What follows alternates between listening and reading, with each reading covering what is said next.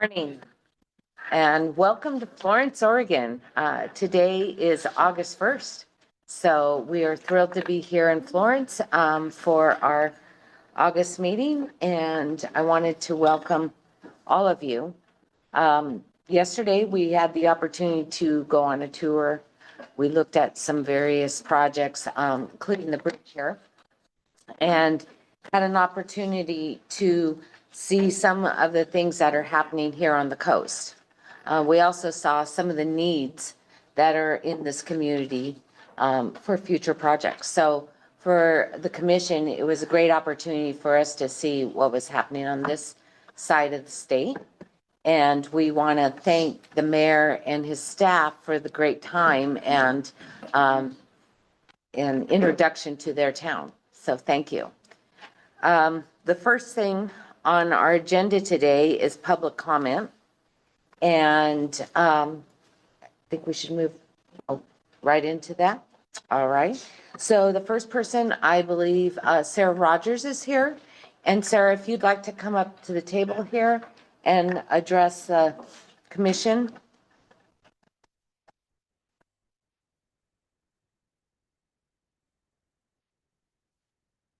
Yeah, just sit down there and then just for the record, tell us your name. Name is Sarah Rogers. Is that microphone on? Okay. Thank you. I live at on Glenada Road, approximately a half mile from the bridge. I bought my property in 2019. And you folks had a nice, quiet, synthetic blacktop on top of the bridge. I understand that was there for 20 years, or maybe even 40 years. And in the summer of 2022, in your infinite wisdom, you took out the quiet synthetic blacktop and put in a metal grate on the draw section of the bridge. I have taken two separate different decibel meters to this bridge. Every time a car drives over the bridge, it creates between 80 and over 100 decibels of noise. Every time a car drives over the bridge. I live a half mile from the bridge, and my house is level with the bridge. Every time a car drives over that bridge, I hear this god-awful noise, screeching, scraping, horrible noise inundates my house, even with the doors and windows closed. In 2 years, I have not slept through the night because every few moments I'm awakened by this noise. And I'm not the only one. There's thousands of people that this has affected, has destroyed their lives, devalued their properties. My house has been devalued by $300,000 because of this noise. You cannot sit outside on our wonderful Bay Street and enjoy a meal without being assaulted by this 100 decibel noise. Now, I understand you folks have an exemption.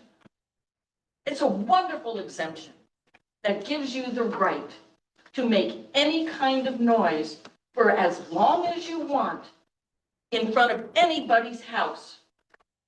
This grate was put in there, I understand, to save money because they had to replace the blacktop every 20 years. But they can leave this grate in for 50. 50 years of noise. I used to be able to fall asleep with my windows open listening to the ocean.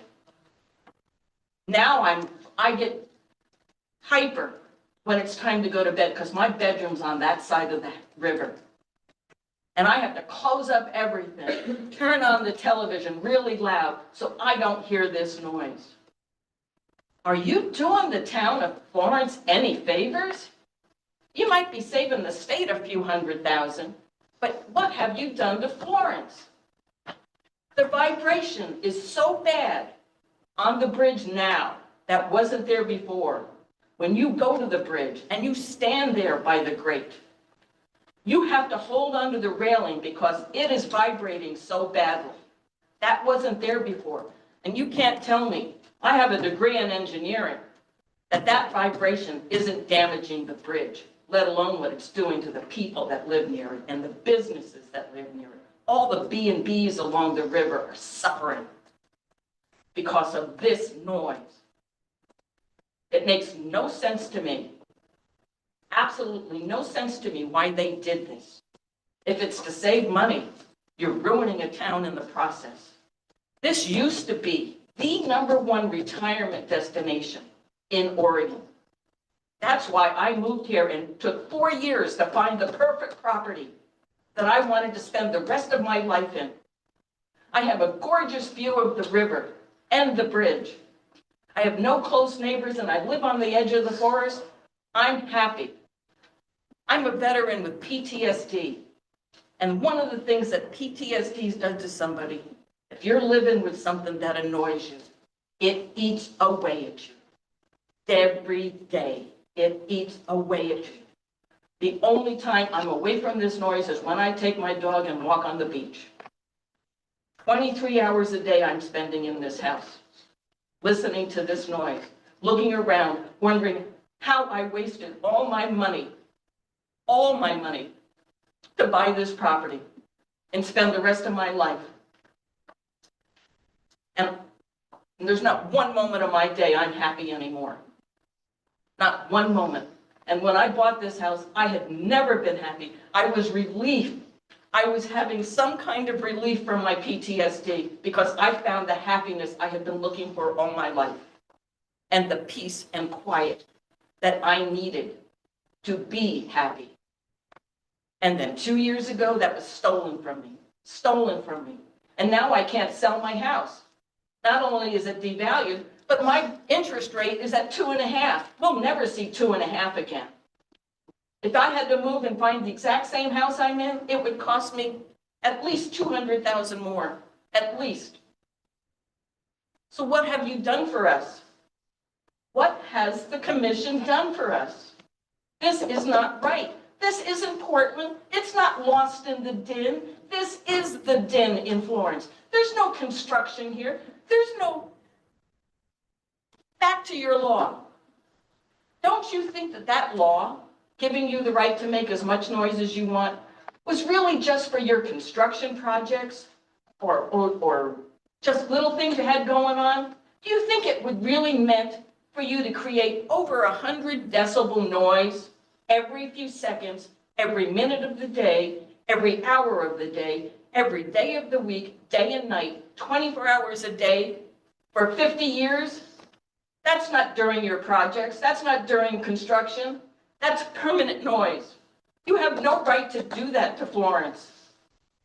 You really don't. No other entity would be allowed to come into this community and make over 60 decibel noise, even temporarily. But you, the ODOT is, they're exempt. They have this wonderful exemption that gives them, you can go in front of anybody's house, park something, create noise, do it for the rest of their lives, and you have, it's fine. We have an exemption. You have an exemption. It's a wonderful exemption. Sarah, thank you for coming and sharing with the commission. I mean, we do, all of us here, take all public comments seriously. Well, go to the bridge, stand there, see for yourselves. See for yourselves the vibration that this bridge is causing. See for yourselves that noise that echoes up and down the river all day, all night long, all night. So it doesn't turn off at 10 o'clock. We were at the bridge yesterday, and we are aware of the grate. They even explained some of the problems with that grate that is caused with the noise. And all I can say to you at this point is the fix is not overnight. We will be discussing this with the director.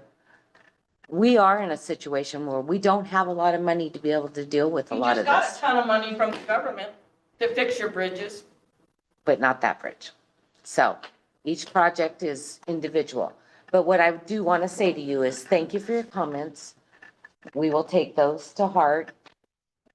It does matter when people come and do public comment, so thank you. And So will I hear back from anybody yes, you will. in a year? No. Usually we respond pretty quickly, one way or another, with, Because as you know, I appeared back in May and Mr. Strickler promised he'd get back to me. I'm still waiting. so you've come to the commission response. And I just want to say, I'm sorry, I don't have a fix for you overnight. I don't. The time's running out for me. I don't want to live anymore. And it's your fault.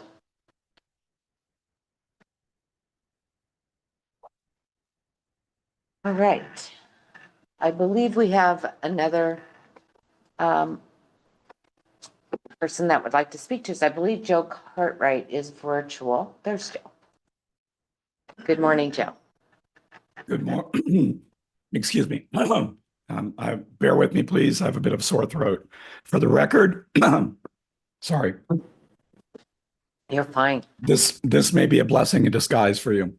For the record, Joe Courtwright, I'm Director of City Observatory. I want to comment on two items on the agenda, the Rose Quarter project and the Interstate Bridge project.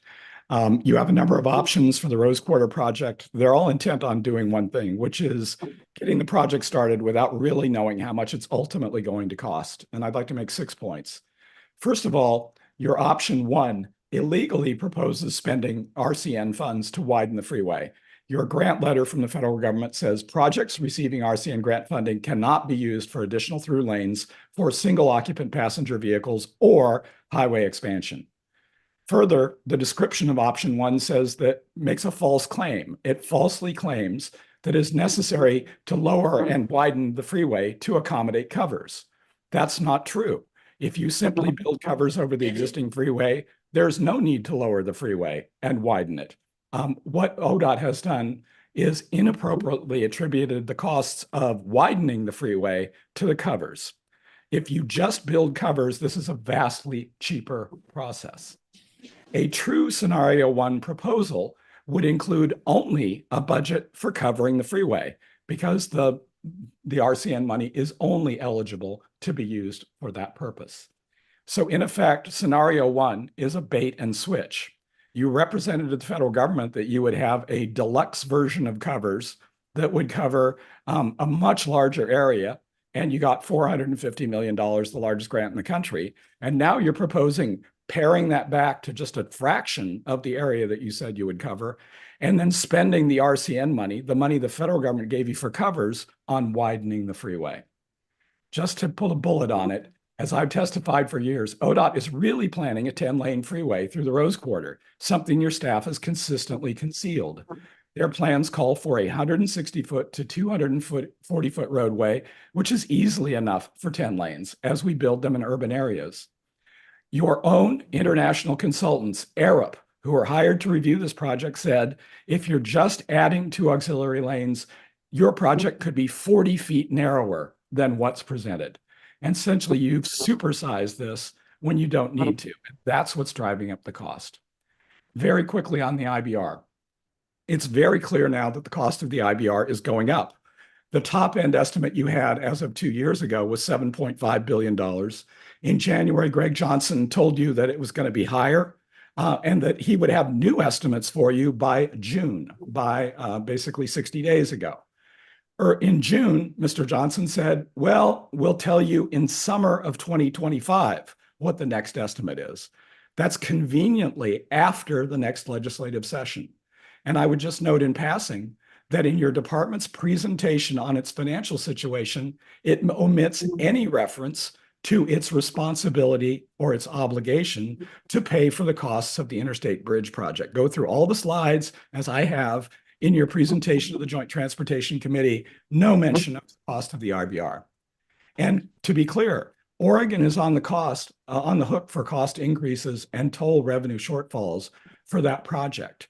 And in effect, what is happening, notwithstanding a $1.5 billion federal grant, is the fact that this project's cost is going up faster than you are lining up new money for it. And you haven't even broken ground yet. And finally, I just want to note the delays that you're experiencing now, which are driving up the cost of the project, are due to faulty traffic projections, which have been called out by the U.S. Department of Transportation.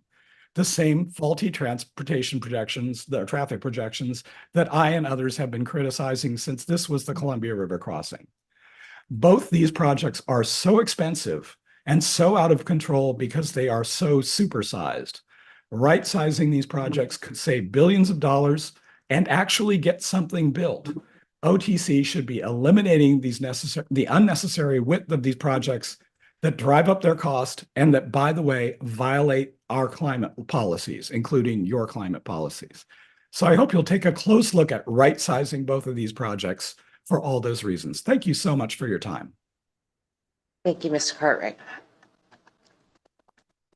Okay, I believe that's the end of our public comment. Okay.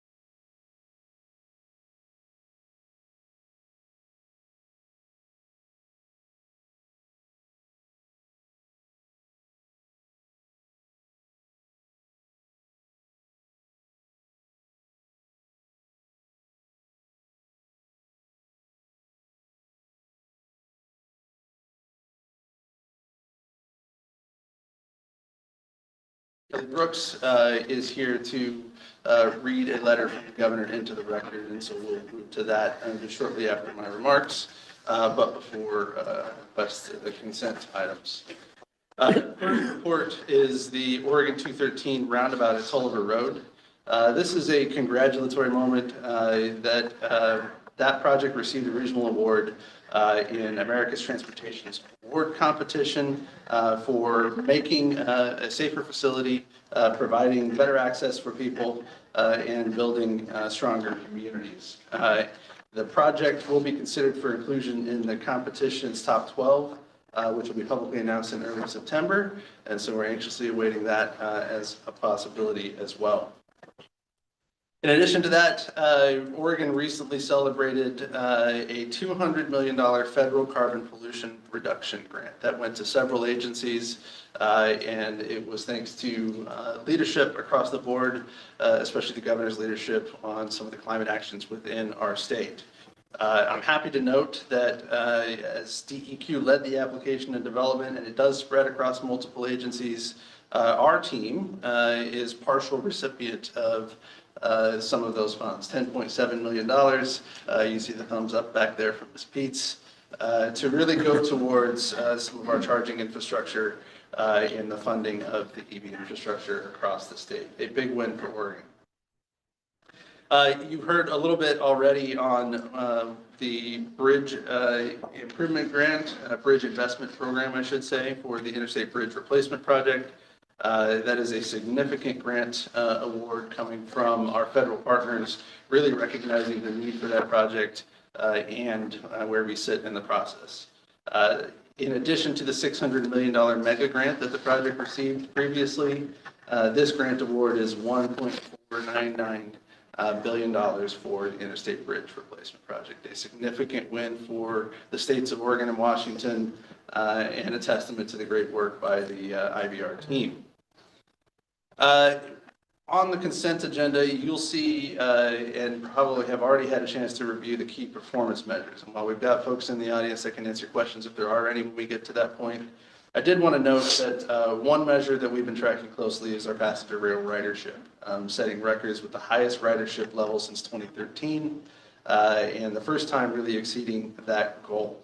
We are poised for this year to exceed last year's ridership as well. So we're starting to see that uptick, and that is great news for the multimodal system that our teams manage. In addition to that, I wanted to mention a little bit about where we are in fire recovery. So as you all know, Oregon is susceptible at times to significant fire events, and our crews, along with our partner agencies, Department of Forestry, Office of the State Fire Marshal, emergency management and parks, not to mention local entities and our law enforcement entities, all really dive in for emergency response. You'll remember the Labor Day fires of 2020 and the significance of those events. I'm sad to report that we are now in a position where 114 fires are currently burning on the landscape, burned over 1.2 million acres. And July, the last 2 weeks in July were probably the roughest our Region 5 team especially has had to deal with so far.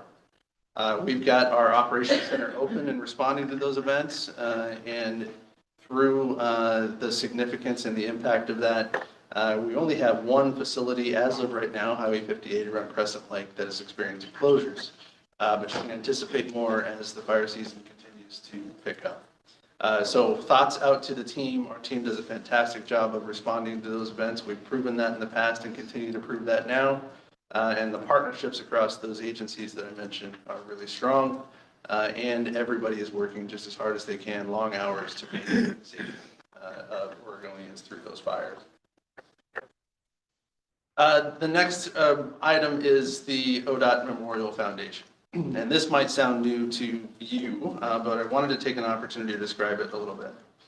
The Oregon Department of Transportation workers, our teams that you've met on various tours now throughout the state, they put their lives in danger and on display, frankly, all the time.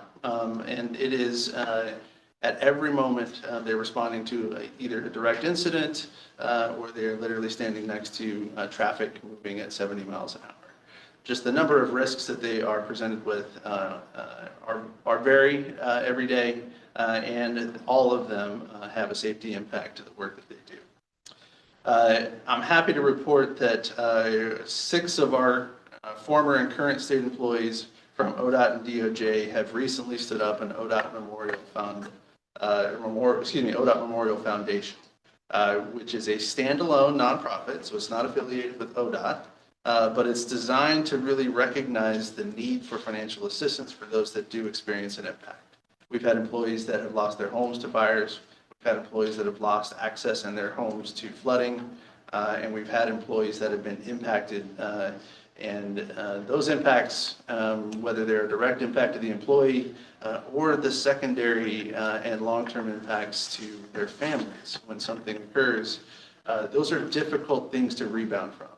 And this foundation has been modeled after similar organizations, and it's really there as a resource to help ODOT families. So again, it is a standalone nonprofit, but I wanted to take an opportunity to just mention not only that it exists, but support for that nonprofit could go a long way to really helping those that have been impacted by each of those events. Could you give us the name again of that foundation? Yep, it is the ODOT Memorial Foundation. And we've got a top-notch group of folks that have stayed invested in this from all over the state, and many of them have retired, and they're still coming back and putting energy into this. Again, it's not directly affiliated with ODOT, and that has to be that way, but for clarity, it really is there to support those employees that could potentially impact it. The foundation's website is at www.oregonmemorial.com, and they have a Facebook page titled ODOT Memorial Foundation-Oregon, and they accept donations currently on their website. The team is also looking for ways to enable payroll deduction in that as well. So before I move on to the consent items, I wanted to invite Ms. Kelly Brooks up to read into the record some good news.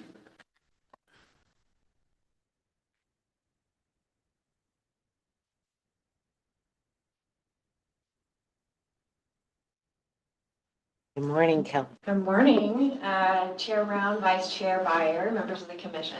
Thanks for giving me a minute to chat with you all this morning. As the director and the record, my name is Kelly Brooks. I'm Governor Kochek's Transportation Infrastructure and Economic Development Advisor. I'm going to read a letter directly from the governor so you can hear her own words, and then share just a couple of thoughts and offer any time for questions you might have. Dear Chair Brown and Director Strickler, I understand that ODOT's agency requested budget will be a major discussion item at the Commission August meeting. Despite your work to daylight ODOT's financial challenges over the past year, the potential reductions brought forward in the ARB may come as a shock to employees, agency partners, and Oregonians who depend on ODOT's work. As you and your team present the ARB and respond to questions, know that I share your commitment to seek sufficient and sustainable funding for ODOT as part of the 2025 transportation funding package. To that end, I ask that you continue working proactively with legislative leadership and my office to support maintenance, operations, and safety on our roads today and well into the future.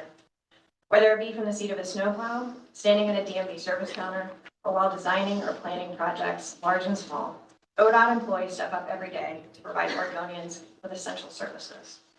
I see their efforts and understand how vital their work is to the safety and prosperity of our state. As I develop my recommended budget, meeting ODOT's basic needs will be top of mind. Between now and December, I will continue to seek counsel and feedback from you, my staff, technical experts, and the public about our shared transportation priorities and funding solutions. Thank you for your ongoing leadership as we work together to provide Oregonians with the high-quality services they deserve. Sincerely, Governor Tina Kotek. So, yeah. That's wonderful. So those are the governor's words, and I just want you to know, I started with her in January 2023. And right off the bat, she was keying in on this challenge and these needs, and has really is paying very close attention and is really leaning in to help make sure that the realities that you all see, which are stark in the information that's presented today in the ARB, do not become that those numbers don't become realities. That we keep working on it, and I think you all know this about me, but just personally, I am a ODOT alum, so I worked for ODOT Region 1 for about 8 years, and know many of the people that work within this agency personally, or I know the person that had the job you have in a different region, and just know that not only the governor, but the governor's team, we really cannot allow the types of cuts that you all are going to be reviewing today to occur without deeply harming this agency in an unacceptable way. So keep leaning in. We have a lot of work to do, but want to make sure that you all know and the agency staff knows that we're in your corner. Thank you, and we really do thank the governor for the letter. I think that sometimes as volunteers to this commission, it's really difficult for us. We're making really hard decisions at this point that impact a lot of people, and it's not an easy thing. And to have that kind of support is very important to us. It helps us bolster our resiliency to make this work. And I think that this letter was great timing for us, especially as we make this hard decision today. So thank you. Any other comments from the commission? Okay. All right. Thank you, Kelly. Madam Chair, before we move into consent, I just want to add my appreciation to Governor Kotek's leadership, as well as Ms. Brooks. Kelly has been absolutely fantastic at leaning into the needs of our agency and recognizing the importance, not just at the macro level and the overall budget, because sometimes we can get caught up in numbers, but at the individual level. Every experience that I described before about our employees stepping up is actually the story about our work. And I really appreciate Ms. Brooks and the governor for really leading into that and recognizing not just how important it is, but how much that support means to our team. So, Madam Chair, at this point, if you are comfortable, I'd be looking for a motion of the commission to approve the consent agenda, items 1 through 7 in block. Madam Chair, Yes. I would move approval of the consent agenda as presented. And do we have a second? Second. All right. I have first and second. All those in favor? Or I guess, is there any discussion on, any discussion on the consent calendar? Before we move to a vote. Seeing none? All those in favor, say aye. Aye. Aye. Opposed? All right, motion carries. Thank you. Okay, let's see. We have so many things in front of us today. I'll give that back to you in a minute. I'll just keep it from you. Okay, we're gonna go to committee updates, and that's why I'm gonna give this back to you, because you probably have an update for us. For those of you that don't know, most of us, or all of us, I guess, sit on one committee or another. And there are times when the committees don't meet, but I believe that we have a couple, or maybe just one report, two reports? Two reports. So I will start with you, Vice Chair. Thank you, Madam Chair. It's been a busy period of time. I'll start off by saying that, like Madam Chair, I've been attending, I think I've attended all of the 4 roadshow meetings, and impressive to me is the fact that the legislature seems very aware of the problem and seems to be willing to address the problem, dealing with it. So appreciate that, and I hope the staff recognizes, as the governor has said, that we seem to have the attention of the group that has to make the funding decision. So I feel good about that.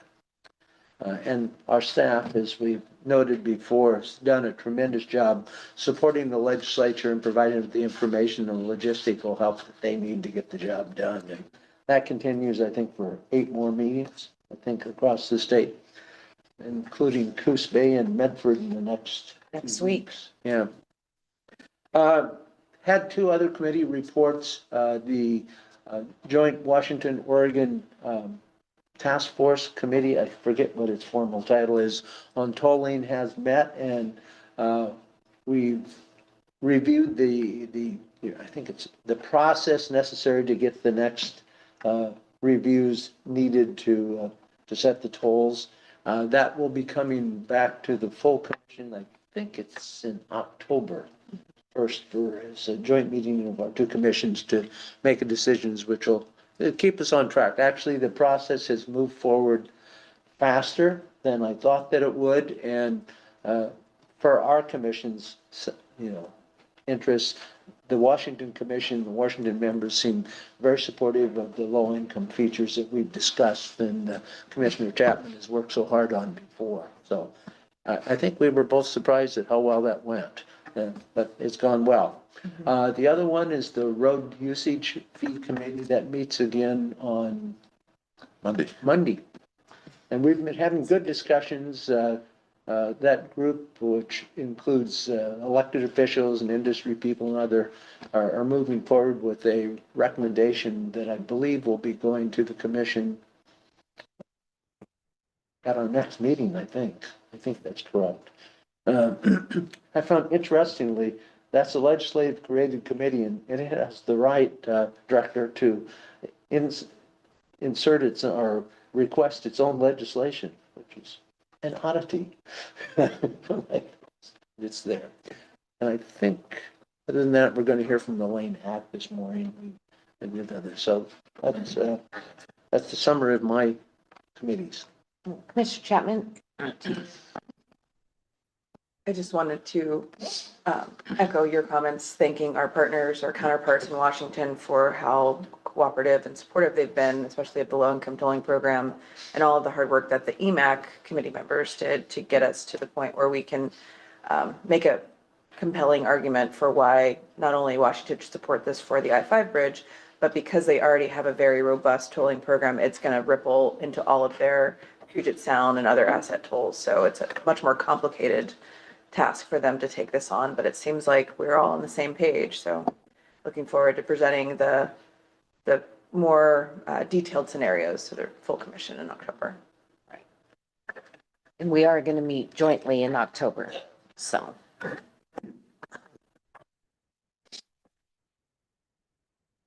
A couple things from me. First, the Travel Information Council, which, to refresh everybody, is responsible for rest areas, historical markers, the blue information signs on our highways, and heritage trees. And it's a really important group because these rest areas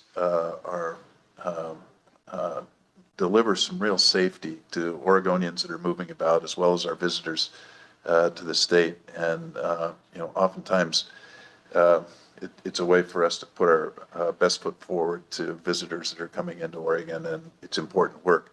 There's a lot of change at the TIC. We're in search of a new executive director, which we hope to have wrapped up soon, and we're also in the process of needing to add some additional council members. But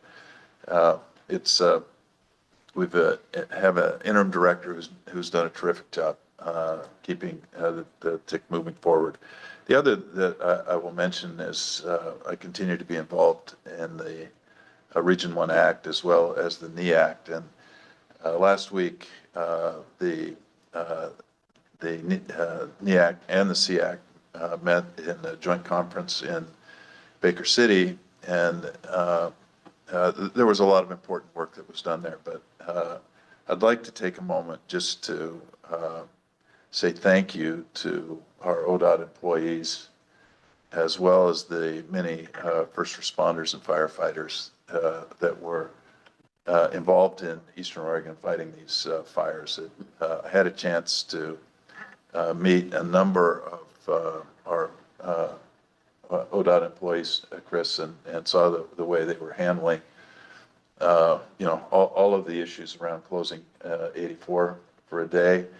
And they were professional, and they handled the public very well. So just a tip of the hat to our team for stepping up, and for all of those that made their way to Eastern Oregon to help fight those fires. I'm not sure which one I want. Oh. It's like, I got them both. Yeah, that one, because you keep handing the other I'm one sorry. down to the director. I'm so confused. You guys are really confusing me this way. So, Commissioner Smith, I don't know if you want to report out on the CAIC? Sure. Yeah, I chair the Continuous Improvement Advisory Committee, CIAC. And yeah, anyway, it's a mouthful. We've been meeting regularly, and our next meeting, we will be having a presentation from our new Assistant Director, Serena Stoudemire-Wesley, for the Office of Equity and Civil Rights. Our committee is pretty excited about that. We get to meet her and see what she's doing in the work. You all got the opportunity to meet one of our members yesterday, Paula Hammond, who is just an incredible asset to the committee, and really we value her greatly. She digs in, as you saw yesterday, that she can really be a good thought leader and help us in our work. So she's one of a great committee, and I just look forward to working with the committee every time we meet. So that's my update. I was able to attend a portion of last week's SEACT and LaneACT meeting online, and it is amazing the work that our regional partners are doing, our local partners are doing, and they work together so beautifully. It's really inspiring to see. So that's my report. Great. Right, thank you. I think that concludes all of the reports. Obviously, we're all very busy. I do know with the roadshow, next week we are in Coos Bay and then in Medford, my hometown. And I feel like it's evolving and getting better every time we do this. One of the things I do want to say to the public is please attend. I think this is an opportunity for you to come and talk to your legislators without having to go all the way to Salem. It gives you an opportunity to talk about what's on your mind around transportation, and it's something that is important, or they wouldn't be out there making this tour happen. They're doing it on a shoestring. It's been really difficult. I want to thank all the transit partners for making sure that there's bus service available to do the tours for them. And, we do want to see participation. So if you live in Coos Bay or in Medford, next week is your turn. Show up. We'd appreciate it. Okay, with that said, I think at this point, I'm going to turn it over, I believe, to Chris. Very brief introduction as thank you. Just provide a very brief introduction as Ms. Dahmer Wesley comes up. I just want to express my excitement to having her on board. As I often say to the folks that come into the agency, it's just such a privilege when they choose ODOT, and this is absolutely a fantastic individual coming before you, and she is more than capable of describing her background and who she is herself, but I would just say how happy I am that she has chosen her. Thank you. Good morning, Commissioner, Chair, and Commissioners. Thank you, Chris, for the introduction. Again, my name is Serena Stoudemire Wesley, and I was born and raised in inner North and Northeast Portland, where a lot of the projects are happening. I envision a professional, well-trained, and cross-trained staff as we're doing this work. I know that in order to build trust, it comes in small actions as well as large actions sometimes, and that's what we're willing to do. There's a lot of work ahead of us, and I am prepared and looking forward to it. My background speaks for itself. I've been in state government close to 10 years now. I left for 7 months, but I realized this service is who I am. It's what I'm about. Building community engagements, collaboration, and strong relationships across the state of Oregon. I've been across the state of Oregon in my capacity in the past, state government, working for the governor's office, chief ed office, youth development division, as well as early learning. And so I'm excited about that. My background in nonprofit and healthcare truly assists me in doing my work every day. And so I'm excited for this opportunity, and I look forward to what's ahead of us. We've already started some changes within my office, and I'm really happy about that as we continue to partner internally across our all functional teams. My first 90 days is truly focused on the internal team as we start to level set and really set some foundation as we're starting to move forward. So that's where we are right now. That's where we'll be moving forward. I look forward to touching and getting to know each and every one of you on the commission, as well as internal staff, as well as our external partners as we move forward. Going to step. Any questions? So, any questions from commissioners just or welcome. comments? Yes. I can say on behalf of all of us, I think last night we had the opportunity to sit and have supper with you, and it was just really wonderful time, and we are thrilled to have you on board. So thank you for making the choice of ODOT, and we look forward to a long relationship with you. So we've reeled you in, and you're here to stay. Yes. Thank you. Thank you so much. Thank you. Thank you. Okay. I'm gonna put my glasses on so I can see this, make sure I'm in the right place. We're now on item F, a discussion on agenda planning and look ahead. So we're gonna, Lindsay's our,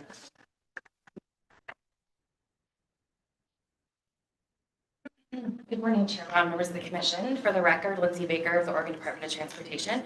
So I'm here before you, as is our sort of typical beginning of commission meeting, to talk quickly about the agenda planning calendar. As a reminder, this tool is really intended to be a capture of a forward-looking, roughly 2 to 3 commission meetings ahead, to sort of forecast out what will be coming before the commission and give you all the ability to, 1, certainly inform and direct what you would like to discuss in the future, and 2, ensure that you have sufficient, notice to have informed discussions and then make informed decisions about all of the work ahead. Recall that we really put this in place recognizing that the body of work and effort, certainly at the agency and at the commission level, is huge, and that is a very technical term. I will use huge. And so the scope is really broad, and really, again, wanting to make sure that we're contextualizing, we are aligning, we are sequencing things in a way that makes sense, certainly to you all, again, as you make decisions, and maybe more importantly to the members of the public that watch this, the staff that watch our commission meetings, and be able to track the work that we're doing in a really honest and accessible way. So this document is a living document. You'll notice here that we've made some changes, again, going forward and just trying to map out the next few meetings.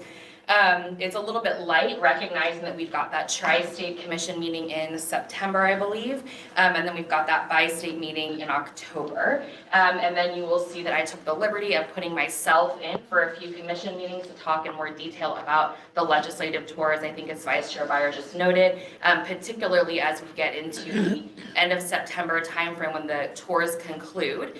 And then the legislature shifts into a different process, right? After the public feedback and public comment and really engaging and hearing from communities, how they're trying to sort of set up a funding package sort of structurally. So I'll be really eager to talk with you all in probably that October, November timeframe about what that's shaping up to be. Maybe more importantly, sharing with you what we're hearing, what we have heard, what the legislature has heard from communities across the state, and how that is all feeding into a 2025 governor's budget and a 2025 legislative session. So with that, I will pause and see if there's any feedback, if you all would like to add anything to this, if there are ways that we can continue to improve this tool's development and use, and if there are any questions. No? Good job. See, I'm looking over at Sharon and see if she has no questions. No questions. Okay. No. Wow. If I could take the liberty, Madam Chair, I think I am certainly happy to continue to come to the commission and have this on the regular calendar, the regular agenda, and have this sort of discussion for me to give you sort of the highlights of the things we have changed. We could also, if you all would like to put this onto the consent calendar, and we obviously have the ability to raise that up to regular, but I just offer that as a way to make sure that we have visibility, but also efficiently use the commission's time. You do not have to decide that now, but if you would like to. So I believe Commissioner Smith, you have a comment? Oh, I was just a thumbs up. I think that's a good idea. Thumbs up to put it on the consent? Okay. How does the rest of what is the pleasure of the rest of the commission? What would you like to see happen? Fine. That's fine with me. I think as we get closer to the long session, we'll want to see more of you. Certainly. Yeah. That was my Your comment thought? as well. Yes. Chair Brown, members of the commission, thank you. So just to be clear, I am referencing putting this agenda item and this document on the consent agenda, just for awareness. I will obviously be coming back and sharing lots of information about the tour package, et cetera. And then again, I might take the liberty also, if there are highlights coming out of this planning look ahead, to put that in the director's report potentially, just so that it doesn't get lost in the shuffle. Thank you, because I think it is important and that people see what's going on. So I hope that they are checking our consent calendar and looking at what's there. Indeed. Thank you. Thank you. All right. Okay, we're now going to invite the LaneACT up to come and talk to us.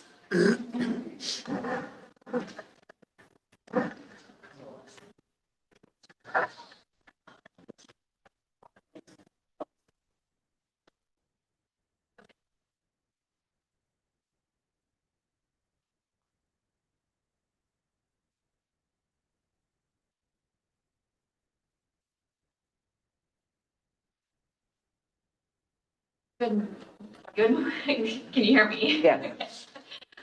Good morning, members of Good morning, Chair Brown and members of the commission. Good morning. Quite the morning.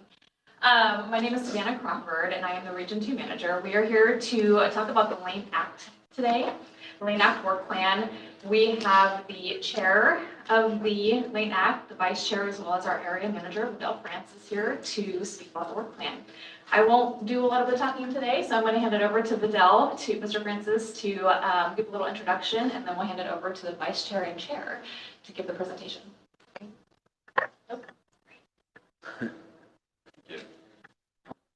Madam Chair, members of the commission, Vidal Francis, area manager for Area 5.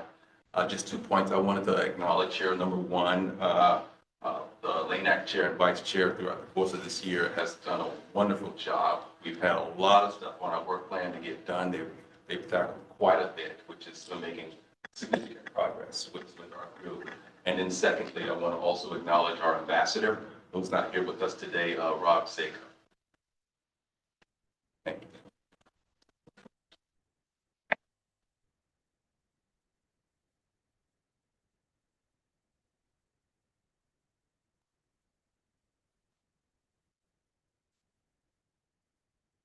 Good morning. First, I'd like to thank you for the conversation last night and the great dinner. Truly enjoyed meeting a lot of folks and had a really nice time. So our work plan was formatted to be consistent with the template provided by ODOT. Our work plan language and objectives are consistent with the OTC policy on act formation and operation. Partnership is one of our values. So our work plan includes tasks required by ODOT. Our work plan only includes topics that LaneACT has an ability to influence. Our work plan covers a 2-year period from January 2024 to December 2025. This is important to note because we have elections every November and December for leadership of LaneACT. So a new group will be coming in to help us complete this plan by December of 2025. All right, and good morning. I'll just introduce myself really quickly. My name is Shelley Clark. I use she, her pronouns. I serve as a counselor for the city of Crestwell, and I'm currently serving as the LaneACT chair. I also just wanted to just take a moment and comment on just the warmth and the kindness that I've felt from this body, and just the invitation and inclusiveness. And I've taken note of that this morning as well as we've had our various reports that I just wanted to pause and just say thank you, and keep doing what you're doing. All right, so the LaneACT area of interest. So we provide a local forum for sharing information, understanding, coordinating, and gaining consensus around transportation plans, policies, projects, and funding. We hope to always engage our key stakeholders and the general public with a process consistent with state and federal laws, regulations, and policies. As applicable and appropriate, we consider all modes and aspects of the transportation system, including air, marine, rail, both freight and passenger, road, transit, bicycle, pedestrian, and other pipelines. We review and monitor the condition of the area's transportation system using appropriate benchmarks, or we go and visit, right? It's very similar to the work that you did yesterday.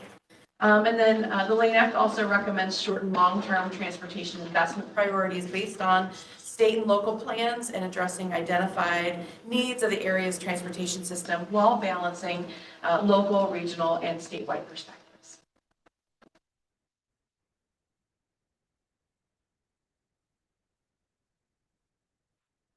First goal, where we'd like to share an update, with developing a list of priority transportation needs in Lane County. You may remember during our last update to this body in September, you encouraged us to really narrow down our large list of project needs. After our meeting in April, we strongly encouraged each jurisdiction to frame their top priority around how their need would promote safety and be part of ongoing maintenance. We also encouraged each jurisdiction to consider multimodal needs.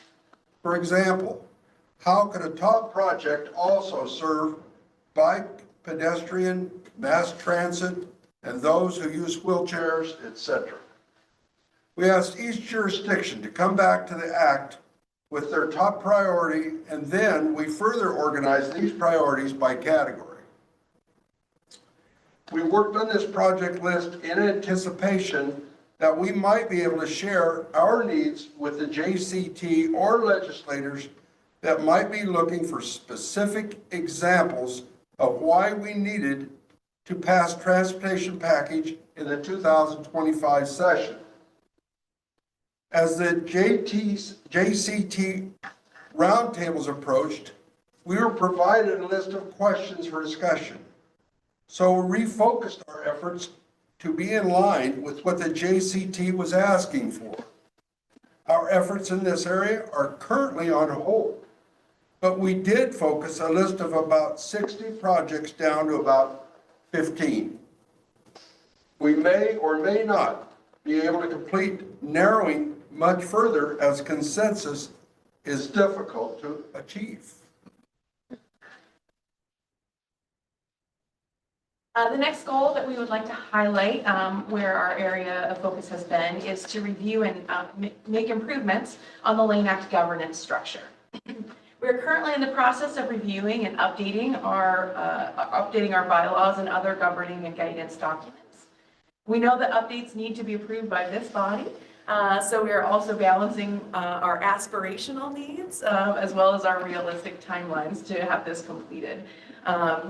In our review, we want to ensure that administrative responsibilities described in the OTC policy on act formation and operation and the LaneACT bylaws are fulfilled. So this includes electing officers and recruiting representatives from special interest groups or stakeholders to participate as members of the Act, by providing training for new members, in addition to helping them understand the role and responsibilities of the Act, provide some insight into the history and the culture of LaneACT. We'd like to review and update LaneACT governing documents. This includes the LaneACT bylaws, special protocols, and the LaneACT public participation plan. We want to consider changing, or I guess we are considering changing the officers and members' start times so that it can be in line with kind of the beginning and end of terms, as well as to not conflict with major holidays that may put meetings on pause, things like that. We'd like to review the officer election process and the role of our steering committee. Considering we're going to consider expanding the steering committee to include more than 3 members. So our current steering committee includes the chair, the vice chair, and our area manager. We're going to adopt a code of conduct for our LaneACT members.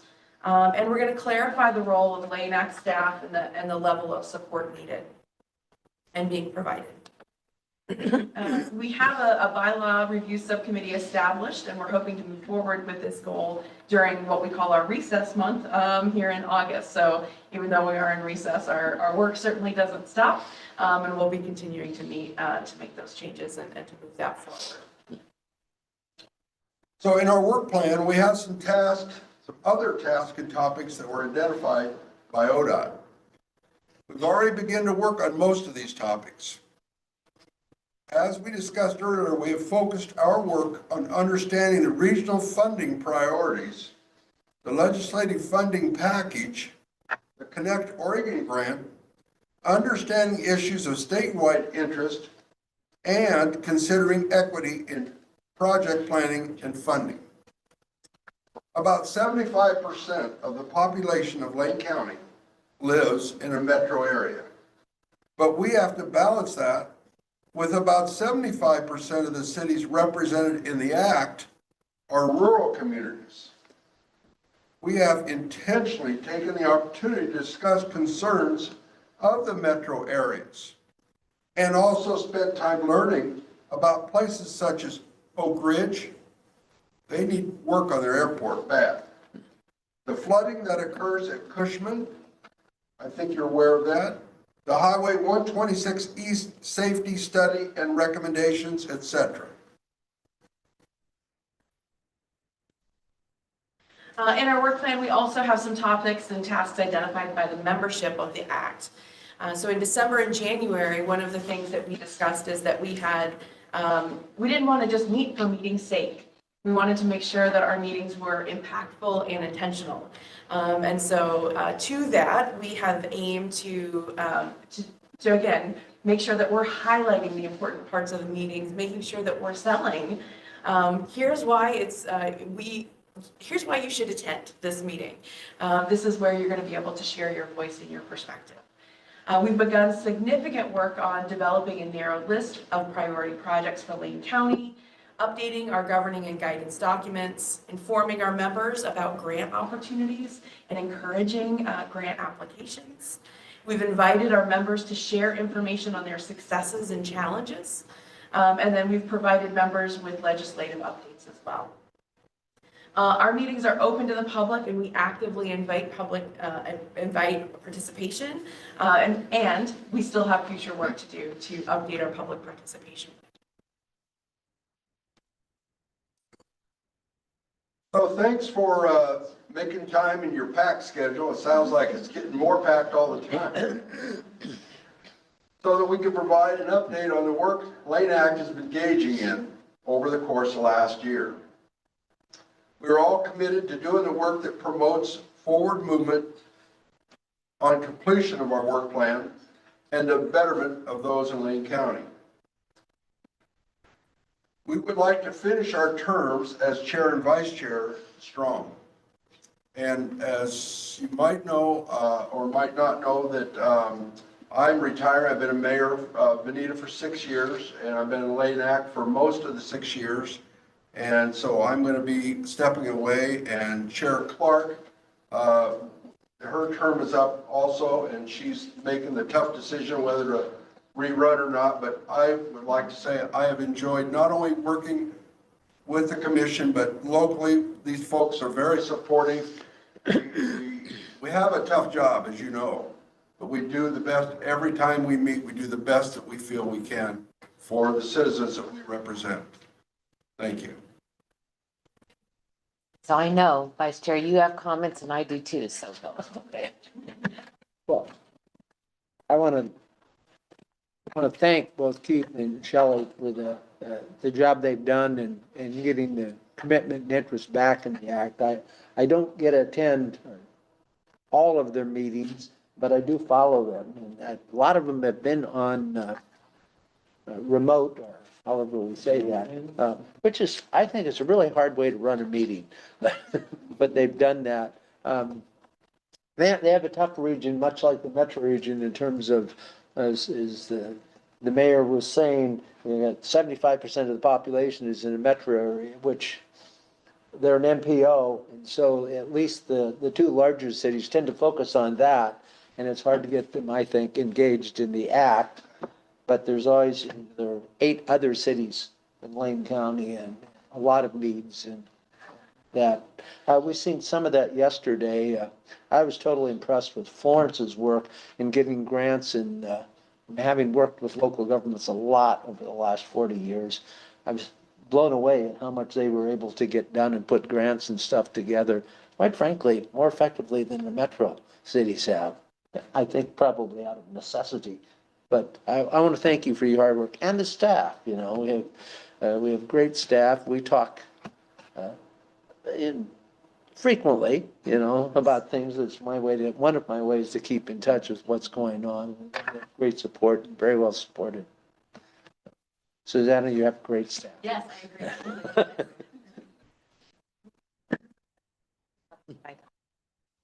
As you can tell, this is a great group here. And as you can tell, based on the presentation too, there's a lot on our plate. A lot of folks to persuade, a lot of folks to have conversations with. Some of those conversations are tough subjects, such that the team here, I don't know what I'm going to do as we get into next year, because obviously, like Mayor Wiese said, you know, they've got to move on with things that are progressing in their lives. But nevertheless, I'm really confident that whatever they leave off, the next team will be able to just pick it up and continue moving forward in that positive direction. First, I want to thank you for your service, because you're highly paid just like the rest of us. You know, you sign up for trying to do something good in your communities, and you're not thanked enough. So thank you. Secondly, thank you for taking to heart what Vice Chair and I talked about at the chair meetings. When we tried to pull the act back together, talk about where we wanted, the direction we wanted to see, you took it to heart and you really listened to what we were trying to do. You know, change is difficult. So over the years, you know, our funding streams have changed and our decision process has changed and what the acts were used for. And I think that you're taking an approach that really needs to happen statewide. Really looking and digging deep and trying to figure out what we're going to do. And we will change again. Every time a new funding stream or something is changed, things change. So I applaud you. Shelley, I hope you stay, but I understand, you know, in this well-paid position that, you know, there may be a better opportunity for you. But again, you have done a fantastic job. Your act has always been a difficult act. I've followed you for years, and it swings. It'll either be heavy on the metro side or heavy on the rural side, and you guys are trying to meet in the middle now. And so thank you again for your hard work, and to the ODOT staff, thanks for hanging in there and giving them guidance. It's not always easy, and I think the other piece is it's a partnership. So this is our opportunity to be able to work with our partners to solidify what we're trying to do as a state. And kudos to you too. So can thank you. Thank you. All right. If I could say before we step away from the microphone, I know when I took on the role of serving as chair, one of the values that I held most tight to is the importance of relationships, developing those relationships and nourishing them and creating them. And I think that was in line with everyone else that you see in front of you today. And I think that value of relationships is something that has really moved forward the work of the act, the output of the act, as well as just, gosh, they're just a joy to be around. I love sharing space and time with them, and just being able to have the opportunity to share wisdom and perspective, and to think about things from a new way. And so I want to give kudos to everyone that you see here. They're top-notch, fantastic humans, and just they care deeply for their community. So thank you. Thank you. Thank you. Getting awful deep in here, I think. Thank you again for sharing with us. Thank you for working so hard on your plan. Okay, Get down to a break. so we get a break for about 10 minutes. Where are we on time here? We're way ahead. We're way ahead. Should we take a 10-minute break? Madam Chair, it's completely up to you. We can take a break, or we could move up Ms. Baker's item. Why don't we knock another one out? Okay, let's knock another one out. We hold for 10 minutes or so? Okay. Lindsay.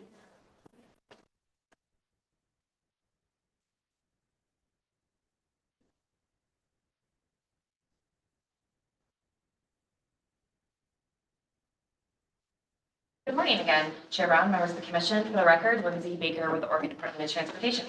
So I am here for about 20 minutes this morning to just give you a little bit of an update on how we are doing, where things sit as it relates to the Legislative Joint Committee on Transportation statewide safety and sustainability outreach.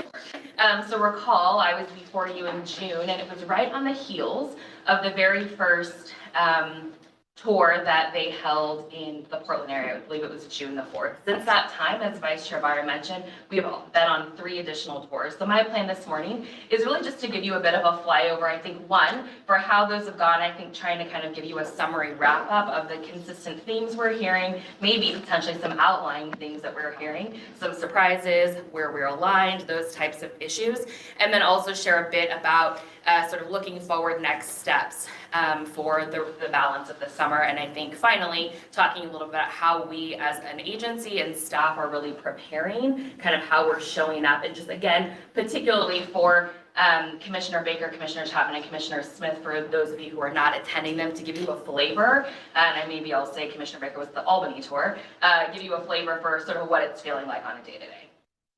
So as a reminder, this is a 12-stop tour. This slide will be familiar, as it was what I shared last time.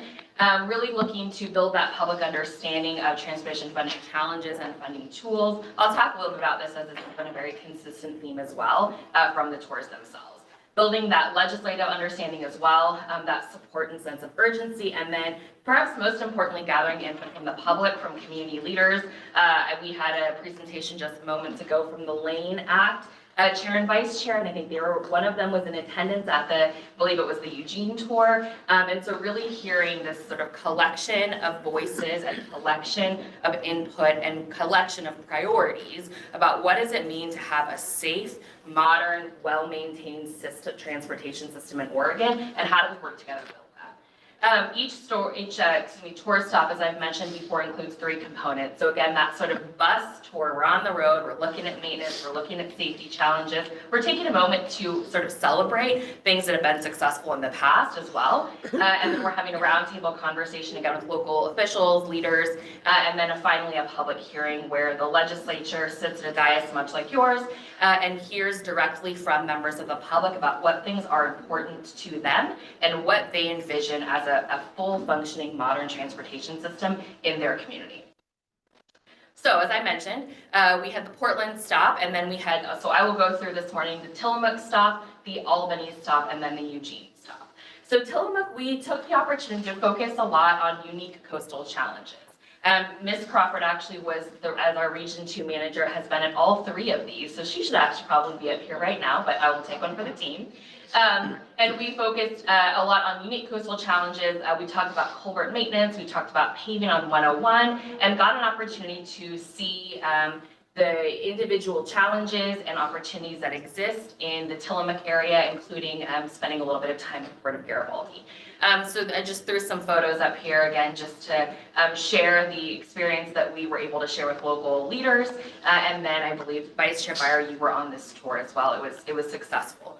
The roundtable conversation was also populated with a lot of members of the local governments, local community groups, stakeholders, and we talked a lot about sort of, again, these day-to-day maintenance, operations, safety. We talked a lot about seismic resiliency.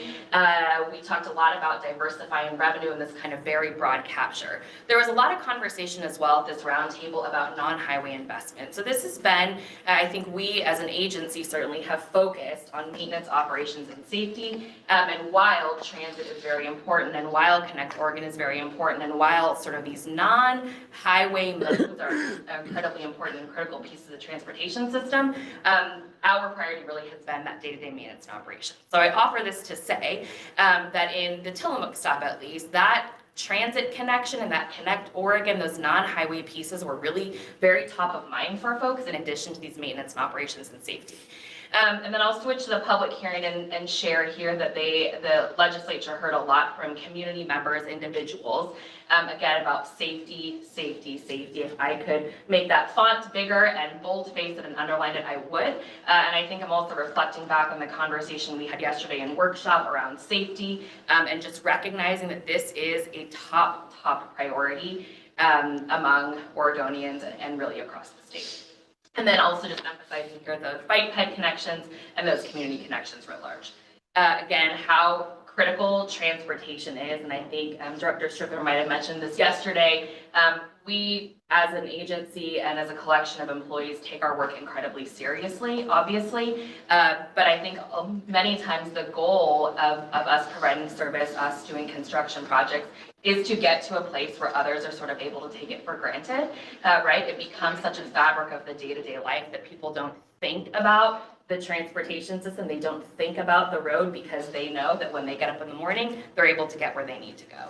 And a lot of that is so, contingent upon the work that we do. And so this piece here about that community connection and that existence of the statewide system and that community system is so important, again, particularly in coastal communities.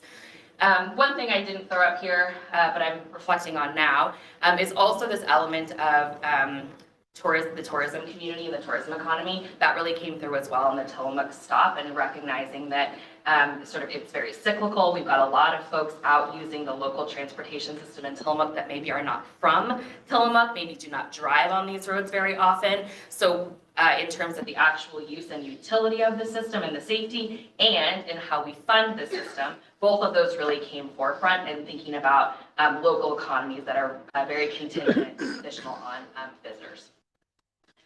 So a few weeks ago, we were in Albany. So this was the first of the sort of 2 paired up stops. So we had Albany on a Tuesday, and then the very next day we were in Eugene.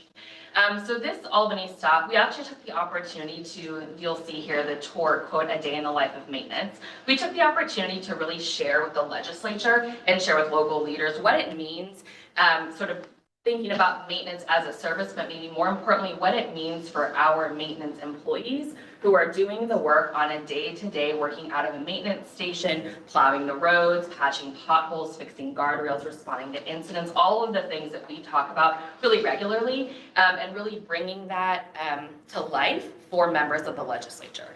So we spent some time at the Albany Maintenance Station. That's that top photo right there. And we had some members of our incident response team, some members of our maintenance team to give sort of brief presentations to the legislature and just share their personal, sometimes anecdotal, but their personal experience about what it means to be a member of a maintenance crew, what it means to be a member of the maintenance crew in Albany.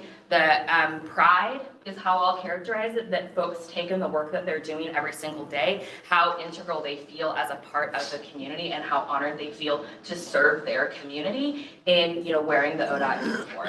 So I think it was really powerful is how I'll describe that, and I heard a lot of feedback from legislators saying, we always know, we hear you, they hear me talk all the time about what maintenance and operations is, but to hear from ODOT employees who actually do this work on a day-to-day, who are, there was one individual who shared that snowplow, right, sitting right out there, I got my CDL in the rig, right? And so to hear that personal connection and that, again, the pride of providing that service to their community was really powerful to the legislature.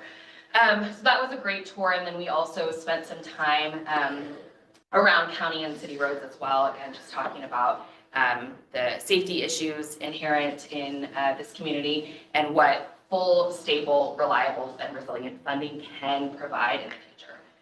We then moved to the roundtable, again, talking a lot about maintenance, operations, and safety. Notably, we spent a fair amount of time in roundtable talking about cost increases in drivers. So we were talking about inflation, we were talking about unpredictable economic environments, we spent some time talking about supply chain, right? All of these factors that go into making the work more costly, but still recognizing the high need to continue to provide that service on a day-to-day. So I think there was a lot of recognition, and what I certainly took away from it was a level of understanding and maybe deepening understanding of what we mean when we say structural revenue challenges. I think we've talked a lot at the commission and at the agency and with our external partners about these structural challenges and these major kind of categorical drivers. But I think putting a little bit finer point and more specificity and precision on that really came through from the roundtable as we had ODOT folks, as we had local government, county officials, county public works directors, city public works directors, all talking about what that means to them in a very sort of specific and concrete way. And I think all of that alignment is really resonating with the members of the legislature. We also, notably, spent some time in roundtable talking about tolling.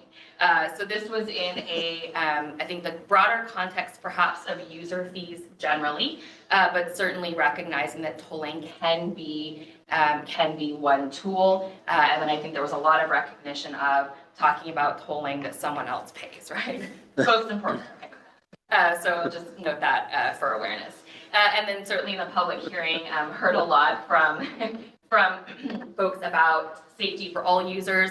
Heard a lot about transportation as economic development, sort of recognizing we've got a lot of small business, a lot of value-added sector, agricultural exports that need to get to and through. And I think recognizing that we are in sort of the heart of Lane County, I believe it's the grass seed capital of the world here in Albany. And so how are we making sure that our transportation system is meeting the individual, personal, family, community needs, and is also meeting economic, business, community needs as well.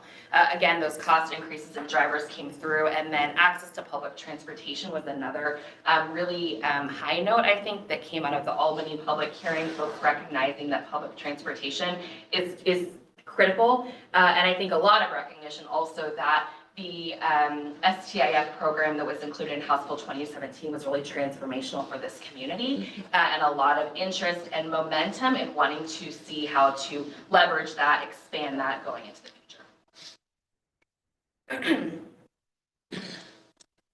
The next stop was stop number 4, which was the very next day in Albany. Thank you. And the theme of this tour was, this bus tour was Bridges Connecting Communities. So we spent a lot of time discussing seismic emergency preparedness. We took some John's over different bridges and talking a lot about clearance issues, right? How are we able to get trucks through? This was also a theme of that, using the transportation system for economic and business development as well, and of course around safety issues. So again, overall, we worked really closely with the county and the cities, plural, both the city of Eugene and the city of Springfield, in making some stops in different communities across in different places across those communities, and also took a stop at an area where we talked a little bit about wildfire response and wildfire recovery. Recall that in these, I believe, the 2020 September Labor Day fires, there was a big fire complex right there out in the eastern part of Lane County. And we had a lot of ODOT crews who were sort of functioning, right, as first responders in many ways. That is a primary service that our maintenance crews provide. And so we spent a fair amount of time talking about what that looks like on a day-to-day, again, in that sort of broader vein of emergency response and incident response. At the round table, we spent some time talking about seismic and emergency preparedness, as I just mentioned, diversified revenue. I'll note here that this was the first time the roundtable brought up airport investment. And so I've sort of been, in my mind, making this like running list of all these different things that come up over time. And we start to hear and see consistent themes. The one thing that I'll note of particular mention here at the roundtable was a good and a deep dialogue around building public understanding. So I think Vice Chair Byer, you were present for this one, as was Director Strickler, and there was a lot of conversation among particularly local elected, so county and city councilors, county commissioners, around this sort of structural revenue challenge and wanting to relay this and translate this and make this as publicly accessible as possible. There was some conversation around the video that we have created a year ago or so that we've shared a lot around and gotten really positive feedback, and being able to continue to leverage that, share that out, and do it in a really, unfortunately, repetitive way, right? Because it's that repetition over time that really helps it to be ingrained and internalized. So we spent a lot of time talking about how we can partner maybe more efficiently, more effectively, leverage different tools that we've got, social media reach, those types of things, getting out to talk to news media organizations about how to, again, continue to build and deepen that level of public understanding. And then in the public hearing for Eugene, we spent some time talking about transit, a lot of non-vehicle options, including passenger rail as well. Certainly talked about safety, and then notably here in Lane County, we heard a lot about needs in a more sort of denser urban environment, and then also the more unique needs of rural communities, right? So Lane County got that Eugene Springfield, and then much more rural communities farther out. And so recognizing how do we identify what different priorities are and what different needs are, and really work together to build a structural revenue system that actually meets the needs of various communities.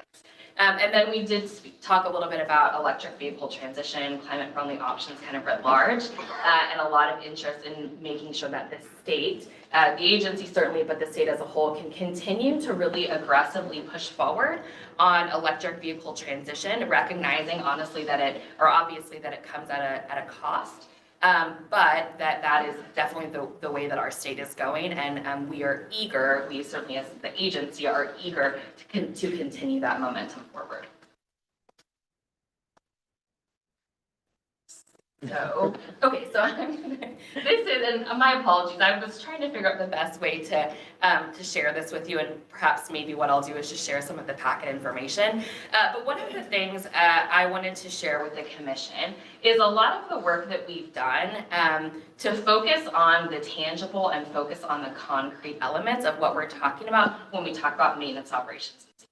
So as we are preparing every single one of these bus tours, every single one of these roundtable conversations, we've been putting together sort of one-pagers, right? That definitely articulates how many FTE staff we've got, right? And thinking about the conversation we'll have later this morning around agency request budget, those nuts and bolts data points are incredibly important. And it's incredibly important that we as an agency, certainly as the commission, the legislature, understand what that breadth and scope looks like, and what individual crews, employees, regions, what have you, are doing to support the system. It is also, I believe, incredibly important to ensure that what we are doing is communicating that in a way that makes sense to the public, it makes sense to the legislature, and that it can be tracked roughly on a one-to-one. These employees do these things, which enables this level of service and enables this functionality of the transportation system. And so what we've really been trying to do is focus again on those tangible, on those concrete, on those like service-oriented pieces of the agency to make it more, I think, personal, and to make it more accessible for members of the legislature, again, and the public and folks who, as an example, do not work at the Oregon Department of Transportation. So these are just two examples. You've got our one pager here on the left-hand side, really focusing on that maintenance operations piece. And then I just grabbed a slide out of our slide deck. Recall that for each of these public hearings, we are asked to give a brief, 5, no longer than 10-minute presentation to kind of set the stage for what we're talking about. For each of these stops, we really focus on our maintenance, operations, and safety, and then we also focus on either our DMV or our Commerce and Compliance Division. Again, that kind of service, operational orientation. So I just grabbed a slide here, and I think the idea is to stay at a sort of statewide macro level and also be able to relate it to a very specific community in which we sit, in which the tour is taking place. And I will offer that I believe that has been pretty effective so far. I think legislators are understanding it, and particularly what I've noticed is as we have legislators that represent a district in, say, the Portland metro area, they're going down to Eugene, they're going to go to Coos Bay next. So being able to make it sort of hyper-local and regional in that way has been really impactful, and I think we've been able to present a quite compelling case in that way. So I just grabbed a few headlines here to demonstrate to the commission that we have a plan, and as I see it right now, the plan is it's working, right? So I think one of the things I would love to leave behind with folks is that we have been talking about this for a few years now, right? About our structural challenges. We've been forecasting the impacts and absence of action. We have been working really hard to successfully build that momentum and build that urgency. And it is starting to penetrate, it is starting to pay off. We're getting to a point where folks are sort of repeating back to us what they hear as the main salient takeaways. I think Vice Chair Beyer, you mentioned earlier that it seems like the legislature, certainly under the governor's leadership, under legislative leadership, understands the problem, I think the scope and the magnitude of what is before them in the 2025 session, and is eager to put solutions to that and figure out actually the best pathway forward to build that sustainable and resilient funding structure over time. So again, my long way here of just saying that we have set a plan in motion. We certainly are tweaking as we go along. We're learning a little bit more every single time from every tour stop, how to do something better, how to do a little bit more, a little bit less of something else. But I think on balance, what we are seeing is that it's starting to penetrate, it's really starting to pay off. And I think the optimism and the confidence, certainly I'll say it for myself personally, continues to grow every single time. So these are the remainder of the tour dates for the balance of the summer. So next week, I believe it's Tuesday and Wednesday, we will be in Coos Bay. Wednesday, Thursday, thank you, Madam Chair. Wednesday, Thursday, we'll be in Coos Bay, and then we'll be down in Medford. We're going to be in Ontario and Hermiston later in the month. Going to Bend, and then the Dalles middle part of September, and then rounding out the full tour in Happy Valley and Hillsborough. We get to keep going? Okay, Happy Valley and Hillsborough at the end of September. I will note that the end of September timeframe is also when the legislature will convene for September legislative days. So I believe right now the goal is really to end the tour at that time and then offer a bit of a summary wrap-up to the legislature, to the Joint Committee on Transportation during September Ledge Days. They will, I think, lay out their work plan for what the balance of the fall looks like as we really start to think about how we build sort of the structural components of a 2025 funding package. So I think I remain, again, optimistic and hopeful that we are going in the right direction, that we've got a lot of support, that we are garnering more support as the days and weeks pass by. And remain very confident, and I will, maybe the final piece I will say is This would not be possible without the excellent team we have at this organization. I certainly feel a level of responsibility in leading this body of work forward, and I am really honored to be serving in that role. But it is certainly a team effort, and the number of hands and brains and hours of the day and hours past 5 p.m. and hours spent on Sundays to prepare for this in all of the ways is what's making this really successful. And so I would love to leave with the commission a final thought, which is we really appreciate the support of the commission in moving this work forward. The presence of the chair and the vice chair at every single one of these has been huge and really is appreciated certainly by me, and I'm confident by members of the team. And I am, again, honored to continue to play my part in this and really make sure that as we look to the 25 session, we are successful in making sure that this agency is fully funded, and the folks across the state who again are honored and privileged to serve in their roles are going to be able to continue to do that for the state of Oregon. So with that, happy to answer any questions. I know I kind of just talked at you for 20 minutes, but happy to answer any questions. Go ahead, Commissioner. Thank you, Madam Chair. Lindsay, really, you and your team have done an excellent job of supporting the legislature and making this go well. I think those individualized packets have been impressive. I've watched the Portland legislators particularly look through them and learn, and it's always interesting. You know, we tend to, a lot of our mega projects are in the Portland area and tends to get grounded in a lot of the advocacy work that's up there. And nothing wrong with that. I mean, the people are speaking their mind. But one of the things that's it's fun to watch is when you get out into the rural areas and smaller communities, people love ODOT.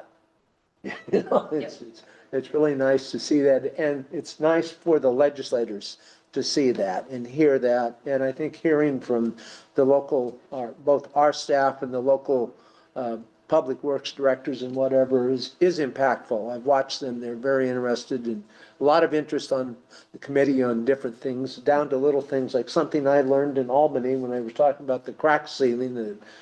It's $2. I don't know if that's the right number, but that's what the public works director is. $2 for every linear foot of crack that they seal. As one pointed out, so it's not a linear going up the road, it's linear, the crack.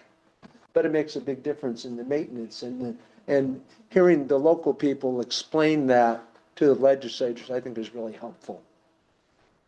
So thank you very much. Thank you, Vice Chair. Appreciate those comments. Other comments from the commission? Thank you.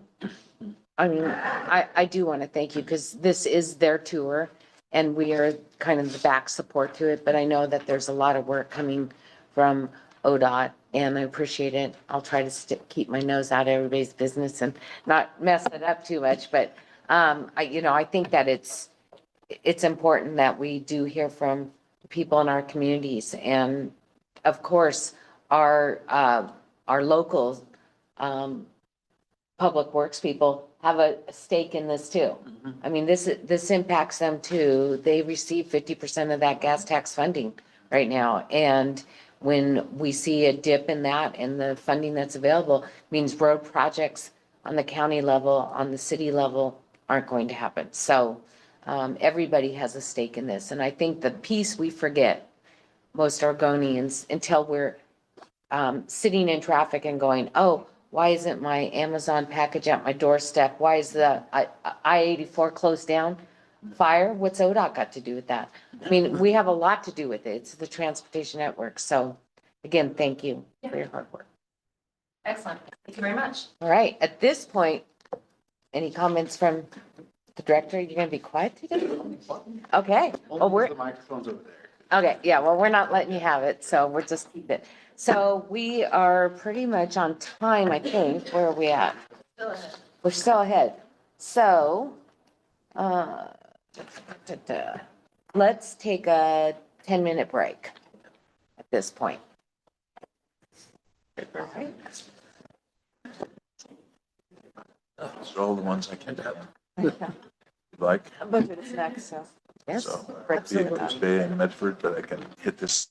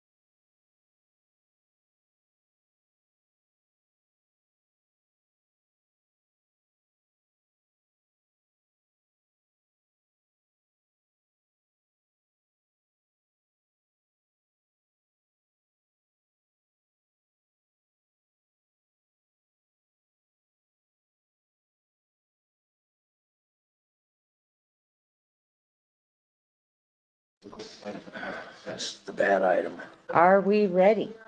Okay, so welcome back. We've taken our little 10-minute break. Is Commissioner Smith on here? Okay, great. So our next item is item I. It's one that we've been trying to push back all day and not have a conversation about, but this is one of our hard decision-making process, so we really do want to hear from the staff today, and so welcome, I guess, welcome. Chair Brown, members of the commission, thank you for making us feel so welcome about coming for you. We do recognize that this is not exactly the happiest and most positive subject, and yet it's a very important, and we're going to hopefully at least end on a note of optimism, given what we heard from Kelly Brooks from the governor's office earlier. This is our fourth time in front of you to discuss the budget, and each time we go into additional detail about various elements of the budget. Today, we're going to go into additional detail about the impacts of budget reductions on our services to Oregonians. And Mr. Lind in particular will talk about some of those details, as will I. We are asking for your approval today, official approval as required by statute of all aspects of the 25-27 budget. So we're going to walk through some high-level details of the agency request budget, discuss the revenue shortfall packages, which I think are probably what is weighing heavily on all of our minds today. Talk about the policy option packages that propose some additional additional investments from areas where we actually do have the resources to make those additional investments. And then also, in closing, talk about the allocations from the TOP, or the Transportation Operating Fund, otherwise known as the Lawnmower Fund, as our final element. So with that, I will turn it to Mr. Kassler to introduce himself. I can get the clicker to work. That's always the challenge first, right? Okay. So yes, for the record, Russ Kassler, ODOT's budget manager, back before you for the fourth time to talk about our budget. And as a quick refresher, this is where we are in the budget cycle, two-year budget building cycle, and includes with execution.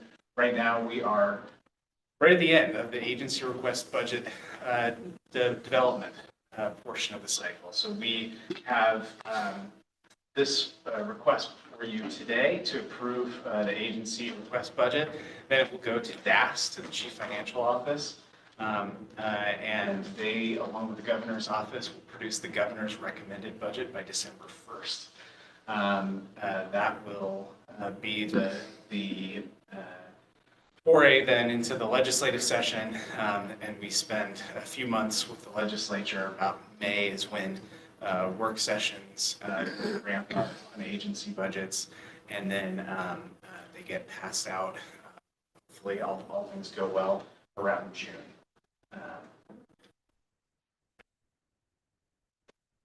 I'm gonna try different locations. Right here. I can get it for you. All right. Okay, so I apologize in advance. I'm a budgeting person, and so I have a lot of numbers on here. I will try to avoid much discussion about all of these numbers. Suffice it to say, as you can see in the right-hand column, that's where we've tried to highlight the change between the 2025-27 agency request budget and the current biennial budget. You'll notice this is by category. So the main five categories of expenditures: personal services, that's the cost of people; services and supplies, that's the stuff; capital outlay, that's the big stuff; special payments, that's money we pass through to others; debt service, that is our ongoing payments on principal and interest for longstanding debt. You will see that our total agency budget is 10% lower than the 23-25 current biennial budget. You will also see the positions are considerably reduced. You can get to those details momentarily, but those are down 20%.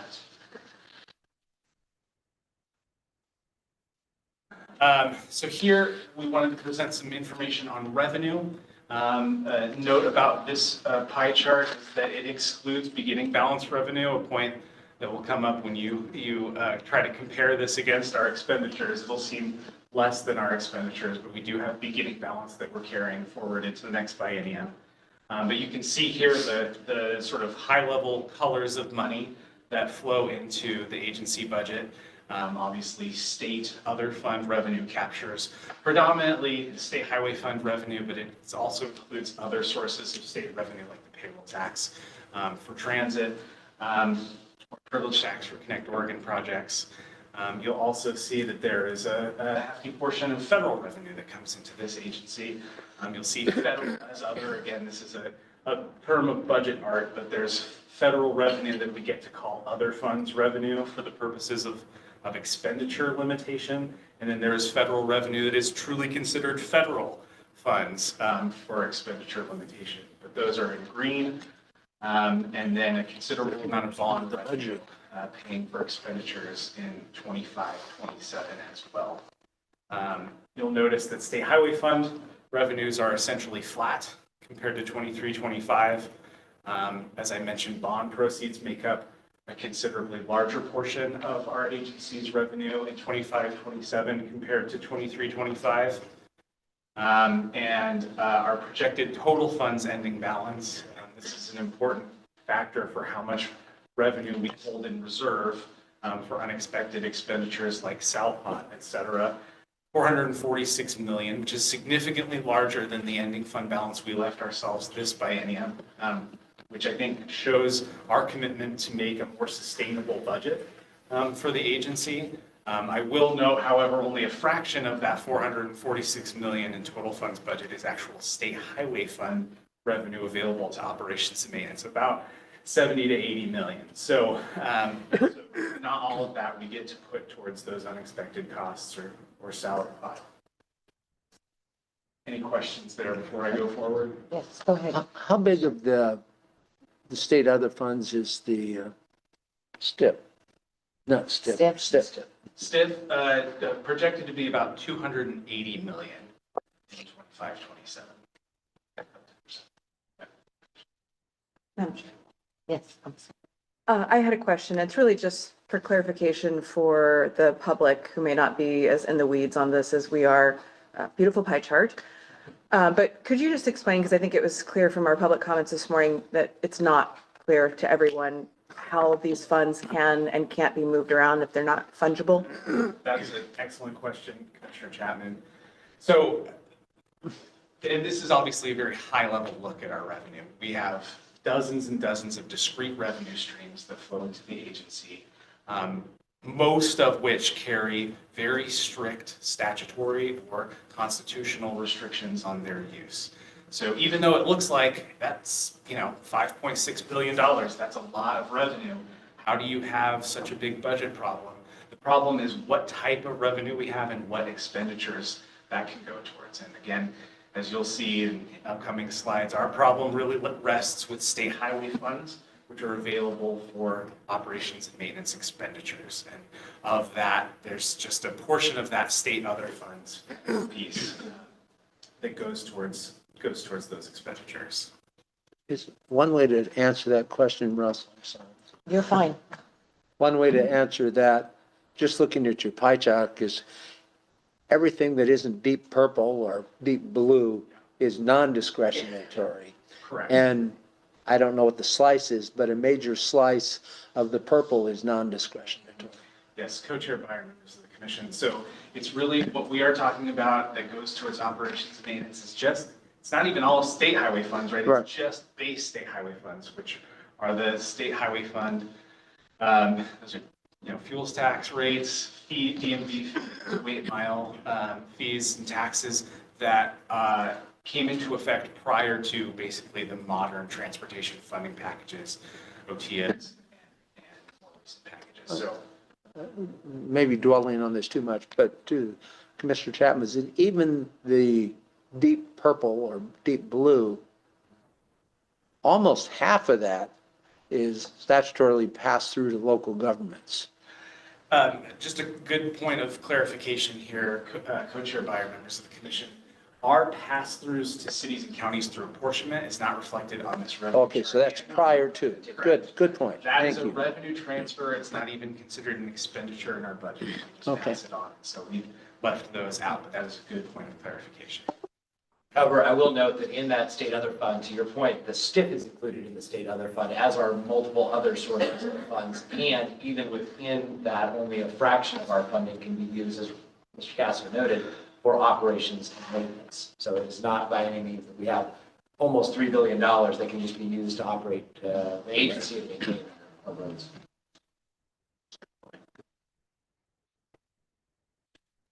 You've seen this slide before and this pie chart, but just as a refresher, this is the 2025-27 current service level shortfall by division or budget area, what we in the budget nerd land call summary cross references within our budget. But you can see we've broken this out: maintenance, their shortfall 183 million, project delivery and support almost 82 million, ODOT administrative services over 57.5 million, finance and budget, my own division, 17 million. And those equate roughly to 30% reductions in those areas. So, Mr. Cassler, if I could you describe just real quick what current service level means in broad terms?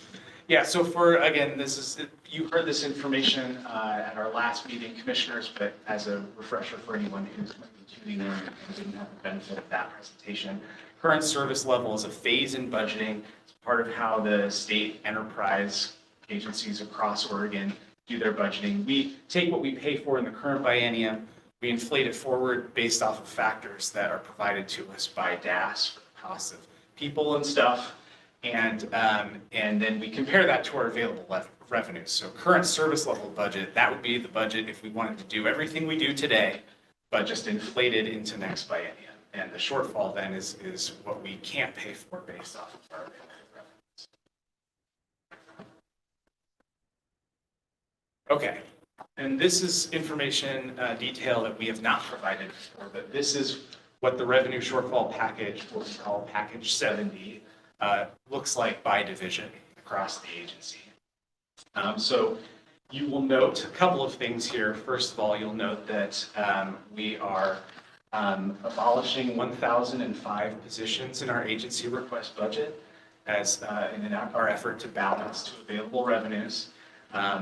We are also reducing 101.7 million services and supplies limitations. So those are services,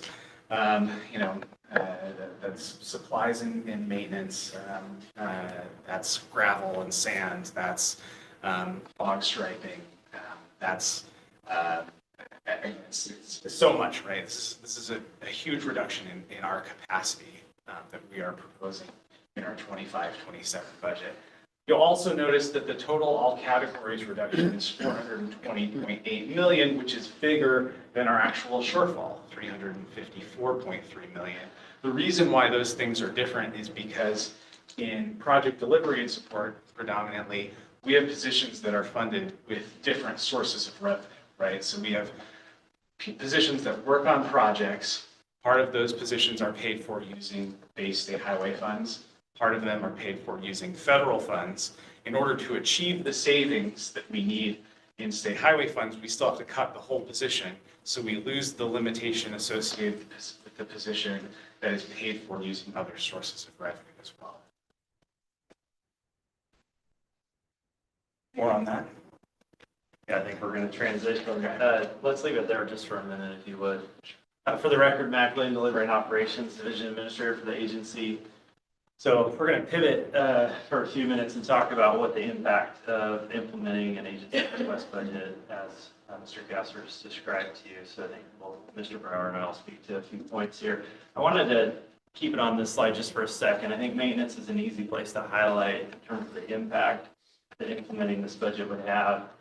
Certainly we speak a lot to losing staff, losing our people, and we know that's the heartbeat of what we do agency-wide, and I think it represents so well in maintenance. To that piece around services and supplies, that would mean significantly less purchase of those materials that keep safety as a number one priority. So for the easiest example I would give is salt and winter de-icer material for our operations. We would be purchasing half of what we do today in this current biennium. So just as we're on this chart, I think certainly we think about the positions and the people Mr. Castler was describing it, but then also the things we need to give them the resources to deliver their work. So I want to stay on that just for a second, just highlight, I think at a high level, but with a little more detail than maybe we've done before, demonstrating what implementing a budget of this magnitude would have.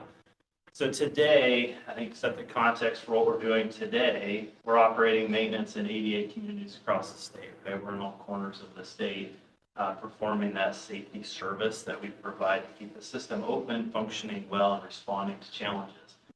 We know we're at a lower level of service today than what we would ideally like to be.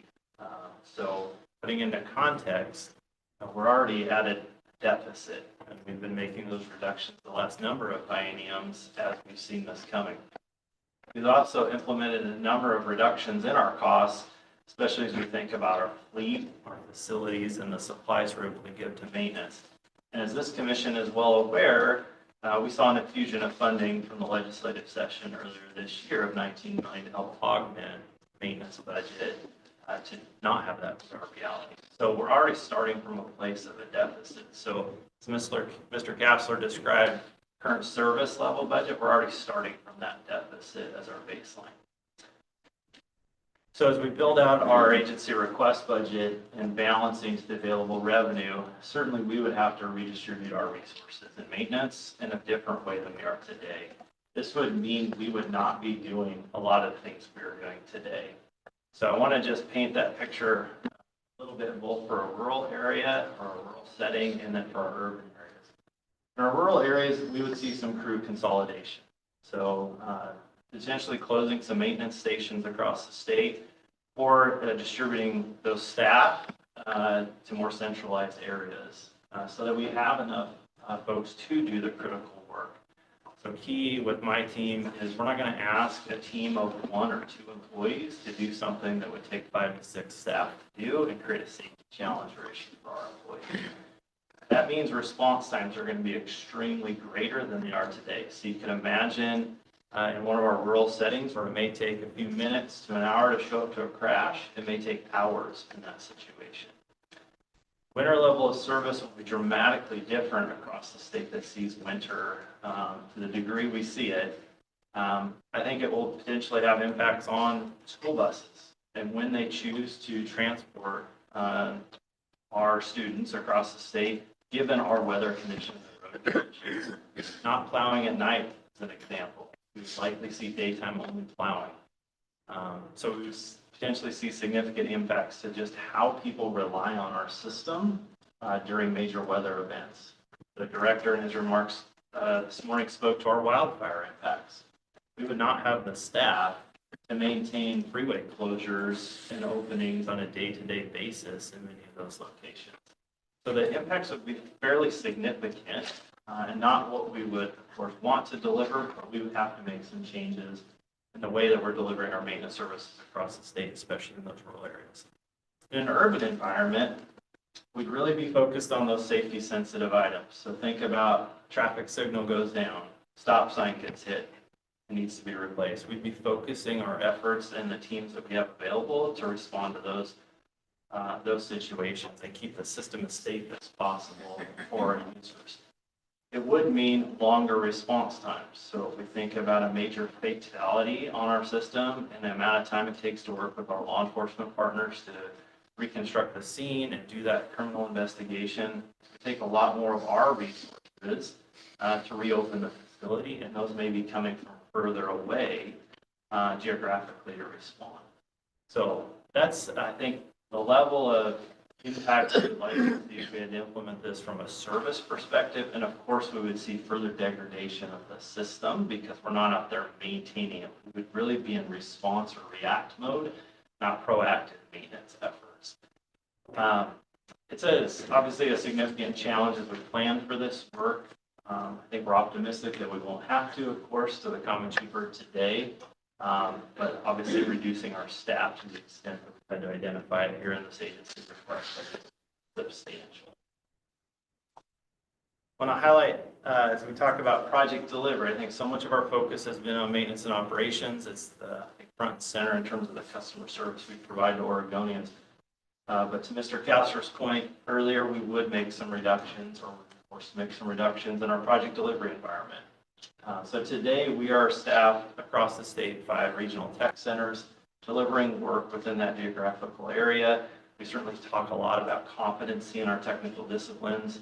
If we were to implement agency request budget at this level, there would be impacts to those areas. So likely a restructuring of how we deliver our program statewide. We would lose competency in many areas. So how would we work with our consultant partners to retain that competency, likely through outsourcing? And there would be slower project schedules. It would take us more time to deliver the projects and likely less projects that we would see the agency delivering. So significant impacts on the project delivery side, as well as we reduce a significant number of positions. One thing I wanted to mention, in delivering operations, we've identified 802 positions that we would be reducing if we had to implement this budget. We're managing as much as we can through vacancy savings right now. So we have 333 vacancies as of today, and we anticipate we'd likely see some more if we had to implement this. And so it's unknown as of this point, if we were to implement it, exactly which positions would be affected. There would be change between now and then. I think to Mr. Kalster's point earlier, we're in the budgeting process, and it will play out over the legislative session, as we all know. But we won't know with finality until the end of June next year what ultimately will be implemented. Hopefully we're talking about something that's a far greater level of service than we're doing today. So with that, I'll turn it to Mr. Brower. Thank you. So I will note that there are a couple of brighter areas within the budget. In particular, Public Transportation Division and Policy Data Analysis Division both have other funding sources, and so you did not see them in the areas that need to be cut. In addition, as we discussed with you last month, the DMV and the Commerce and Compliance Division, their costs are taken off the top for distribution of the state highway fund between ODOT and local governments. So the ODOT leadership made the decision that rather than cutting them and likely losing revenue due to their limited capacities, and then only getting a fraction of the savings, which would increase the amount that we need to cut, we would generally try to hold them not completely harmless, but significantly reduce the reductions there. So what you will see is that DMV and CCD will avoid direct impacts for now, but as I'll talk about, there will be indirect impacts across the agency because of the impacts on the agency operations functions, the administration. Now, these parts of the agency may not be quite as sexy. They may not always be as customer facing as, say, DMV or maintenance, where you can see that work on a day-to-day basis. But they are absolutely critical for the agency being able to meet its mission and achieve its goals. This is the foundation of the agency that supports the day-to-day operations. And we know that if we have to make reductions to administrative functions, it will cause significant impacts, both directly and indirectly, to the agency and to our customers. One of those areas is in technology risks, where every day we have cybersecurity risks and attacks. We have general failures, we have outages, but we have a talented IT staff that can respond to those things in real time. Recently, we had 2 DMV outages, one in our camera system and one of our printer systems, both caused by vendor problems. And we had our IT staff surge in to help with DMV and get those systems back up and running. If we no longer have that IT staff, DMV will have those indirect impacts where it may take not hours or a couple of days. It could take a week or 2 weeks to get those things back online. And that could be the case all across the agency, because IT underlies every part of the agency. We won't be able to enhance or implement new software and IT systems. We have a lot of areas in the agency where we know we can achieve efficiency gains. In Commerce Compliance, they need a new registration system for their trucking registration, but we're not going to be able to invest in that at our current levels. We also know that things like procurement, where we already have some timeline issues because of all the process we have to go through, but that's with a large talented staff. We have to cut that back. Getting a contract out the door in any part of the agency will be darn near impossible. We also know that we have a talented HR team at the agency that deals with issues from recruitment to retention and dealing with employee performance issues or complaints against coworkers and managers. Our employee relations will suffer if we don't have that team that's able to address those issues and make sure that we're treating our employees as well as we can, because our people are our most valuable assets. We're also going to see delays in making any repairs to facilities. It's appropriate that we went to a facility yesterday, our maintenance facility, that is about 80 years old. It's good that that building looked like it had pretty good bones, because it's probably going to have to survive another 80 years. And Max showed you the list or the map of our 88 facilities across the state. By my rough calculation, we've been replacing one about every 8 years. That's a 700-year replacement cycle. We're probably going to an infinite replacement cycle in the sense that we're not going to be replacing maintenance stations. We're probably not even going to be able to make significant repairs. When the roof starts leaking, we'll put a bucket underneath it. It's probably about the best we're going to be able to do half the time. We also know that we process something like 11,000 invoices every month paying our vendors and contractors. We're already not at the standard we would like in terms of timeliness and accuracy of that due to the fact that we are stretched so far. And that's not going to get any better. That's only probably going to get worse as we have fewer staff to be able to front-end processing in my division to be able to do the final approval and processing of that work. Another major area across the agency, whether it's in project delivery or in the grants and loans and payments we make to local governments, we're going to see lower levels of service to local governments across all those functions. So I just want to make it really clear, while the agency administration component may not be quite as customer facing in many times, it is absolutely critical to meeting our mission as an agency. And we are absolutely going to have significant impacts from those reductions if we have to make them. All right, so that was depressing. Let me turn to an area that's actually at least a little bit happier story. This is the policy option packages. We just talked about the reductions we have to make. It is the case that there are areas of the agency where we do have other sources of funds that can help sustain additional investments. So these are the policy option packages we would propose. You saw the first 5 of these back in March in Medford when we had you pre-approve the concepts that we were developing. We refined them a little bit, updated the numbers, and now we're presenting them to you in final format. Since March, we have added 3. One is carrying over some funding from this biennium to next biennium for the Newbury-Dundee bypass, which is a special source of federal funds from the American Recovery Program. That's not the right name, but ARPA is the acronym for that. There were also 2 policy option packages that came forward at the request of the governor that we proposed as ways to address homelessness and housing production. The first, the DMV Portable Office, is actually an effort to ensure that people exiting institutional settings, particularly incarceration, have the opportunity to get a DMV license or identification that will help them secure housing upon release. So DMV then would be able to go take that portable office into those institutional settings and issue those in those settings much more fluidly and reduce that barrier to housing for people exiting incarceration. The second is a request that is going to be shared across multiple agencies. We have one position that would ensure that we have the staff within ODOT that can review those applications for housing production, make sure that we're taking care of all the highway-related permitting aspects of that and analysis to make sure that those housing production applications can move forward. So those are our policy option packages. As you can see, that's about 59 positions. Most of the total amount there is for the Interstate Bridge, which includes the bond proceeds that would be spent on that project. So I'll pause just a moment and see if you have any questions. Any questions from commissioners? Hearing none. Last but not least is the allocation of the lawnmower fund, as we affectionately call it, the Transportation Operating Fund.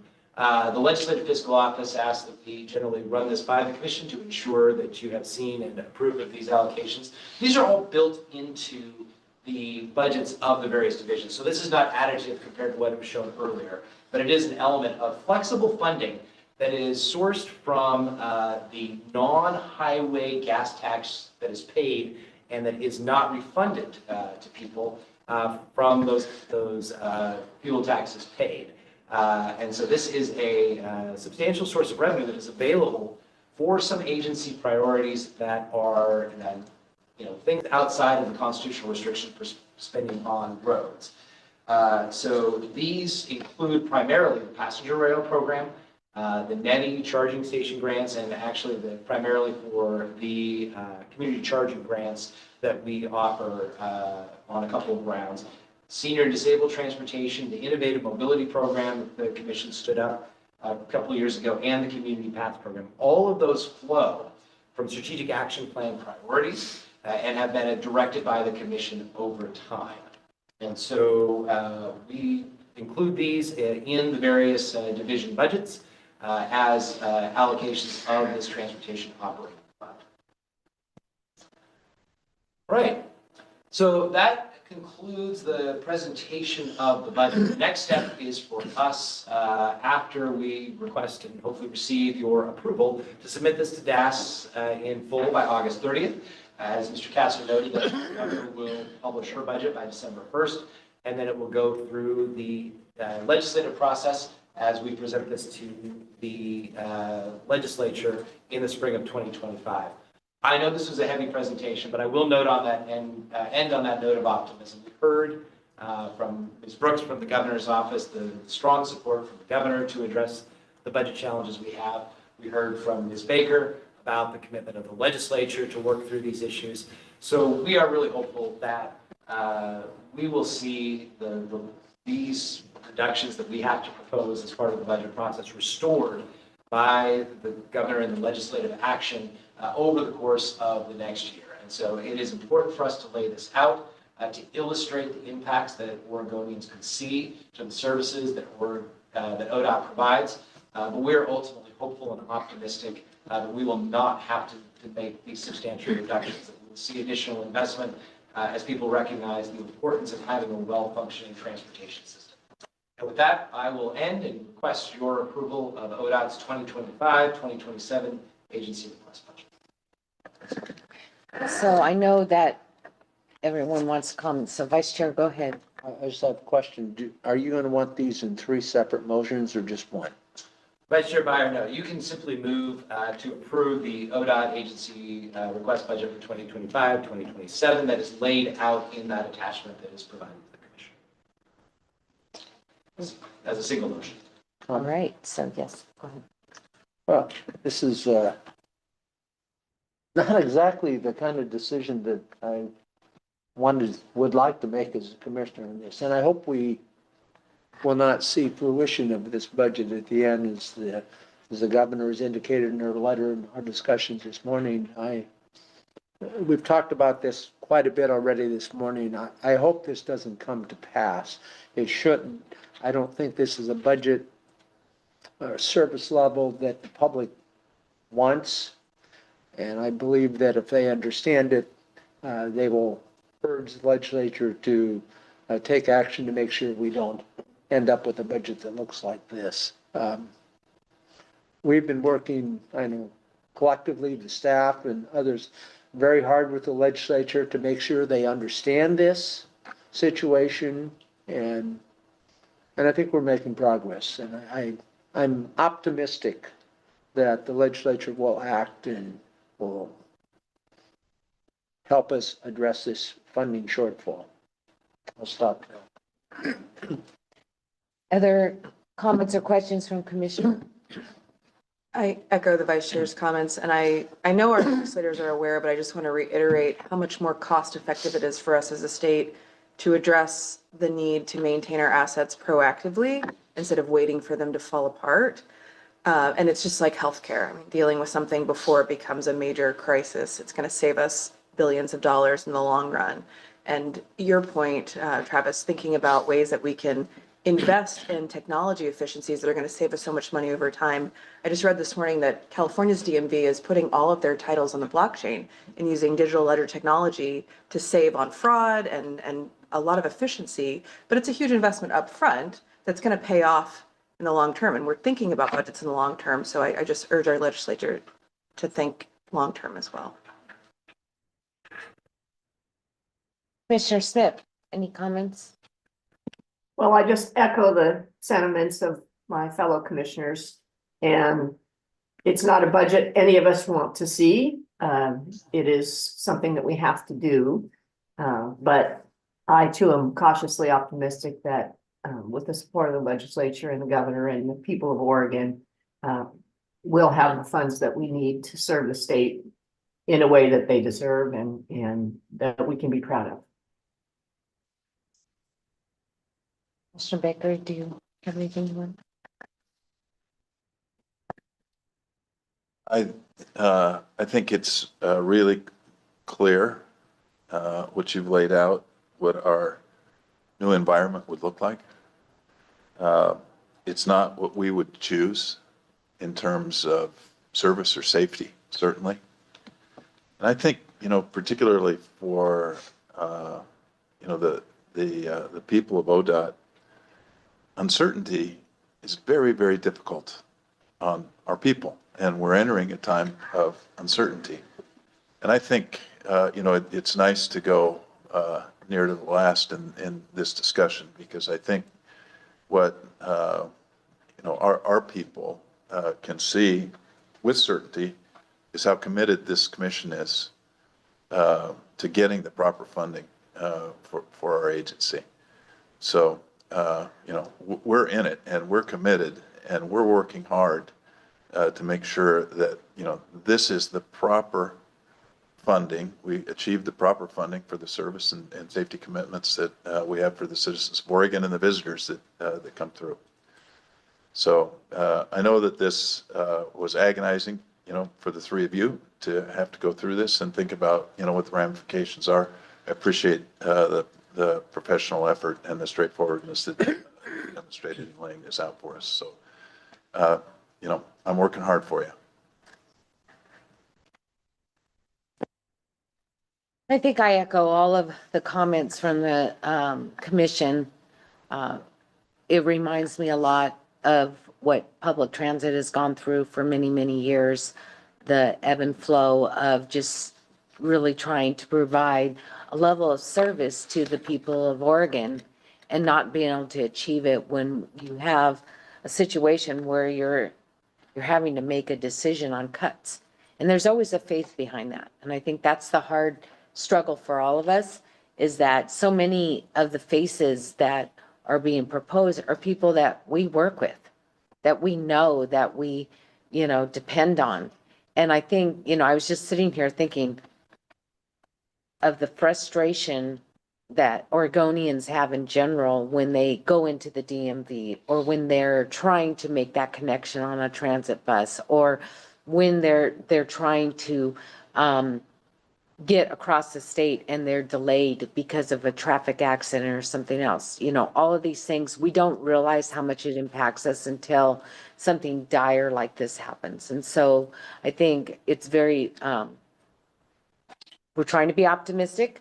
I think it's difficult, but I think that we have the right play of people that are really pushing hard. And I don't know if you have any comments, Director, but we will definitely let you also have the mic and talk to this.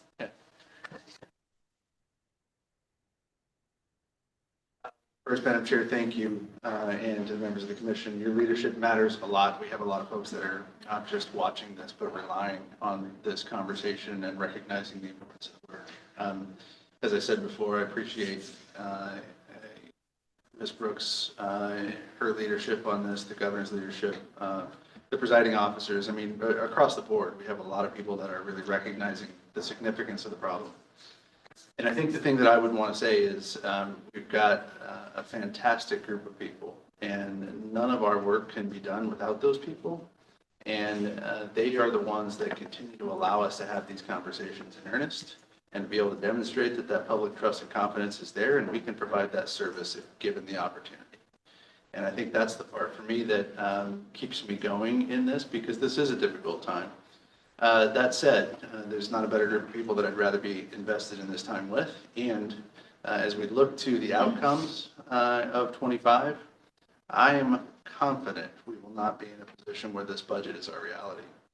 This is a procedural step that we're in, and it is rough, but our team is going to help us to carry us through. She said earlier how proud she is to really have the opportunity to carry her portion of this forward, and I feel the exact same way. I'm proud of the role that I get to play to help advance this work, and I will just say I'm only able to do my part because we've got such a fantastic team that's always. Yes, so I am looking for a motion. Madam Chair, I would reluctantly move approval to the governor of move approval of submitting the budget and related policy packages and allocations of the resources discussed to the governor as presented. Do I have a second? I'll I have a second. Right. Any more discussion? If not, I was trying to think which way we want to vote this. If we want to do individual, we'll just do it as a group. All those in favor of moving forward our agency request budget, say aye. Aye. Aye. Opposed? So thank you. With that, I believe, are we going to go to lunch or do we still, is lunch even here? We got half an hour. Okay, so we'll keep moving forward with information J, which is our project delivery improvement update. So Mac, you have to come back. Just showing you can take a lap. Okay.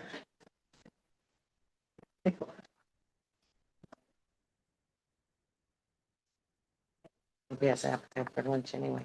We're just gonna do just this one. Let's see, what do you have after that? We're gonna lump JKL and M. JKL and M, you want them all together? See where we are on that, Chair. Okay. Get them done. J and K? All right. Magic duel. Thank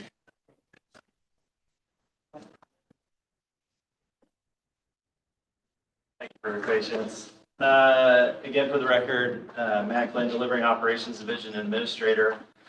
Turn to my colleague. Topa Peltz, Deputy Division Administrator, Delivering Operations.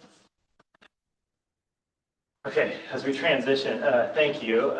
So Commission, we wanted to bring you a brief update on where we're at with our project delivery improvement efforts. So back in March at our Commission meeting down in Medford, Ms. Peltz and I daylighted our efforts to make some improvements based on challenges that we were seeing, but also how the world of project delivery is changing nationally, but also what steps we need to take. So this is a fairly brief presentation for you all, but happy to engage in some feedback as well. Wanted to give you a brief update on where we're at. Maybe not.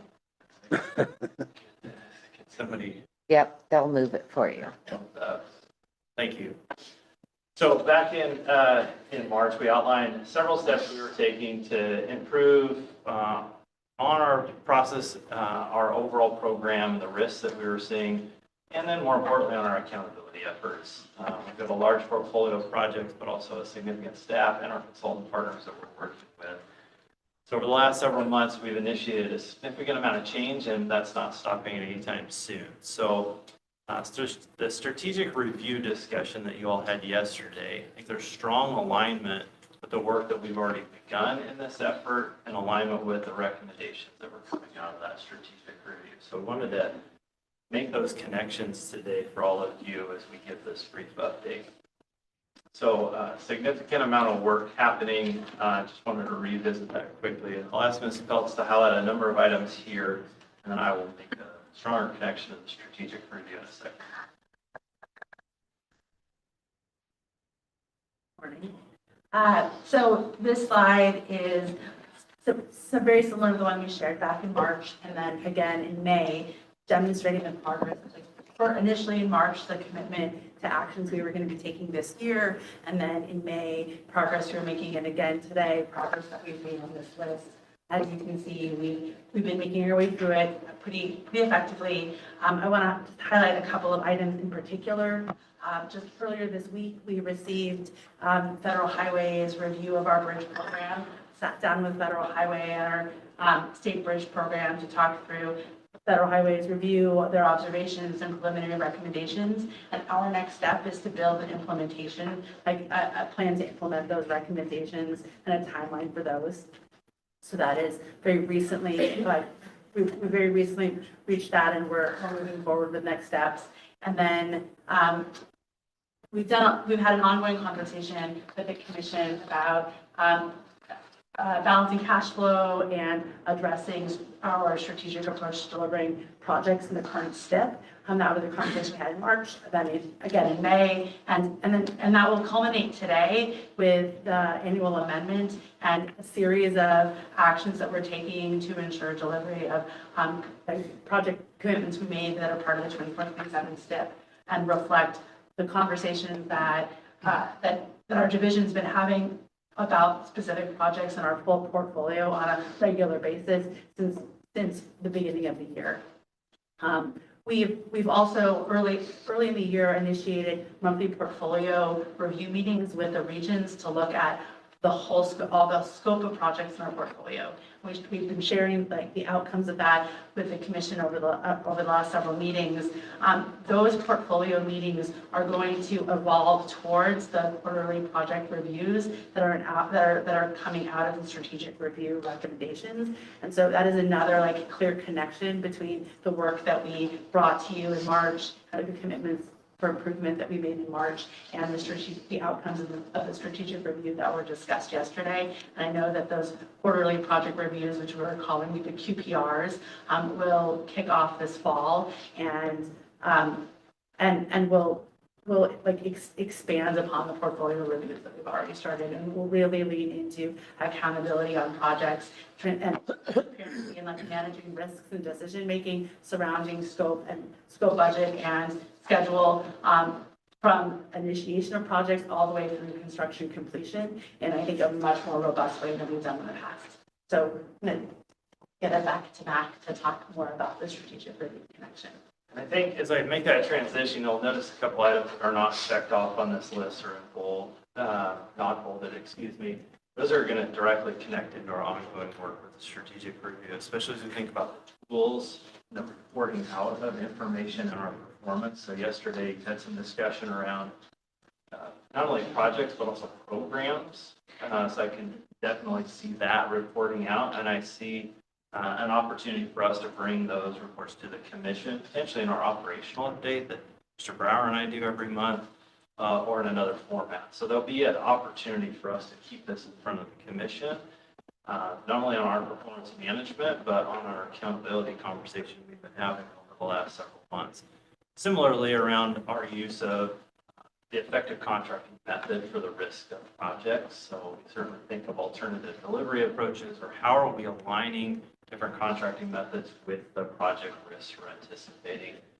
And then Ms. Felt's comments around the Interstate Bridge review, they certainly identified that last piece on the bottom right around how are we effectively having access to resources that we need that may be technical, and there may only be a few in the nation that we need to rely on. So how are we creating a process that moves quickly to access the staff and the technical resources we need? And we're seeing that obviously in our mega programs today, but also in some of the other specialized work. So a strong connection to the continuation of this work. So strategic review highlighted a number of areas. I just wanted to put a finer point on that real quick. The rolling program that we talked about yesterday, the 5 to 10-year capital program, I think certainly fits into this conversation we've been having around how are we looking at the whole of the portfolio that's in front of us, not relying just on every 3 years we update the STIP. So that'll be a significant change. Ms. Feltz already spoke to our quarterly project review. I would add the program element of that you all spoke to a little bit yesterday. We also stood up internally a construction oversight and review committee, really focused on projects over 25 million. They're in construction. That's already been initiated as of last month to highlight our internal coordination around risks that are playing out in active construction projects. And then our ability to report out on this. And I think there was a comment yesterday around likely going to need some IT tools as we work to manage this portfolio in a different way. Connection back to our agency request budget we just talked about, we're going to need those resources to be better in this space long term. So a connection of the strategic review to our budget challenges. And then of course, we're going to be working not only internally throughout the agency on all these efforts, but also with our partners in the consultant and contracting communities. We're making improvements.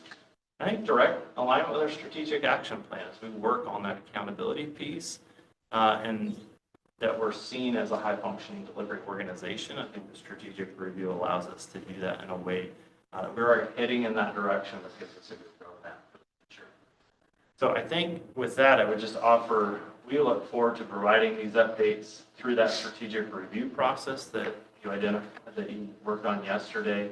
We'll be providing feedback and updates to the commission through that process. But otherwise, I wanted to just end with appreciate your patience as we've been working through this. Know that we've got a whole host of things we're working on and continuing to work on in the project delivery space. And we're going to open it up for any questions or feedback. Questions or comments from commission? I've got Yes. comment.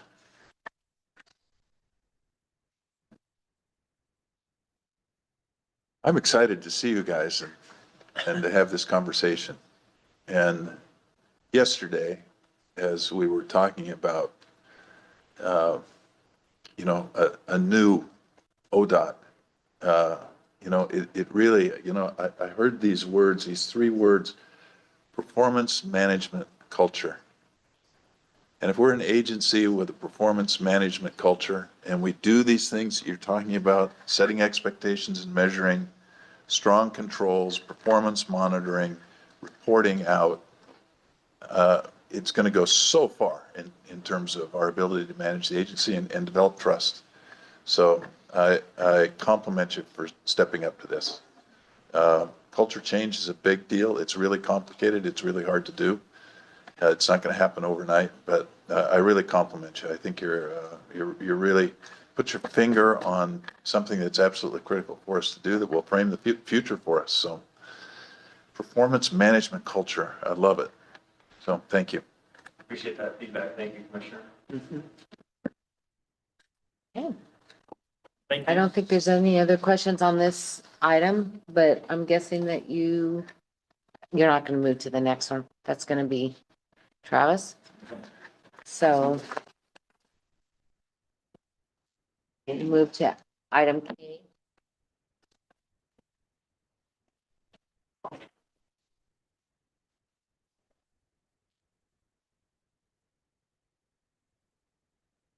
Madam Chair, members of the commission, for the record, I'm Travis Brower, ODOT's Assistant Director for Revenue, Finance, Compliance, and I'll let Mr. Flowers introduce himself as well.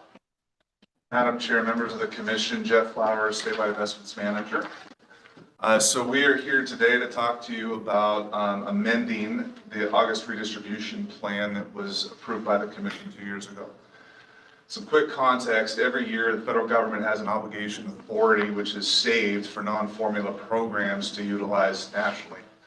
The amount is calculated through a limitation rate which applies to the states, which reduces the amount of available obligation authority each state receives.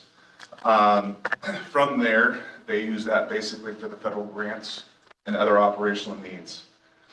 At the end of the year, they look and do a forecast about how much obligation authority is not going to be utilized by those activities, and they open that back up to the states to be able to receive money back. Over the last 10 years, since coming to Salem in 2014, ODOT has received $603 million of additional federal obligation authority, which is an average of 54.9. 2 years ago, when you approved the previous plan, we've received $200 million over the last 2 years. Additional funds will need to be utilized quickly, which are usually used for projects that are already in the STIP, utilizing existing or needing additional money. This latest update provides us with what we think we are going to be able to have an opportunity to utilize over the next couple of years as the IIJA sunsets. However, we do not think we'll be able to use everything on the list. We are a little aggressive with the numbers, but given recent situations, we think that there's still an opportunity that could come about. So a little extra into the list to be able to provide us with that flexibility in the future. So going to the next slide, what the slide provides you is what your original authorization was 2 years ago on the left, how much we've got remaining, and then what our additional proposed amounts are for each of those sections.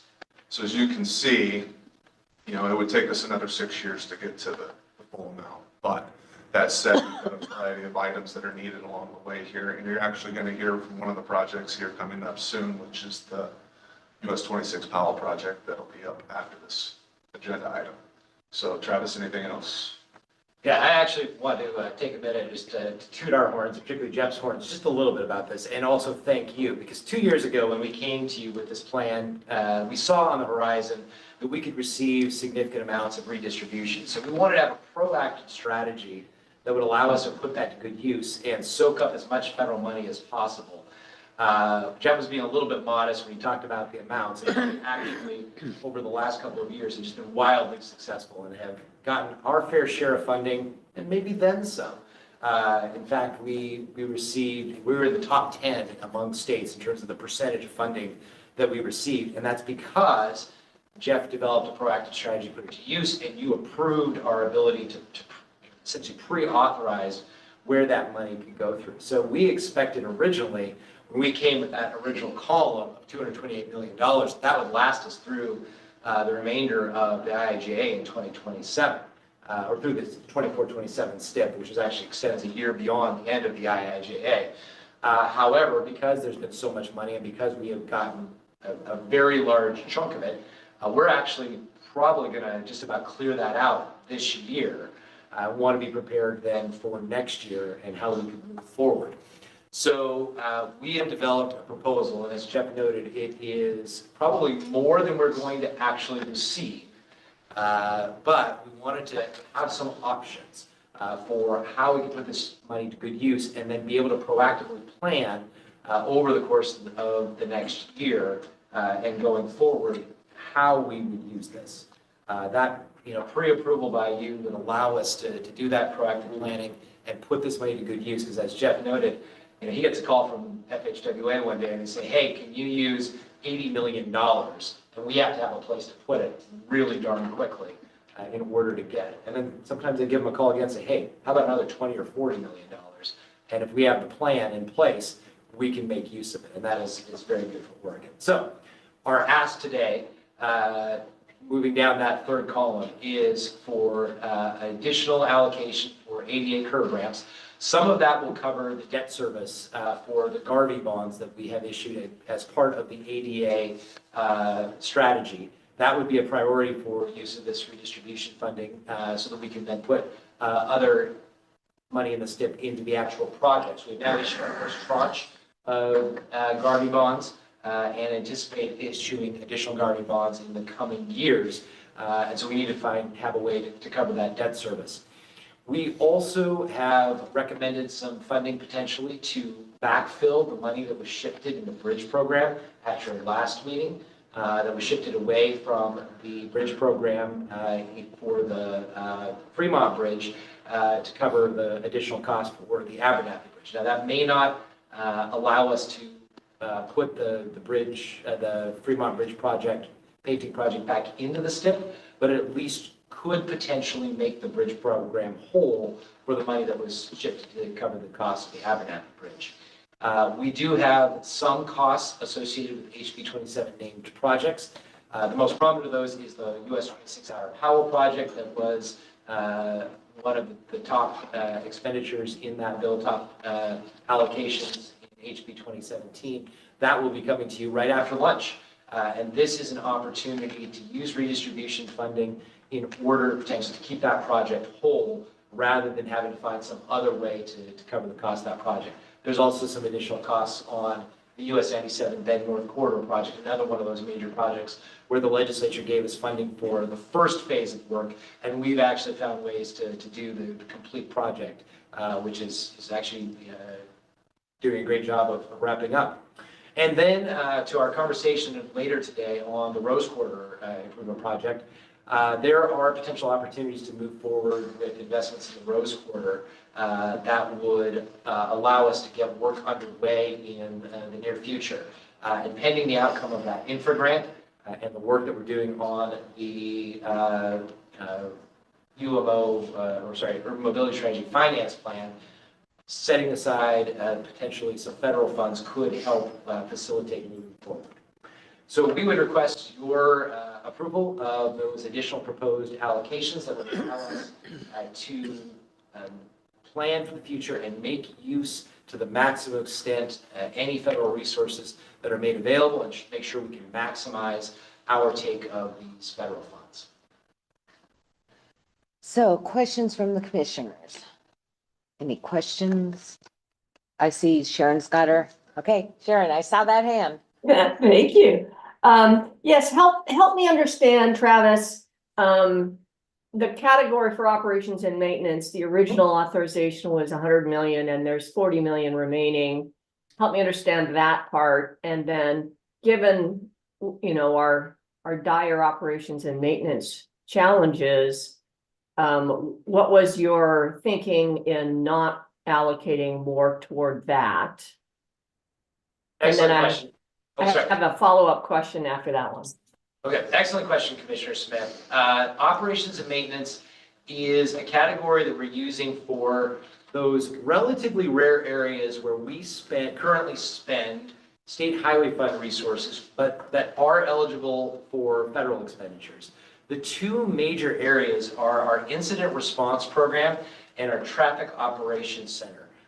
For whatever reason, even though those are very much operations related work, not capital construction expenditures, the federal government allows you to use federal funds. We've done that in the past when we faced budget issues. And so now we have used those funds and some additional funds that you provided when we did the allocation of IIJA funding back in 2022 for that purpose. We still have $40 million remaining, and my understanding, and Mr. Flowers can comment or confirm this, we believe that should be sufficient at this time for the items that we are identifying to federalize. And we may not even use all of that because we wanted to make sure we had plenty of room, but the opportunities to federalize operations and maintenance costs are relatively limited, and we certainly want to make use of those wherever we can. If we do find additional opportunities, we might be back to you asking for additional authority in that area or shifting some authority from one of these other categories into that area. Thank you.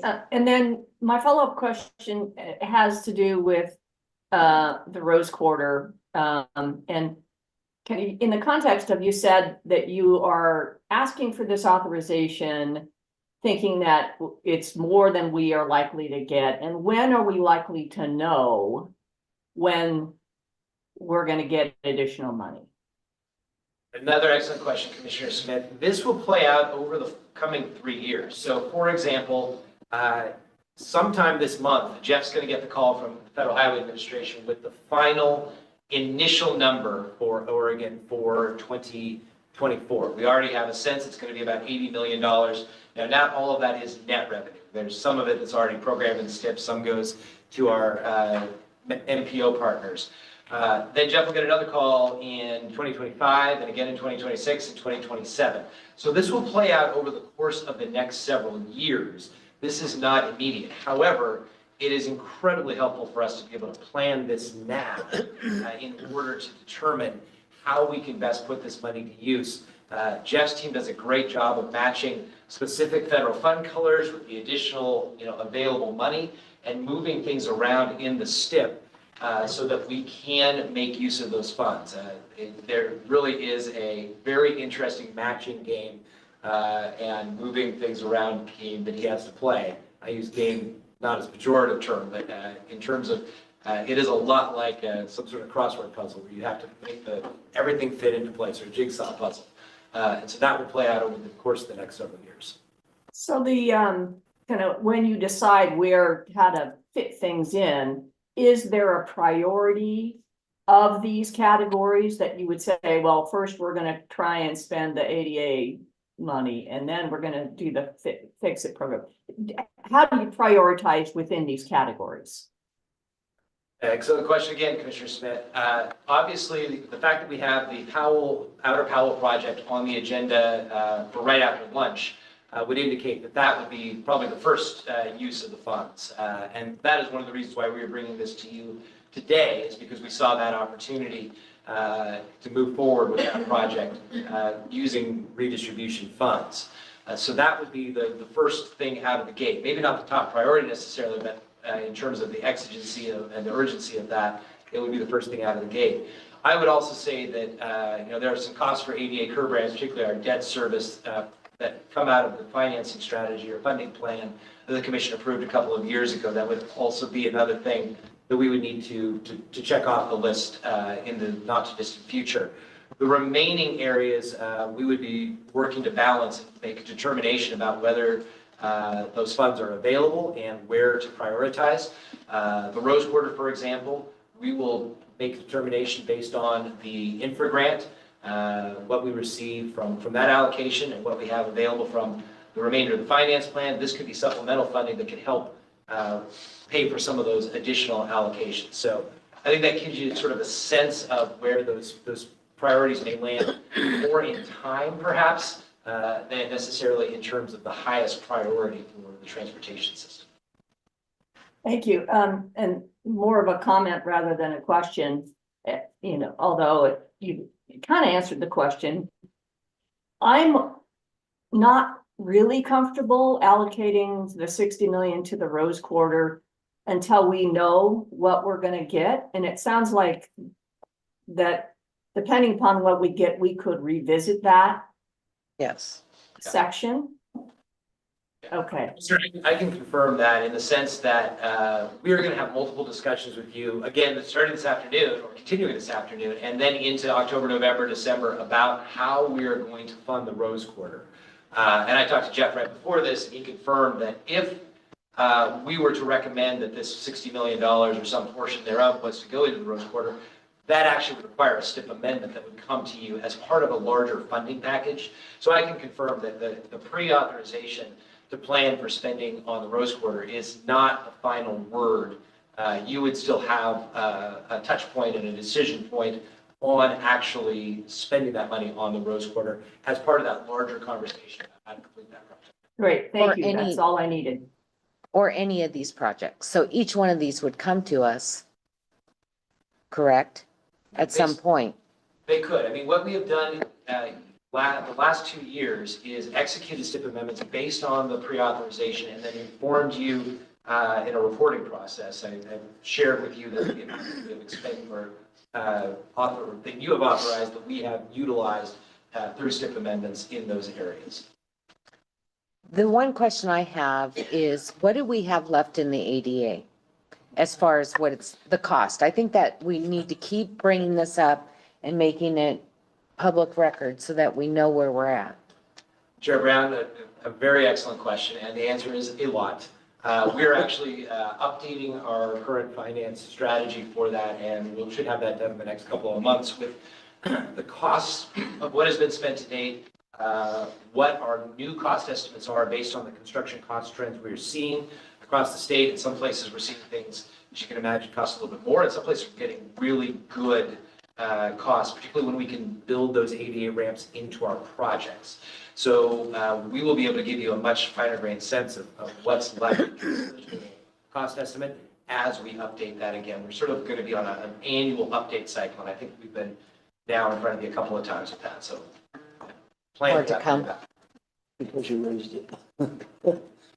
I'm just curious, Travis, on the ADA projects, a lot of them are kind of controversial. We've heard that in the tours.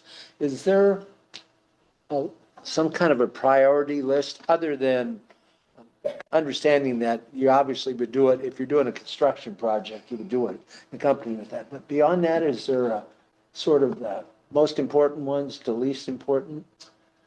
Vice Chair Byer, I don't think I'm really qualified to answer that question. So Mr. Lane could certainly answer that question perhaps, or we could bring that back to you at a later date to provide you a little bit more information about that. We certainly do have ways of prioritizing, but I couldn't give you the exact details.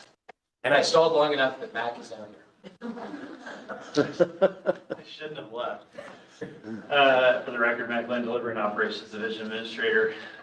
For one, I appreciate the focus on ADA. It's a significant investment that we're making in the system to improve access to those points. Commissioner Byer, to your question around the prioritization of it, we've had that question before, but I think it's worth spending a little time on it. From my memory, we focused our efforts initially in the rural areas. So we started in Region 5 as an example, primarily because we had the capacity to take on the work, and frankly, it's a little simpler of an environment given all the constraints as we get to an urban area. So Region 5 will be complete soon as a first out of the gate, but we are moving into more of the urbanized areas. So we are focusing on all intersections across the state, so 27,000 curb ramps. So it's not a when we will get to them, it is an all-in strategy. But there is a preference given, and we did work through the settlement agreement on identifying priority locations, and we tackled those first. So we did that number one. Now, as we're going through the upgrade of the entire system, we are looking for those opportunities. One of the challenges we have is when we have right-of-way involved. You can imagine how complex that is in some of our urban settings. So we do have some significant challenges in just the staging or sequencing of the work, but it's really around tackling every intersection and doing it ahead of maintenance work.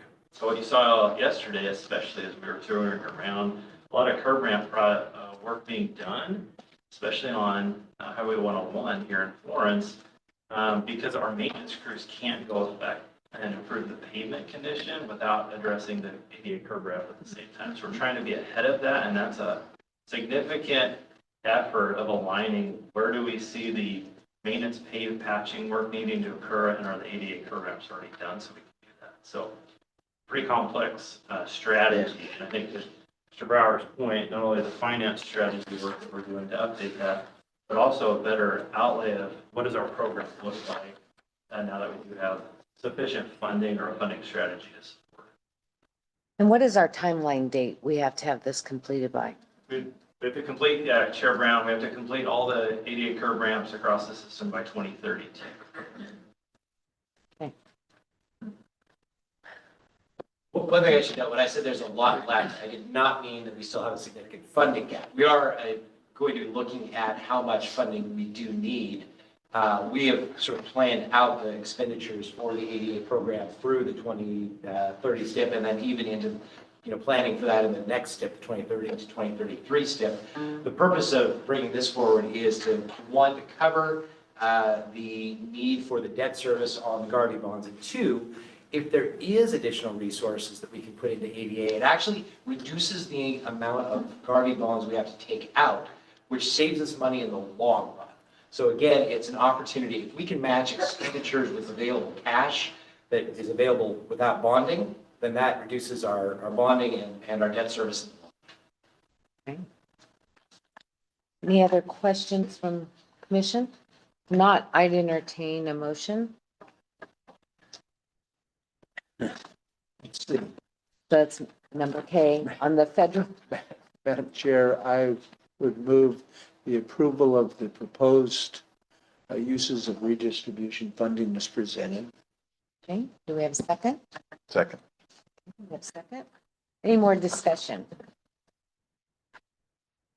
All those in favor of the motion, say aye. Aye. Opposed? Great. Got your plan. Go forth and do great things. Okay, at this point, we are going to break for lunch. Oh, right on time. So we're doing good. We will be back at 1 o'clock. Colors Those of money. that have been tuning into watching our meeting. So we'll break now. Thank you.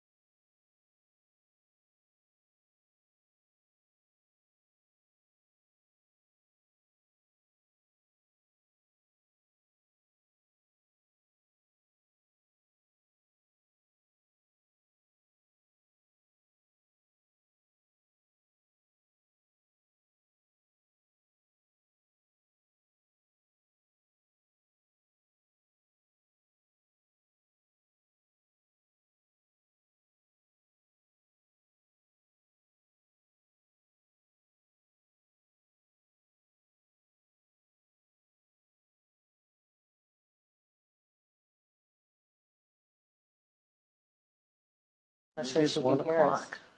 All right, right on time. Whenever you guys are ready, we're good? You're live. All right, we're live. So good afternoon. We are back from our lunch break. And let's see what item we have moved ahead. For those of you that are just joining us, we actually are on item number L, There. which is the STIP amendment. So we'll turn it over to Matt. And Matt. Back again. Thank you, Commissioners. For the record, Macklin Delivery and Operations Division Administrator. Today I'm joined by Matt Freitag, Region 1 Project Delivery Manager. So Matt and I are we're up for the next 2 agenda items, and then I'll be staying for the third one, so I'll be up here for a bit again. Set the stage a little bit. So we've got 2 items coming before you. The first one here is our Outer Pal project. I'll turn it to Mr. Freitag here in a minute to describe not only the project, where we at, and our request to add some additional funding so that we can move to construction. So we're not in construction yet. A little context is important. We've been working on this project for some time. The project identified in House Bill 2017 is one of the named projects, as we refer to it as. It's an extension of some work that we've been doing on PAL, which is US 26, through Portland out to the city limits of Gresham. Project we've been working on for quite some time. It's also a project that will be jurisdictionally transferred, that section of US 26, to the city of Portland upon completion. The legislature during House Bill 2017. It's also a project that we had intended to apply a community workforce agreement, or CWA, to it. We had been working on a program to apply CWAs to 8 projects across the state, as you well know. And because of some ongoing litigation, I'm not able to do that at the moment.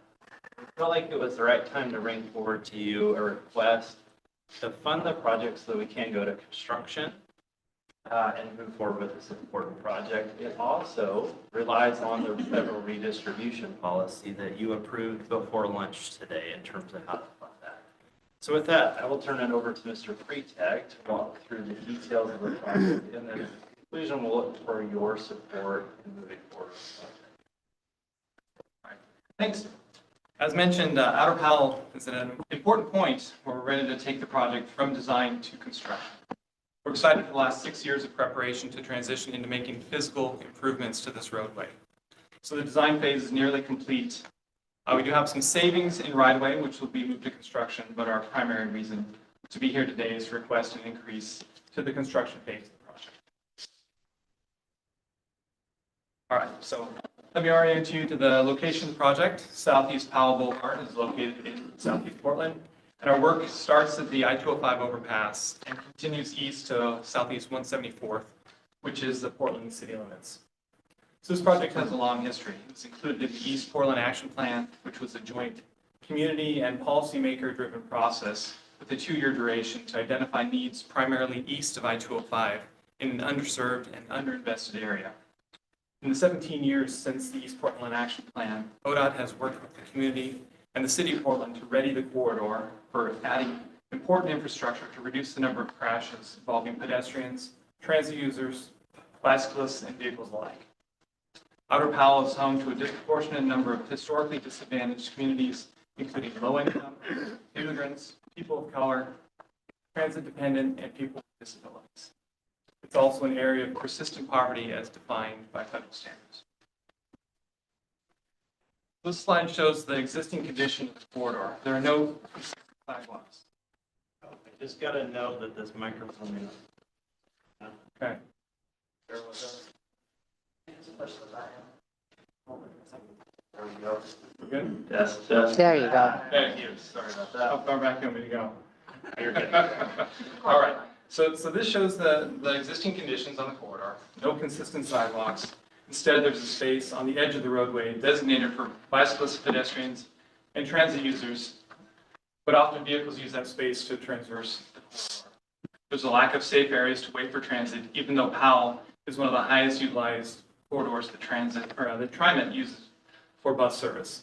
There are no protected bike lanes in this segment.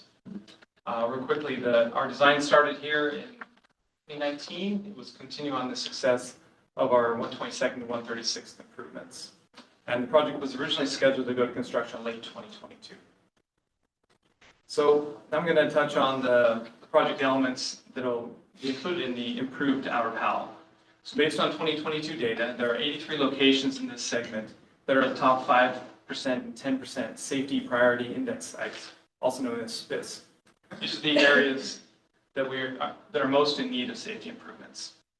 This cross-section was developed in collaboration with our partners, including Metro, City of Portland, and TriMet. ODOT also collaborated with the community for both the Outer Powell Conceptual Design Plan and the Community Advisory Committee. So a few highlights of the improvements. It's going to provide dedicated and defined space for vulnerable users. Upgraded signals and flashing beacons will enhance pedestrian crossing opportunities and improved access to transit. There will be a continuous center turn lane, which will reduce vehicle crashes. And then there will be linear lighting, which will improve visibility for all users.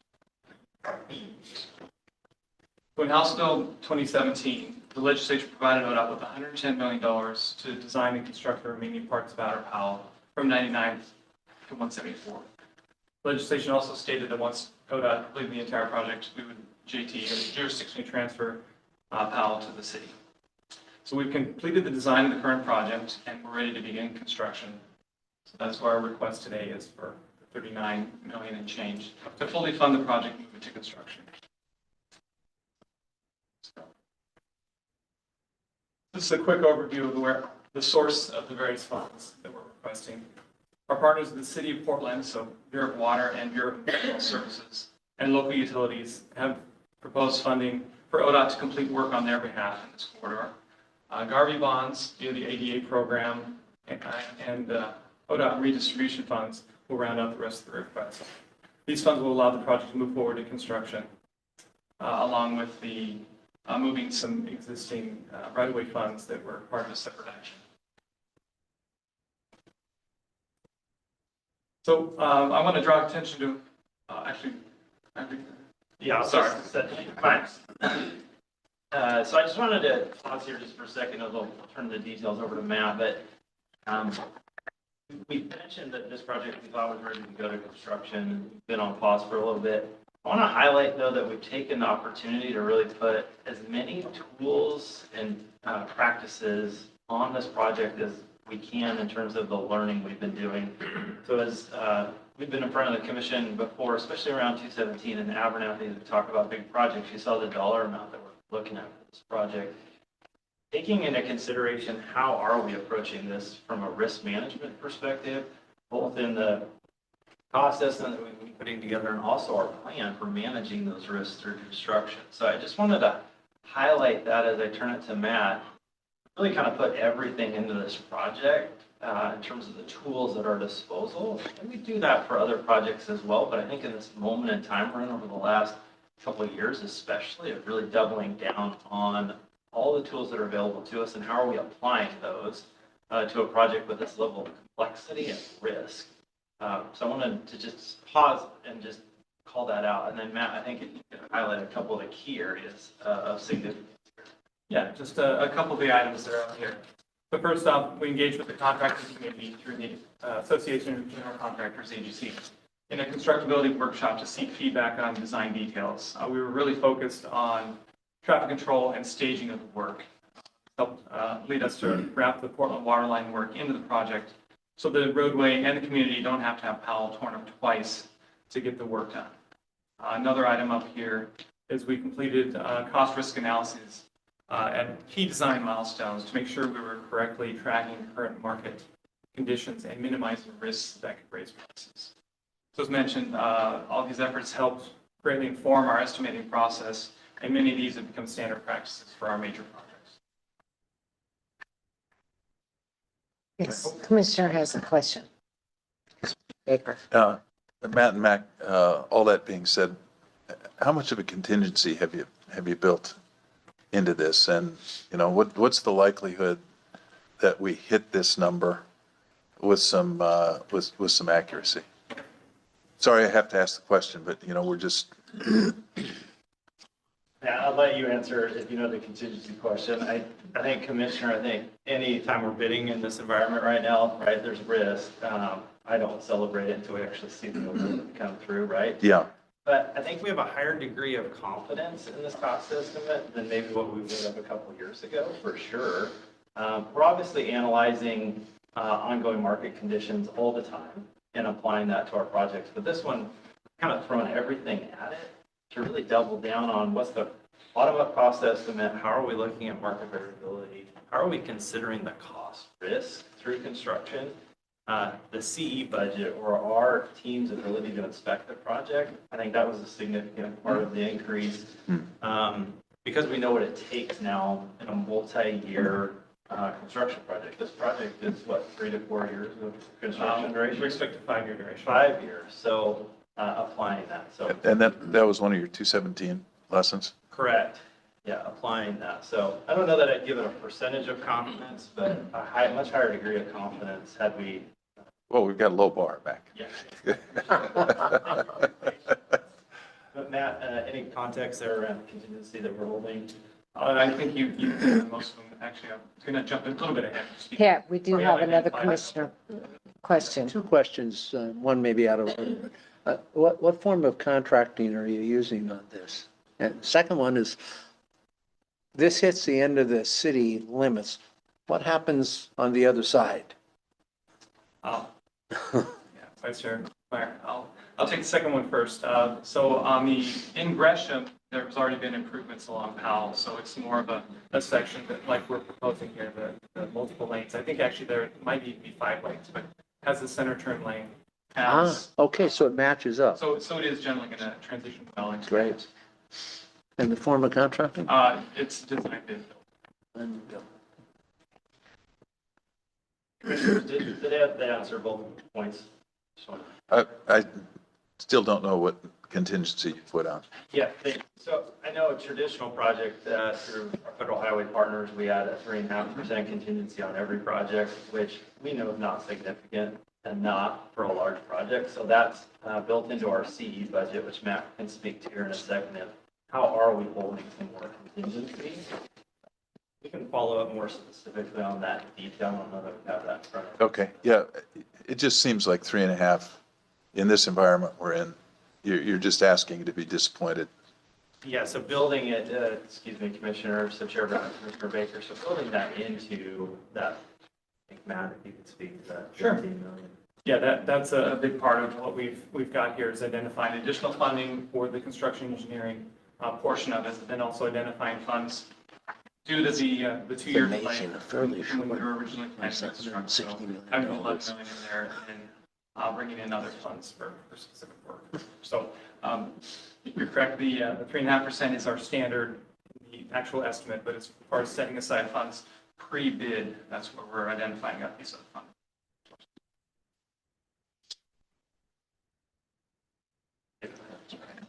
So this shows where the funds are coming from and how they'll be allocated to the project. So as discussed, we've had several reasons for increased funds since 2022. We've seen obviously changing market conditions. We also have some new contracting requirements such as Build America, Buy America, and expanded DEQ reporting requirements on erosion control through our 1200 CA permit.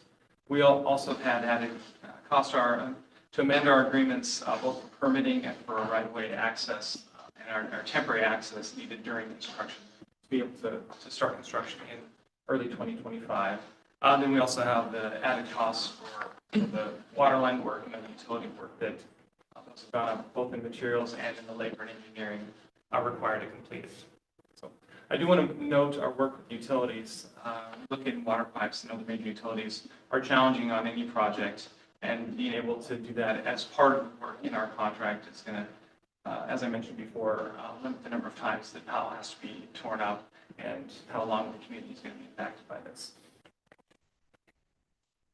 As you can see on the slide also, we have over 240 ADA ramps to improve in this corridor. So the ADA program is going to be adding funding for support.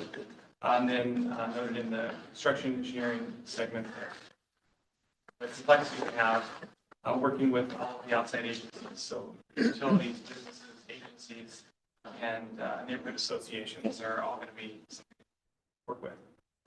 I'm just curious, when you're doing a completely new build, is it that much more expensive to do an ADA ramp over what you would otherwise do? Vice Chair Byer, no, it works pretty well when we're already doing everything to get the ADA funds done, or to get the ramps done as part of the work.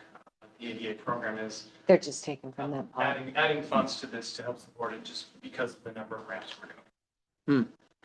Like, one thing, if I may, to Commissioner Baker's last question, I appreciate the team that's watching. Send me a quick note. We're at 15% contingency is what we're hearing for. Oh, good. As previously mentioned, with these long duration projects, we've learned a lot from our other recent major projects, Avron and theme 217. And so we're applying that knowledge here to PAL before the work gets started. So we're setting ourselves up for success by having the appropriate resources lined up and we're ready to perform. Madam Chair. Go back one slide. Okay. I just want to make sure we've adequately addressed Vice Chair Byer's question. You're not, is that on? No. It's not on. Yeah, sorry, they got turned off during lunch. might be out of battery. Might have killed it. How about now? Nope. Keep talking. I think nobody wants me to keep talking. We don't want to hear from you. Right. I'll just yell. I want to make sure that we've adequately addressed Commissioner Byer's question around the upgrades for the ADA ramps. I think the root of that question is, are there more ramps added to the project now than what there were before? Or is the cost of each ramp that much more in a new environment? Yeah, I'll answer that real quick. Chair Brown, Vice Chair Byer, thank you, Director. Sorry for not addressing that. It's the same approach in terms of the number of ramps that have been contemplated to fill out the gap in that outer top corridor. But it's a reflection of increased costs and our better capture of what we think the cost will be in addressing those curb ramps in this comprehensive project. So it's also an opportunity of how are we funding the project in total. And we do some pretty specific work on how much do we think that each element of the project is going to cost based on the funding source. So much like our agency budget conversation, we've got a significant number of color of money and restrictions. That is one of the elements of having ADA programs in our projects. We are splitting those costs out so we know how much can we contribute to the ADA funding strategy that you all have approved as compared to, let's say if we were doing a bridge project. I guess I don't question that, but it just seems odd. It seems like pre the ADA kind of discussion, you were already doing curb cuts. And that, so what I'm hearing is it just costs that much more to do one to be compliant with ADA, and I guess. It does cost more, and I think it's also our better learning and understanding over the last couple of years of what the market conditions are going to be to do 200 plus programs in that outer PAL area. I mean, it's a tight, constrained environment. Traffic control is probably one of the driving factors, not only for ADA programs, but also for working in other Okay. Thank you, Commissioner. Okay, so the importance of proceeding with the project, as you see up there, we've been working this quarter for almost 20 years and have a long history of support. It's also a crash history that demonstrates the need for these improvements. It's broadly supported by legislators, community members, and others. To prepare the corridor for eventual construction, ODOT has already completed small contracts to relocate aerial utilities and remove trees to make room for these improvements. So the site is ready to go.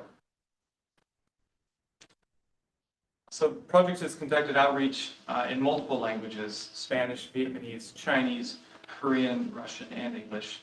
The entire corridor is considered an environmental justice area for its diversity, as well as the high number of economically disadvantaged households, seniors, disabled, and people living in subsidized housing. This project's been in discussion for nearly 2 decades, and so we're excited to get to this point. And the hard work we've done here has informed how we do outreach and engagement on all of our projects.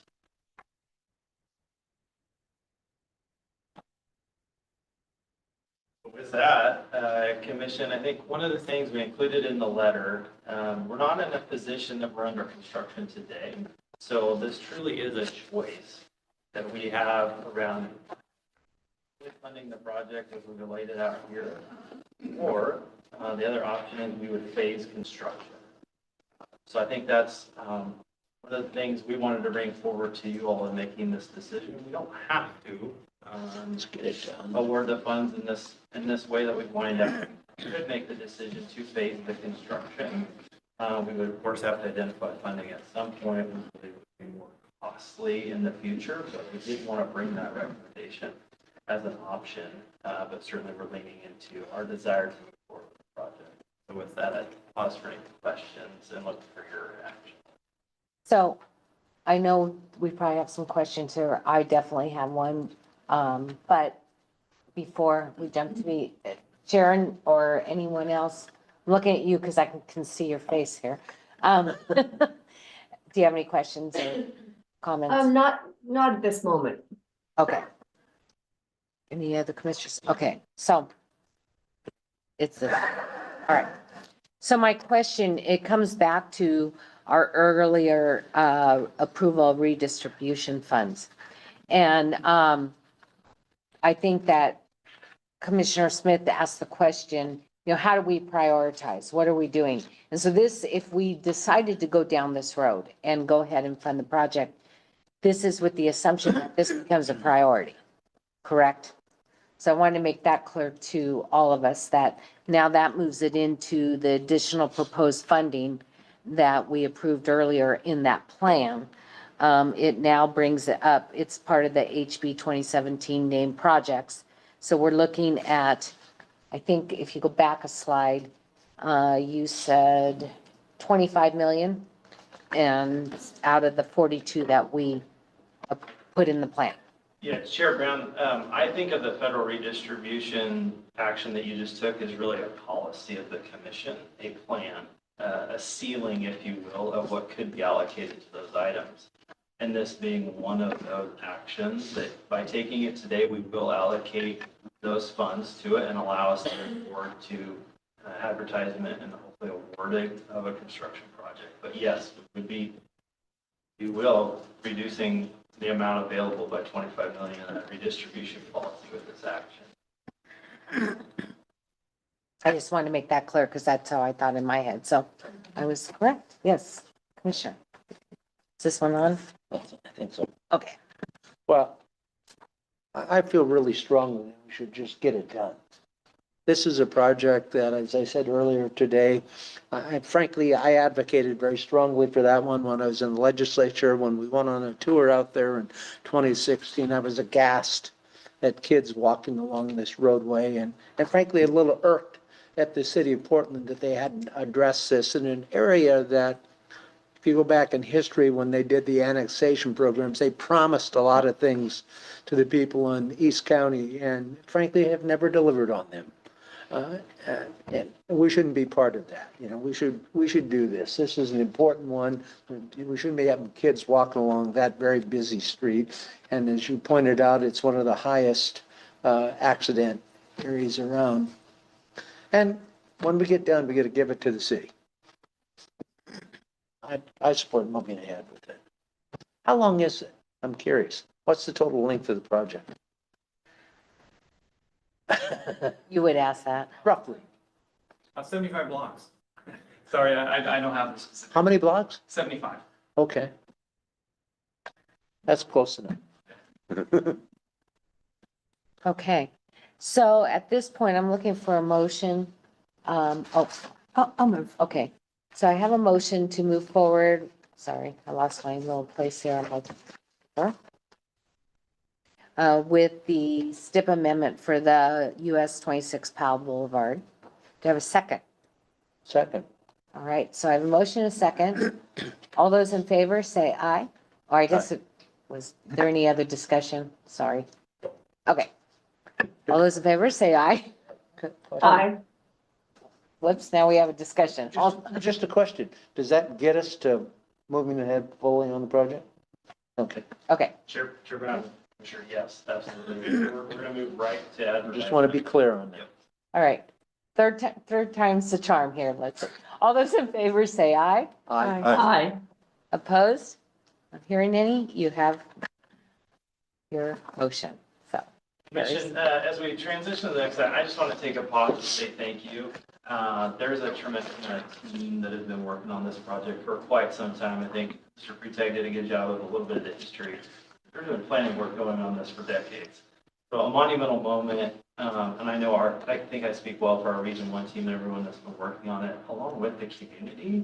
Looking forward to taking the next step in this important project. So just thank you for your trust in us to move forward, the work that we've put into it. I'm looking forward to hopefully back celebrating some success on this project soon. So just wanted to pause and say thank you, and also to all of our team that have made this happen. It's a monumental project for sure. I did the math, it's about 3 miles long, sir, so. Madam Chair. I did have one more comment, and it kind of builds on our conversation yesterday about return on investment and trying to get the most utility for our very limited resources. And I know we've been accused of funneling more and more money into the Portland metro area, and this definitely counts as Portland metro area. When we look at the number of injuries and lives that have been lost on this little stretch of however long you just said, it's really shocking, and we should be ashamed if we don't address it as urgently as it is. Thank you. Appreciate those remarks. Thank you. Madam Chair, are you comfortable with us moving to the next item? Yes, I am. Okay. Mr. Pretag and I for this one as well.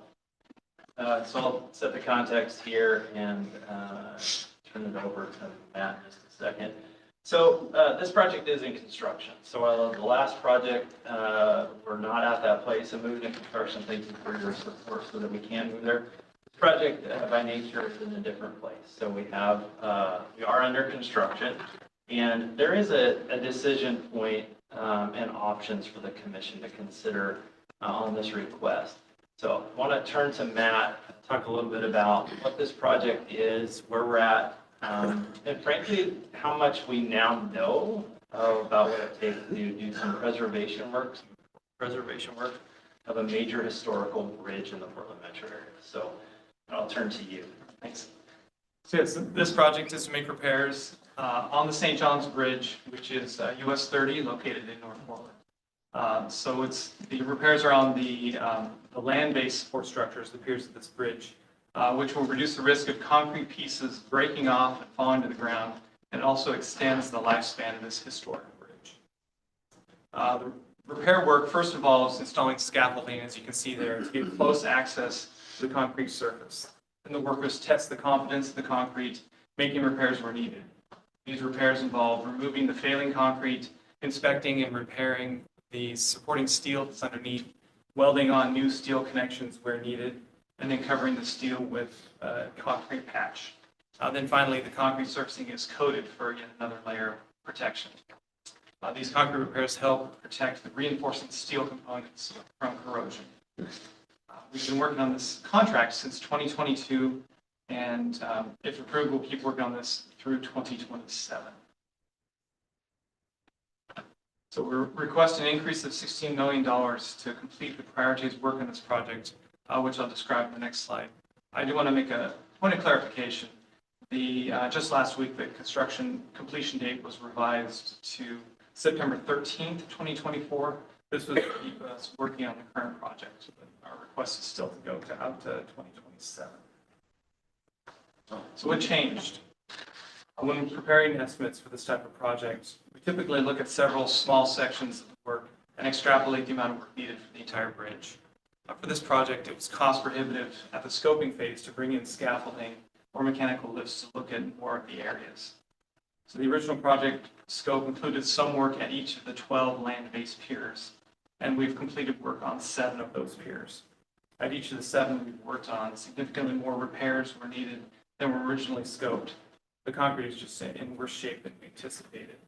And since the contractor already had installed the scaffolding on the piers we were working on, to be able to gain access, each pier was fully repaired while the contractor was there. This meant that the last piers in the contract would exceed the contract limits in our current project. So as you can see on the project, on the picture there, the work area extends multiple stories up in the air to reach the underside of the bridge. In this picture, in the background is a completed pier, which is the lighter color, and in the middle is a remaining pier, which is the darker color pier. So next steps. So with approval of this request, we'll increase the overall amount of concrete repair work and focus on fixing the 3 high-priority piers that are within Cathedral Park. The contract will be increased by $16 million and will extend the completion date to 2027. We prioritize the work in the park because of the high volumes of pedestrians and the great use of the park right there on the river. There's a lot of people down there. It's a wedding venue. It hosts music festivals. There's a lot of use there right around these piers. So, as shown on the slide, there is still remaining work to be done, and we still have maintenance work that needs to happen up on the bridge deck. And so even with resolution of this current project, we'll develop a future project to complete the remaining preservation and maintenance work. So I think a couple things I'd add. It's a significant increase that we're asking for. It's not lost on me. First question I asked our team when this came forward, should we have known this? Should we have known that it was going to take this much repair? I asked our contractor, by the way, the same question. I think Matt really spoke to it well. It's the limited access. So as he pointed out, we took a small area, tried to identify how much repair work was needed, and then extrapolated that out. But really, until you get up there with a hammer, start banging on the concrete, you don't know how much repair is actually needed. And so I think that's a great example of how much energy and effort and resources are we expending to manage the risk on a project. But like every project we're learning from, this is a good example of if we were to do this project all over again, we'd probably assume a higher level or at least contemplate how would we manage the risk in construction before we got to the point of a large dollar increase such that we have today. I think it's also an example, much like we've talked with this commission about, it's just the degradation of our system. We are finding this challenge across the system, especially in our older bridges.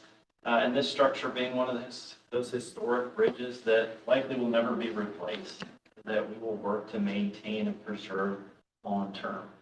It's also an example of what maintenance is dealing with on a day-to-day basis.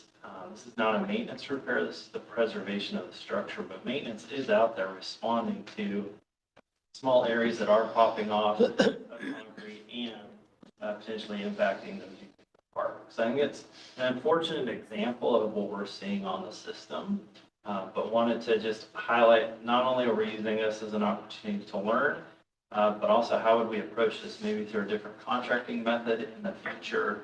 How much efforts are we putting into doing the advanced investigation or scoping work to identify the quantity of repairs that would be needed in a project like this? So it's extremely challenging to estimate what that would be, but we're using it as an opportunity to learn. So I wanted to highlight this. What year was this bridge? Do you know? Does anybody know? Yeah, my best guess would be 1914, but early. Okay. It's just, the reason I asked that, just hearing how old these bridges are and how well they have been maintained over the years is just amazing to me. 1929. 1929? So it's been there a long time. Still a long time. And I think that Chair Brown, members of the commission, I think yesterday, for those of you that are able to join the Cellular Bridge tour yesterday, 80 years. 38. Right. As we were looking at that. Yeah, so I just wanted to point that out because I think sometimes people look at the picture and don't realize how well it's been maintained, how old it actually is, and what it's going to cost to replace it if we had to. Chair Brown, if I may. Yeah, the repairs here, that's such a critical piece of this is that if we don't repair the concrete or there's too much corrosion in the steel, there's no getting it back. So we need to help take care of the exterior there to protect the interior. So commissioners, we do have options.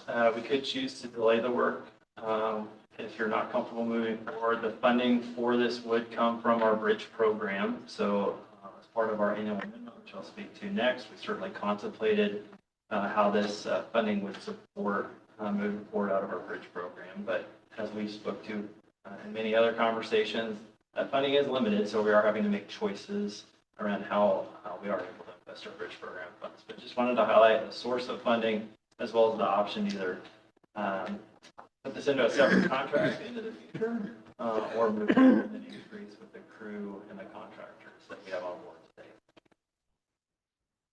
So when you say it's coming out of the bridge program, are you talking about money that'll be redistributed through the federal program, the 100 million that we're putting in the Fix-It Bridge, or is this out of our existing budget? Thank you, Chair Brown. So not related to federal redistribution Okay. in that discussion. This would be out of our existing state bridge program dollars. Yes, Commissioner. I guess the question that goes with that is, I assume that money is currently allocated somewhere else. So what is the impact of that? What doesn't get done? Yeah, Chair Brown, Vice Chair Byer, appreciate that question. So it's not currently allocated to a project per se. It is within our program of funds. But as I'll speak to here in a minute, as we move to the next agenda item, we did identify projects that we would like to do design on, and then set ourselves up for funding construction in the future years or in the next STIP cycle. So by allocating 16 million towards this project, it means we will not get to the next project on the list. Much like our Abernathy conversation we had as well, we're making that tough choice to cancel the Fremont Bridge painting project. There will have an impact elsewhere on our system. I think that's the balance we're trying to achieve of how high of a priority is this bridge as compared to other bridges on our system. We feel strongly, to Matt's point, if we're not making the efforts to preserve it, we're going to lose it in decades to come. Yes. Did I hear correctly, saying that and I assume it's not like tomorrow, but if we don't get at it at some point, once it gets to the steel, you can't replace it, you can't fix it. Is that what you're saying?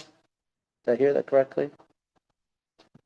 Mr. Byron, it becomes much more difficult. The more corrosion there is, the more repairs need to be done. So yes, certainly sooner is better than later. I mean, the image I have is at some point you're going to lose the bridge. Yeah, there's quite a bit of structural steel in these piers, but there's still a percentage of, once it gets damaged and corroded, then that's a big fix. Madam Chair, I think the thing that I would add, so I personally visited the site. I've seen the work that they've gone through on the piers. I'll admit I'm actually driving a little bit of the fact that this is probably an opportunity for us to address this now.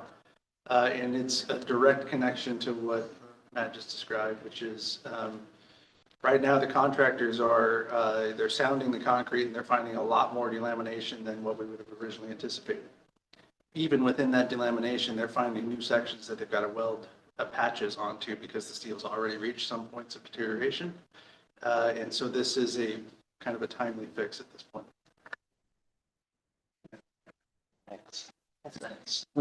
So aside from the obvious long-term cost savings, which is a conversation we've been having all morning, I just want to get back to this horrifying image of a chunk of concrete falling off the bridge and hitting a child riding their bike in the park.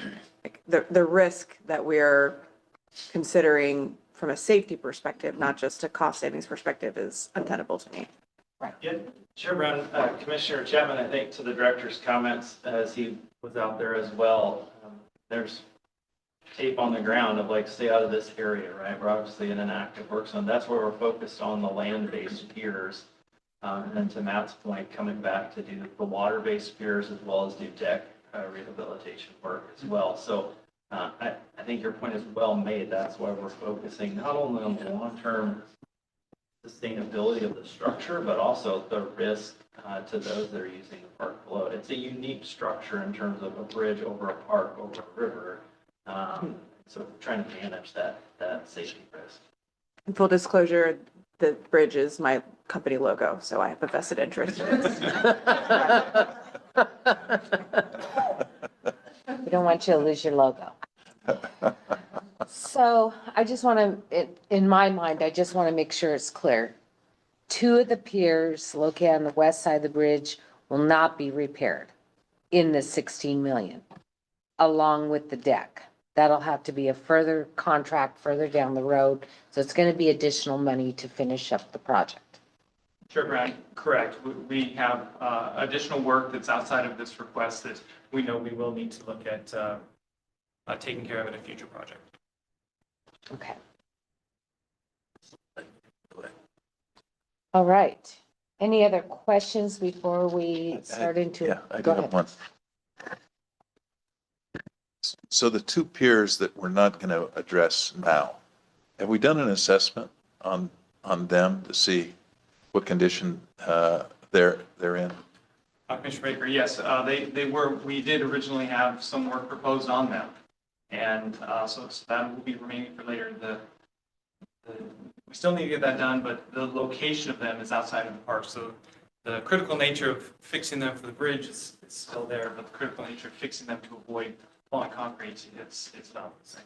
And is there anything that should concern us in terms of the need to move on those other two piers quickly? So the question is, I mean, you're asking us to fund half of the job. Should we really be talking about funding the whole job? Is there significant risk that by delaying the funding of the second two piers, that we jeopardize the integrity of the bridge?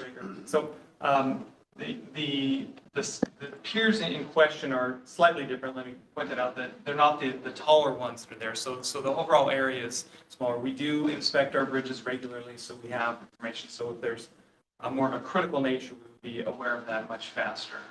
So this is, unfortunately, like we have on many structures, we have work that needs to get done on future projects. I think, Commissioner Baker, if I may, I think we're comfortable with the risk of the amount of time it will take for us to get back to make the repairs on those remaining two piers as we try to manage the overall need of the structures, like in all of our structures. So I think at this point, we're comfortable with accepting that risk, just like we do on every aging structure. But to this conversation, not comfortable with the risk of those land-based piers. Thank you. Okay. It's been one heck of a day. I'm looking for a motion to. Your namesake bridge. I serve.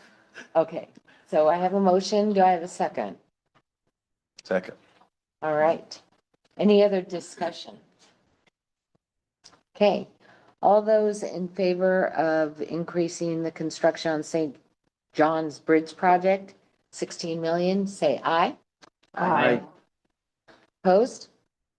Okay. Go get that bridge and get it fixed. Thank you, Commission. Cutting the budget and making major expenses.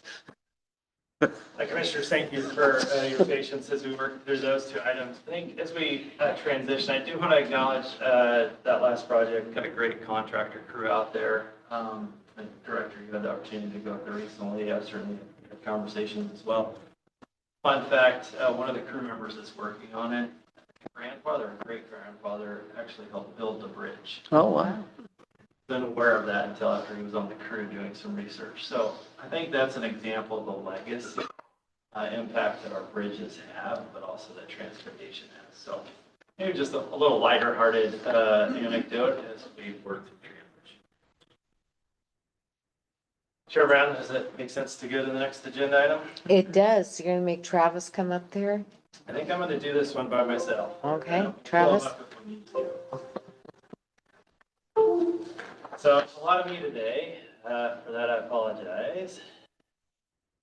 So set the context here. So we're moving forward with our annual STIP amendment, the 24-27 STIP amendment. I think in the past, Mr. Brower and Mr. Flowers may have been up here presenting this item. It's an administrative process that we do every year as we make changes in the STIP to address actions that need to occur. Some of those are fairly administrative in nature historically, allocating funds from our construction bucket, adding projects into the STIP, or some of our grant programs, especially our transit programs. It's been typically on the consent agenda in the past. Certainly the commission is aware of it, we're engaged in it, but part of our everyday management of the STIP from year over year. I'll reflect on, we're just getting started in this 24-27 STIP, so this would be the first annual amendment in that current STIP cycle that we're in. This one's a little different though. So as Ms. Peltz and I were up here earlier today, we're speaking to our project delivery improvements and a lot of the efforts that we're doing. So this reflects some of the work that we've been doing over the last 6 to 9 months. And I wanted to set just a little bit of context. So the STIP has a little over 1,300 projects or individual items, in the STIP. 500 ODOT projects, over 600 local projects, a significant number of transit and rail grants or projects, and then a handful of other items that are needed to be included in the STIP. Our annual amendment that is before you today for consideration includes changes to about 250 items or projects. Not all construction projects, but some of those grant program areas identified. So back in May, we took some action, or you took some action to adjust our project schedules to align with our cash flow. We also spread those projects out throughout all 4 years of the STIP cycle. As you may recall, we front-loaded some of our project schedules, and that had created some issues for us. With the amendment before you today, we're balancing not only the alignment of those schedules, but also with our budget, cost estimating, improvement efforts for each of the projects that we're still moving forward with. There are a handful of projects that we would be canceling, or maybe use a better term, delaying into a future STIP as we're managing the portfolio of funding available to us. And then we've mentioned before, we have reserve buckets in the STIP for construction funding, an attempt to allocate dollars to those projects once we have enough information around the design of them. So it's not that we have funded construction yet, but that we've been working on the design, so making adjustments. This is one piece back to the strategic review discussion yesterday around the 10-year capital programming approach. That, I think, is one of the benefits that we will see as we implement that approach, that we're not doing it the way we're doing it today by holding funds and then having to go through the STIP process, that every year we're updating that rolling capital program and showing you what we think we can fund with the available resources. So I just wanted to make a plug for that improvement that we're going to be working on. And then there's some adjustments, not only between the phases of a project like design or right-of-way or construction, but also adding earmark funds or grant funds that we've been able to receive over the last year. And then, of course, there's always the opportunity to combine projects for efficiencies as the work progresses. It's about 90 projects related to construction phases. 2/3 of those are individual projects, and about 1/3 of the actions are actually drawing those funds out of those construction reserves. About 70 of the amendments are associated with our transit grants to individual transit agencies, so including those in the STIP. Close to 30 projects that are those cancellations or postponement to future funding years. We have a couple of projects that our local partners have actually asked to be canceled because their funding is not available to support the entire need, or their desires have changed around the project. We've got some administrative changes to include projects for both our ADA program, but also our PROTECT funds that came through the federal infrastructure bill. So we're adding projects to those. And then adjustments to our bridge program, as we spoke to earlier, especially allocating funds to our timber bridge program and our major bridge maintenance. So a connection back to that last topic, how are we making adjustments to our planned activities in the STIP as we see further degradation of the system. So we often talk about how the STIP, things don't change, will become more reactive. We will be back in front of you making these recommendations to say, we're not going to replace that bridge, we're going to need to put investments in another structure because we're finding more challenges elsewhere. In terms of the projects being canceled, I just wanted to highlight, we are requesting action for y'all. The first 3. The first 2 are related directly to the tolling revenue not being available or not moving forward with those projects. I wanted to highlight that, as well as the Fremont Bridge project, where you all supported that recommendation. This would be you taking action to cancel that bridge project in the current STIP. And then a handful of other cancellations or cleaning up of those items within the STIP.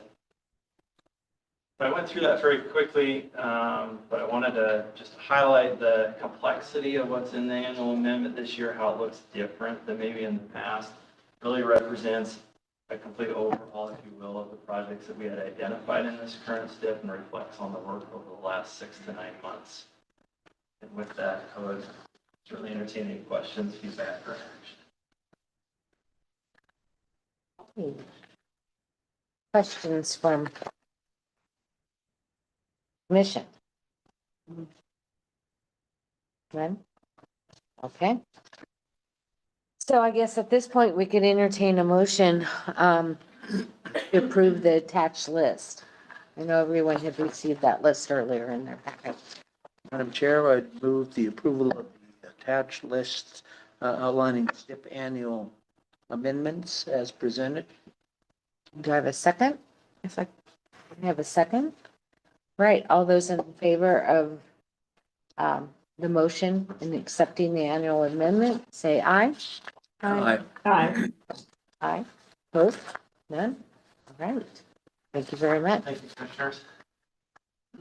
All right, we are set for a break, and I know, Brendan, I wanted to check with you and see if you wanted to still go in this order, or if you wanted to get kicked, because I think you were waiting for someone to attend. Thank you, Madam Chair. We're ready to go. You are. Okay, great. We will take a break then for just a few minutes.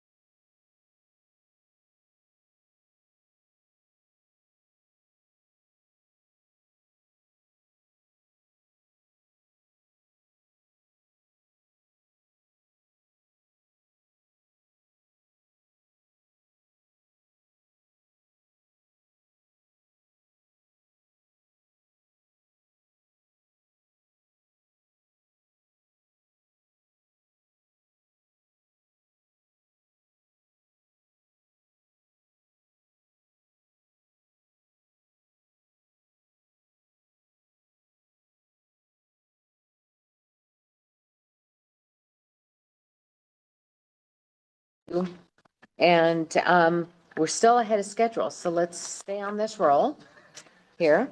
And our next item is item O. And so, since you took a drink, sorry, Brendan. We have Travis and Brendan here to talk to us about the I-5 Rose Quarter Improvement Project. So. Yes, thank you, Madam Chair, and we'll do our best to keep things on schedule. For the record, Madam Chair, Mr. Vice Chair, members of the Commission, Brendan Finn, Director of ODOT's Urban Mobility Office, and I'm happy to be joined by Travis Brower, ODOT Assistant Director for Revenue Finance Compliance. We're so glad to see you today. You're getting good at your introduction. Did we lose JT? I'm about to do Oh, that. okay. We also have a special guest who's not a stranger to this commission, who is a strong partner to the project, Mr. JT Flowers, who'll be joining us virtually here. Looks like the team's bringing him up now. JT was going to try to be with us in person, but I wanted to tell you about what he's done the past couple of days, because it's pretty amazing. I almost think that he's cloned himself. Hold on, Madam Chair. I'm not sure we have him. Was here? We lost him. So I think he would want to hear what you have to say. That's why I said, Yes, let's I will. pause. So, seems like the meeting just crashed. Okay. I'll be back up. So exciting, we broke the internet. There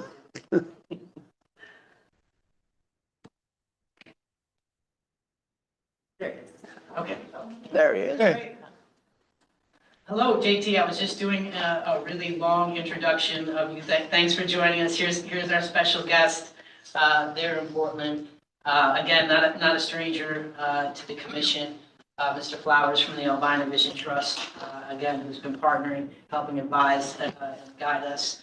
I'll be turning it over to him in a couple more slides to share some words with us. But as I was saying, Mr. Flowers, you've been quite a busy man the last couple of days.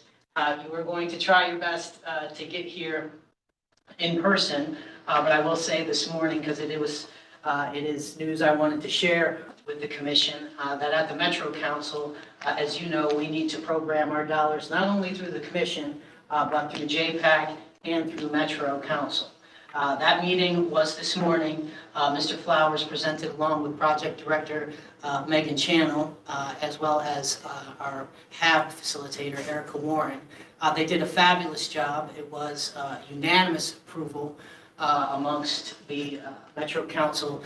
And if I could quote Councilor Gonzalez and President Peterson when they voted and excused the language here that they voted hell yes on that $450 million grant through the Reconnecting Communities. So good news there. Thank you, Mr. Flowers, for the partnership. Also, yesterday morning, Mr. Flowers was before Portland City Council, and I know he has some other things, so I don't want to steal his thunder on letting you know some of the news that's happening, where the city of Portland was programming their biggest grant to the Portland Bureau of Transportation of all time, $38 million through the Reconnecting Communities program, which complements the work that we're doing on the highway cover through the Broadway Wilder Corridor project that they're working on. So he's been quite a busy person, so glad he can join us virtually. And yeah, because it would have had to drive a little too fast to get down here on time. So thanks again. And if I am going to do a little bit of an audible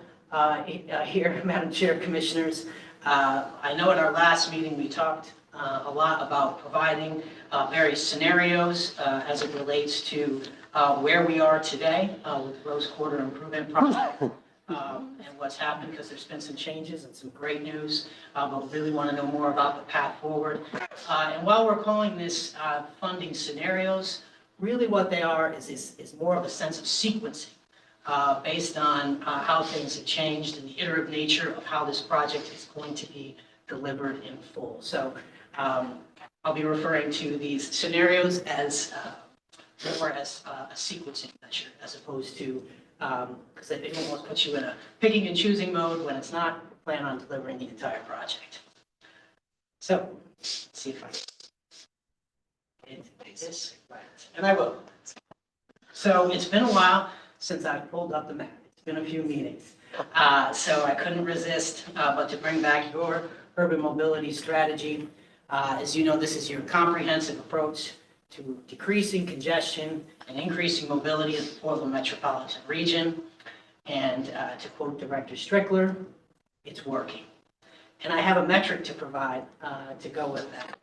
Intrix, which is an international authority on measuring congestion in every city and every metropolitan area in the world, which we rely on to do statistics around congestion in metropolitan regions, just published their 2023 version after looking at all the data. And we've improved. We've gone from the 12th most congested Portland region in the country to now the 19th. Now we're still punching above our weight a little bit because we are the 25th largest metropolitan region in the country, so there's work to do. But progress is being made on a lot of these components that have been completed. Some of them are in flight, and some of them are still in planning stages. So one thing that the Interstate did this year that they didn't in previous ones is to identify the busiest corridor. Which one has the most traffic? It doesn't address it on bottlenecks per se on peak hours, but what's seeing the most traffic throughout the entire day. And that was the Sunset Corridor, the 26th in between 405 and 217. And it just so happens that we did publish just last month the West Side Multimodal Study. Commissioner Baker, I know you've reviewed that entire process. We published recommendations that came forward through that study. We look forward to working with our partners in Washington County on moving that forward. I also wanted to point out passenger rail. You heard the director mention it a little bit in the beginning in his remarks, and I think a few meetings ago you heard from Division Administrator Carlson on the increased ridership that we're seeing. And one of the things that's exciting, at least to me in the Portland metropolitan region, is through the experience that we had through tolling, we learned a lot about what was happening in Oregon City and Westland, and really the options that were there, or lack thereof, for them to get around the Portland metropolitan region. So one thing I wanted to just plug here in this venue is that now you can take a trip from Oregon City to downtown Portland, and there's 2 a day round trips for $3.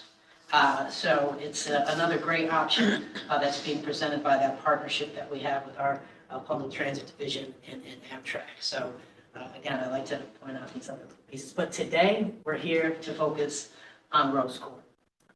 And where we left off at our last meeting, but where I want to start off with today is by turning it over to Mr. Brower to talk a little bit about the schedule and how it relates to the urban mobility strategy. Thank you, Brendan. We just wanted to provide a little bit of context and a reminder of where we are in this process, because this has been already a 3-presentation conversation, and there are multiple steps yet to go as we go through this effort of updating the urban mobility strategy finance plan and bringing projects like the Rose Quarter to complete funding plan. So recall in Ontario in May, we had our first conversation after holding and punched a hole in the finance plan, and also as we had that opportunity with the infra grant application. So at that point, you approved $250 million in matching funds. Last month, or I guess it was 2 months ago, given that it's August 1st today, you did approve the conceptual finance plan for the urban mobility strategy, including the transfer of funds from the Fremont Bridge to Abernathy Bridge to help with some of those funding shortfalls, and also gave us direction then to use bonding to complete the remainder of the funding that's needed. Today, you just approved the annual STIP amendment, which does effectuate that transfer of funding to the Abernathy Bridge, and we are bringing forward those Rose Quarter completion scenarios. We do expect that sometime in the next month or so, we will hear about the infra grant, and we are getting very good signals from our partners in USDOT about the potential for funding there. After that takes place, will be really the next phase of this conversation. And because I have bad PowerPoint skills, I just put this in October. It could be October or November, depending on the timing of that grant, where we'll come back and really update, with the amount of funding we know we have at that point, we'll be able to sort of hone in on how we will move forward with the Rose Quarter, and talk about what the remaining funding needed is, including the bonded amounts, et cetera. So there will be some additional STIP amendments needed then later as we figure some of those specific details out. So that just puts it in the context of the ongoing conversation about the UMS finance. Great, thank you, Travis. And then just figure we should bring up the project. This is the project we plan to deliver. This is the project that was approved by the federal government. Our environmental assessment, which we turned in, was approved and giving a finding of no significant impact of this project. So this is the one that we plan to deliver. Of course, it has the components of the highway cover. The Hancock crossing reestablishes the grid that existed when Albina was thriving. Multimodal street improvements being made on Broadway and Weidler. Again, they complement this $38 million grant that's been received by the city of Portland. The pedestrian and bicycle bridge that's going to provide the safety measures that are needed based on the relocation of the southbound off-ramp that you'll see listed as number 6. And of course, the auxiliary lanes that provide those safety and operational pieces to the main line in between I-84 and 405 to the north and to the south. And I guess before I get too much into this, a little bit of reflection. If we were here a year ago, we wouldn't be having this conversation. We wouldn't be having this conversation about how pieces sequence out because things have happened and transpired that we didn't know were going to happen. And I guess where I sit in this chair in front of you today is that would happen from now and from a year from now. And from a year from now, I'm hoping that we're sitting here and just giving you a report out on how this project is fully funded and we're getting to construction. So I'd like to provide that context because there are unknowns. And while we're providing this to you today as the sequencing, there's a bunch of unanswered questions as we look at the what-ifs as this proceeds. But we approach this with a tremendous amount of optimism and with some amazing partnerships. As I heard at the Metro Council earlier today, a lot of them commented on this is something, these are partnerships that DOTs and state governments have not had in the past. And we're excited to be a part of that. So we're here to talk about pathways for delivery. Again, this will inform your future discussions on the urban mobility finance plan that Travis has said we will be coming back. So this is more of an informational item. We are not asking for any decisions from the commission today, but simply feel that it's appropriate for us to continue to provide this information as we proceed forward. So what do we have currently? You'll remember when we did, the commission did allocate the additional dollars for us to continue this work, which did a lot to lead to the historic grant that we awarded, the biggest grant in ODOT's history, the Reconnecting Communities Grant, and the encouragement from the U.S. Department of Transportation to put in an application for the infra grant, which we talked about at length. These are nods from the Biden administration, these historic investments, that what we're doing around the cover will lead to the delivery of this entire project, but it's inspiring not only their communities that were impacted by the construction of I-5, but also our regional partners and obviously our federal partners. So, but how that's coming into fruition under a bigger vision that's happening, no one can articulate that better than our partner, Mr. J.T. Flowers. So at this point, I'd like to turn it over to him as we look at this opportunity to complete the cover. So Mr. Flowers, over to you, sir. Hey, what's going on, y'all? Can everybody hear me? Yes. Yeah. Fantastic. Brendan, thank you so much. And commissioners, thank you so much for having me. I'm sorry I couldn't be there in person today. Ended up getting roped into another meeting where we had to put a vote down for something. The good news is that things are moving on this end. And as Brendan just spoke to, you know, this work is catalytic. There's no need to remind y'all of that aspect of this. You folks have been so instrumental in continuing to advance this work and give us an opportunity to really dream at scale, not just about what we build in the land that we have in Lower Albina, but also when it comes to this notion of creating new land, which a lot of folks in development would think of as an impossibility, right? This is really the sole exception to that rule. So we're grateful for your leadership and just wanted to emphasize that as well. I don't have a ton to say today. The most important thing that we like to continue to communicate on this end, and you've heard us say it before, is just that the community is so deeply invested in this work because a fully completed highway cover, the full cap package, it will be transformative in terms of enabling the broader redevelopment of a 94-acre district. That is one of the most innovative in the United States of America across every metric imaginable. So our interest in this conversation is making sure that as we go through and consider a variety of scenarios and a variety of potential sequencing timelines for when different projects get kicked off, that we're maintaining a clear through line, which is the federal money that community has been, has led, has brought in the door, that money is committed, is set aside, that money is not diverted to other projects like we've had happen in the past. And that when we think importantly about potential funding options on the table, that we're not just talking about the 450, right? In a scenario that seems a bit unlikely, but in a scenario where we weren't able to receive a federal EPA grant and we were left with the Reconnecting Communities grant, the 450, that wouldn't even feel complete to us until the project was made whole for the significant chunk of funding that was diverted to other projects just a couple of years ago. So we just want to remind the commission of what keeping our collective word looks like in this context, and think that it's important to highlight the importance of making the project whole. Our fingers are, of course, crossed, and we're doing everything that we possibly can to be supportive of the federal application that we have out for the infra grant.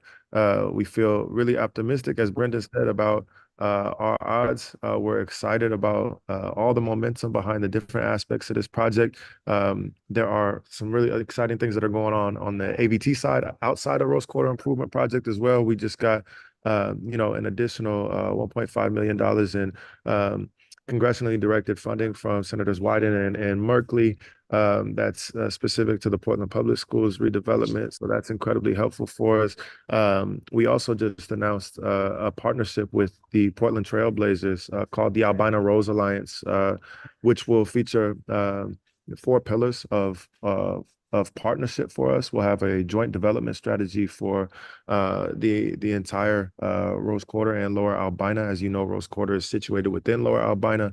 We'll have a joint legislative strategy, and we'll have a joint communications and storytelling strategy and joint community engagement. So our goal in partnering with the Blazers is to make sure that we, as the 2 largest anchor tenants in Lower Albina, are very firmly modeling to our public partners that community, the private sector, that the city in general is behind the restorative redevelopment of this entire district. The cap is a huge part of that. So again, thank you for your continued leadership. And my top line here is straightforward. We are in this for the full cap under any scenario. That's what we're sticking our necks out for and fighting for on this end. So thank you so much for your time. If you have any questions at any point, I'm always here to answer them. But thank you for indulging me today. Thank you for meeting with us and popping on. We really appreciate the good news. This is a great way to end our day for sure. Yeah, thanks. Thank you, JT. Are you, we just have a few more slides. Are you available to stick around in case there's questions at the end here? Yeah, absolutely. I can stick around for questions at the end. Great, thank you. Well, as Mr. Flowers talked about in the infra grant, wonderful opportunity, and just to remind the commission, it is the application that you approved that we put forward. It is to complete the cover and to also make many of the safety and operational improvements to I-5 as well. So the sequencing scenarios. One that we're putting together, and again, in response to the commission, these are illustrative just to kind of show where we are, knowing there's a lot of questions that can't be answered at this point. But I'll walk through those rather quickly right now and get to any commission discussion or questions. JT mentioned the Reconnecting Communities grant and the portion of the cover that it does fund, and that is this really important portion, which is the Broadway Widener section of the cover. It also allows us to do some work on the main line that helps support the cover and has some benefits to local streets.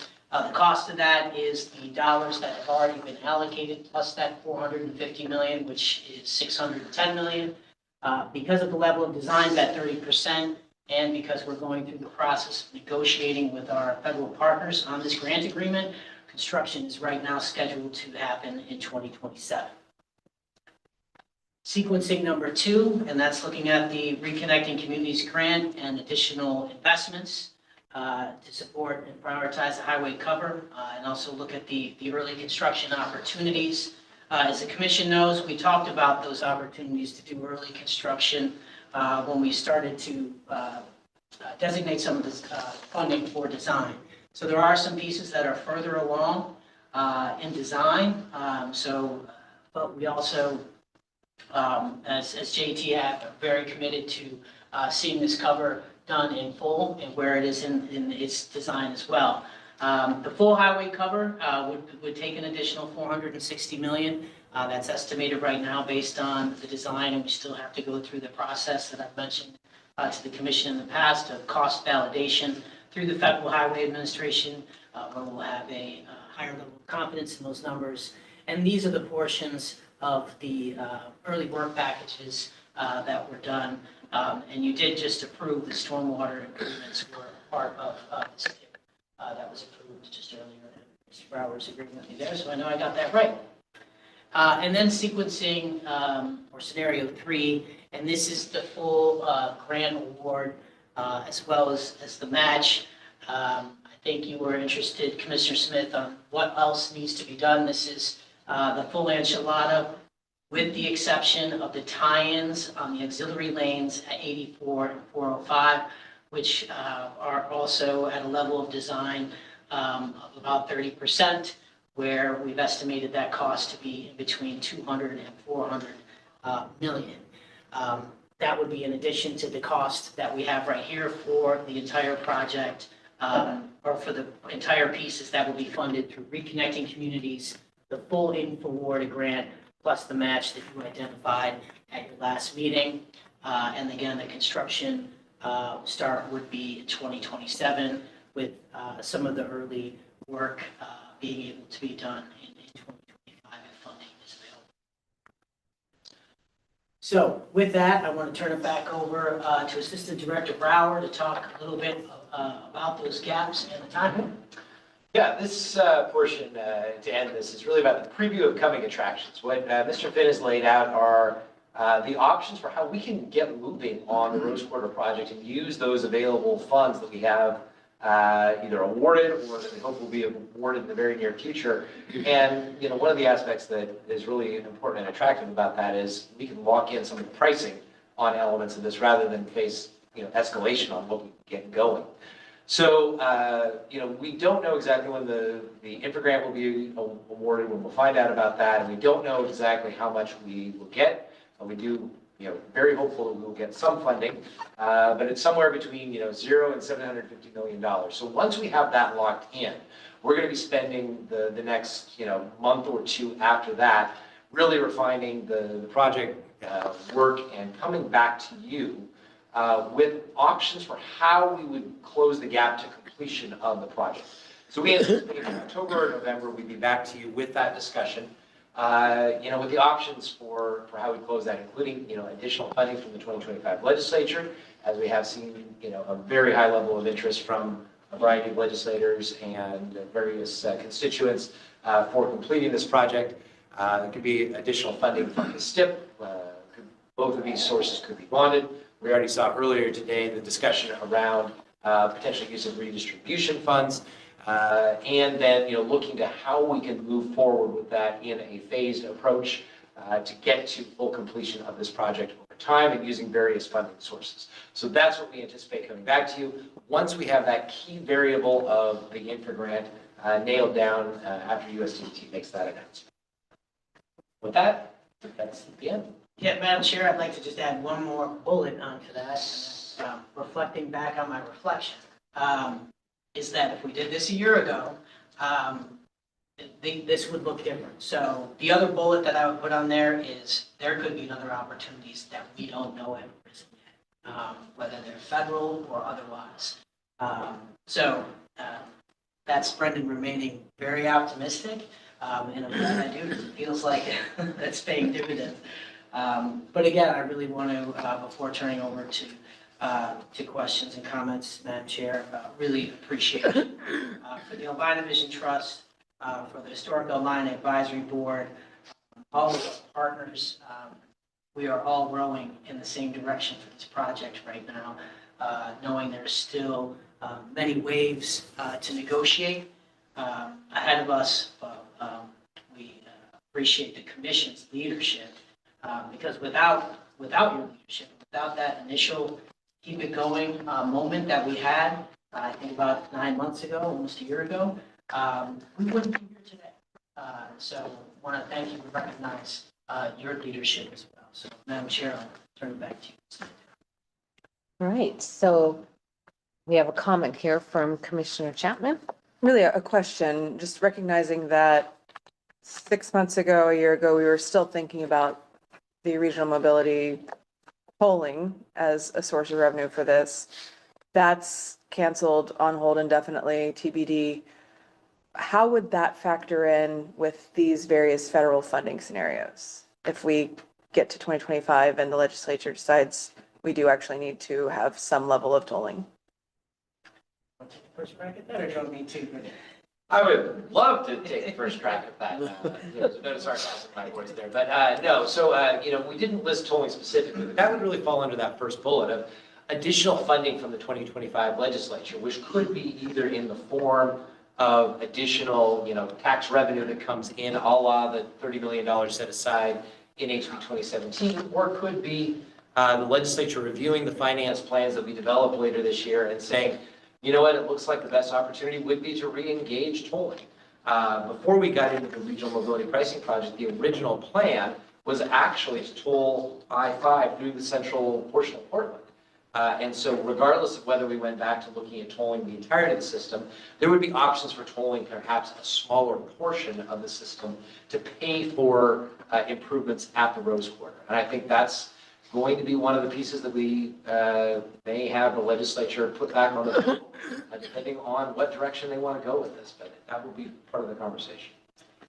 And I'd be remiss if I didn't add, and I'm sure Mr. Flowers is looking at me right now, because I sat in front of the community when we had when we had the chat about what the diverted funds from the Rose Quarter that would be paid for by tolling. Obviously, that's still, you heard it from Mr. Flowers, is still felt by the community. So if that did come to fruition in one way or another, I'm sure that it would be appreciated. So, Thank you. Go ahead, Commissioner. Well, I want to compliment you guys. I just incredibly amazed at the progress that you've made. When we talked about this last year, the commission was totally there, totally in support, but we were at the point of saying, we got to get this done. We just don't know how. And I think you've made some major ability or closing of that gap. And And I guess I'm being really optimistic now, you know, thinking where I can see it now. I can see us getting there. And part of that is the communities come together. I mean, it wasn't always that way when we started this project, but, you know, seeing Metro and the city and Albina Vision working strongly together with us on this project, it's impressive. And I think it's impressive to those who want to fund things. And probably most importantly, the last piece is the legislative leadership and talking about the funding packages that we've talked about consistently have this as a completed project that they want to include in anything, as does the governor. So, you know, as I said, I'm feeling optimistic. I think we're going to get this done. Yeah. I join Vice Chair Byer in his enthusiasm. And a couple of thoughts. One, just tip of the hat to JT Flowers. JT, you're an amazing leader, and the energy and the vision that you're bringing to this has made a huge amount of difference. So thank you. You're a great citizen of Oregon, and I appreciate you a lot. Second thing that I heard Brendan say and you say, and I've got it written here, and it's going to be traveling with me till this project is done and it's delivered in full. Because as we talk about sequencing and we start to get things accomplished, we cannot lose the mission of delivered in full. And we might find pressure to back off, stop, do other things. And we've got to see this thing through. And I think a big piece of getting started and being successful in our sequencing and keeping the community involved is an absolute commitment to deliver this project in full as we've got it envisioned. So, JT, did I capture the spirit of your comment there? No, and even more. And I was just went to a text message saying just how much it means to hear you say what you just said, you know. And I know we don't just speak for ourselves when we say that. We do speak on behalf of community when we say, you know, so often public partners in particular have made half-hearted promises that they haven't been able to keep, not because of a lack of good intention, but because of a lack of a willingness to fight through those lulls and those dips in momentum, in funding, what have you, to make sure that these types of projects are seen through. And we know just how important this is on not just the infrastructural level, but on a spiritual level for our community, right? We're talking about restitching the fabric of a neighborhood and retransforming what was once a residential area back into that, right? It was transformed into a corridor to shuttle vehicular traffic north to south, up and down I-5, and east and west, up and down Broadway, which is the widest arterial in Portland Central City. So that built infrastructure, no matter the amount of vision we have, it does limit what can happen in Lower Albina. So this for us is it's a historically significant project that we're going to be looking back on 50, 100 years from now, with eyes on, you know, our children, our great grandchildren. So your guys' commitment and consistent leadership on this, it means the world to us. And you know, as we said, we're willing to stick our necks out, but the only thing we're willing to stick our neck out for is a fully completed cover. So it means the world that to know that you're standing shoulder to shoulder with us in that goal. And I can't see Commissioner Smith anymore, so I'm not sure if she wants, there, no, she's not there. There she is. Would you like to comment at all, Commissioner? I have nothing to add to the comments that everybody else has said.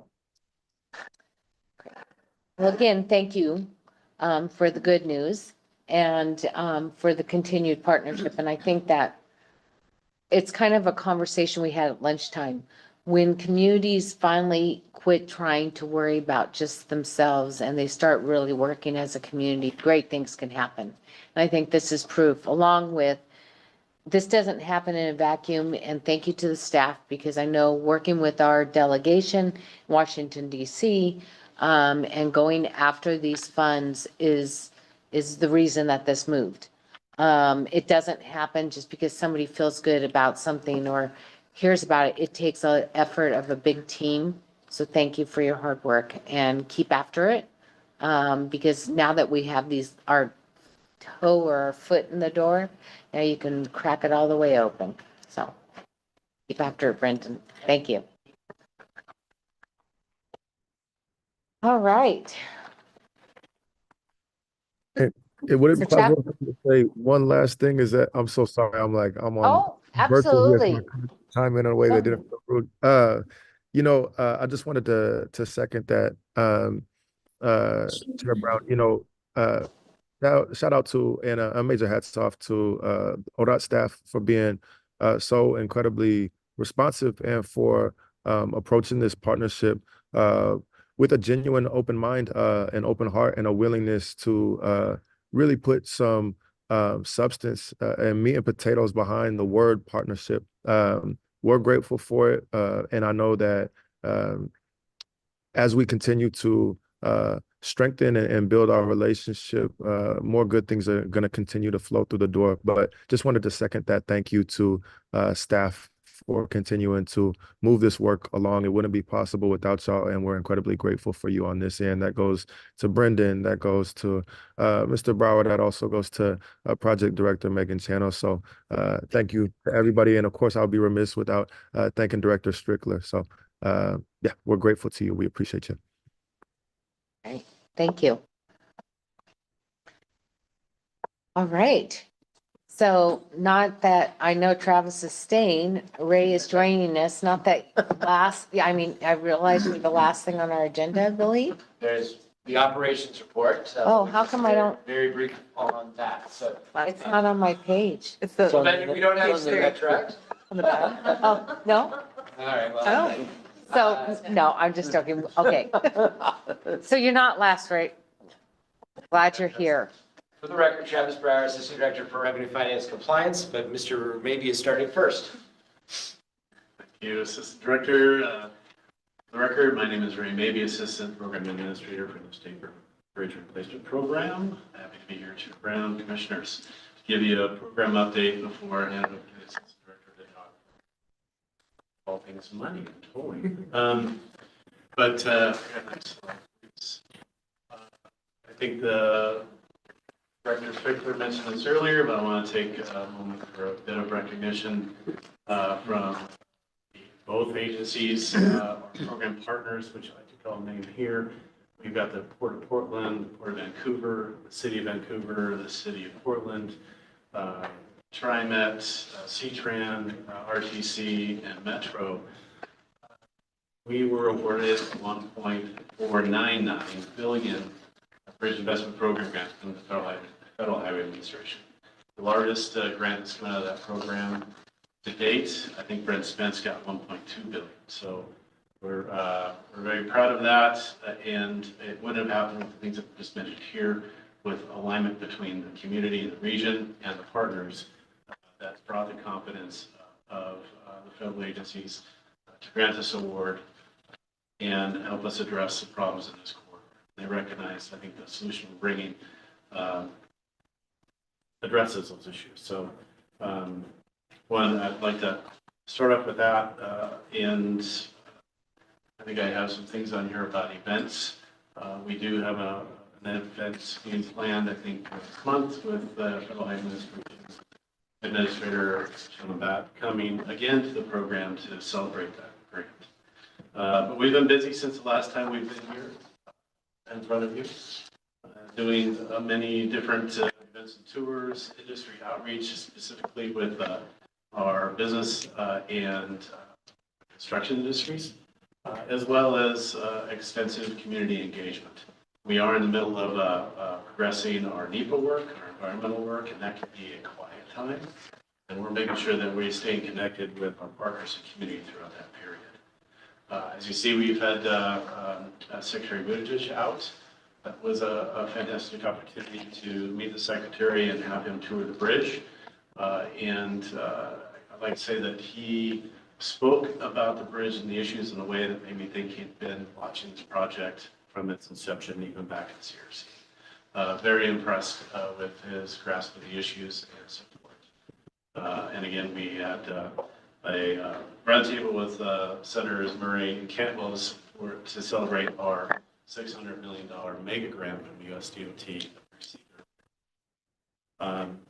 One thing I note in the industry outreach I'd like to touch on is the industry day event. And in that, we invited members of the construction industry, consultant industry, labor, as well as small businesses and DVEs to preview our preliminary packaging and sequencing of the program itself. I'll be talking about that a little later in the presentation, but it was an opportunity to share our plan, how we might package this, contract sizes, not only in duration, but in value. The owner administration that's contracting it, whether it's ODOT, WashDOT, C-Tran, or TriMet. And then also the potential delivery method or methods for this, because we see great opportunity to employ some of the collaborative delivery methods such as CMPC and present build up this program. So we wanted to express and share that preliminary plan so everybody can see themselves in that, because we expect that we see opportunities for some of the global contractors to come and play on these projects. They're going to be approaching or in excess of $1 billion, and that's going to outstretch our local contractors. But we also have opportunities for local contractors to either JV or prime themselves, and then also look for opportunities for small businesses and DVEs as well. So we wanted to share our current plan, get their feedback, and open our doors for continued conversation on a one-on-one basis, and that's continued to happen with outreach from both the consulting and contracting industry. And we'll continue to work with them to refine and improve our packaging and sequencing plan, which I'll be talking about later. Next slide, please. So this is our updated funding and grant slide. As you'll see here, we've got actually fairly many of these committed, I'd say. We've got our existing funding from both states, but we've also got the contribution, our commitment for $1 billion from both Oregon and Washington. We've jumped into the mega grant and the Bridge Investment Program grant. Those we're going to be working on those grant. We're working on the grant agreement for the mega grant now. Hopefully start on the Bridge Investment Program grant soon. But we know that we've got a couple pieces in the funding plan that are included. One is the tolling, and Administrator Assistant Director Brower will talk about that. But we see a range there. I think our target based on the level 2 traffic and revenue analysis is $1.24 billion. But we do have a range represented there, and we also have a range represented for the FTA New Starts grant from the Capital Improvement Grant Program. They're between $900 and $1.1 billion, with $900 million. That's given us a spread of about 6.3 to 7 billion in potential funds. And if you recall, our current estimate range is between 5 and 7.5 billion. So we're beginning to cover that spread fairly well. And we continue to find potential other sources. But this really, if nothing else, with the landing of the Bridge Investment Program, really locks us as a funded program that we can move forward with in a real way. And while we are still in the NEPA process, and won't really conclude that till near the end of next year, the planning towards delivery is happening now. And I'll talk more about that. Next slide, please. So this is our overall program schedule, very high level. But a couple pieces I'd like to point out here is the environmental phase. We are just starting August, and we're hoping to get our draft supplemental environmental impact statement published this fall for a 60-day public comment period. And then from there, we move on to the final, which we are targeting and hopefully within same schedule, take us to the end of, close to the end of next year, 2025. Once we get that and a record decision, we can begin construction. And we are planning to start breaking ground on the program in 2025, on right away that the agency already has. So right away is obviously a step that has to occur after you get the record decision. So being able to operate within our right of way itself helps get us a jump on some of the work that we have.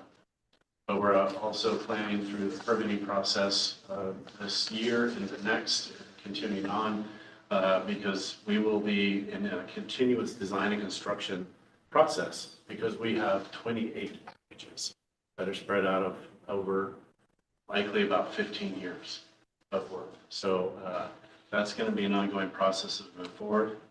And we're really excited to keep working on that supplemental process. Our draft is in legal review with our federal partners, which is a key milestone towards getting to publish the draft. And so we are feeling pretty confident about moving that out for public comment. Next slide, please.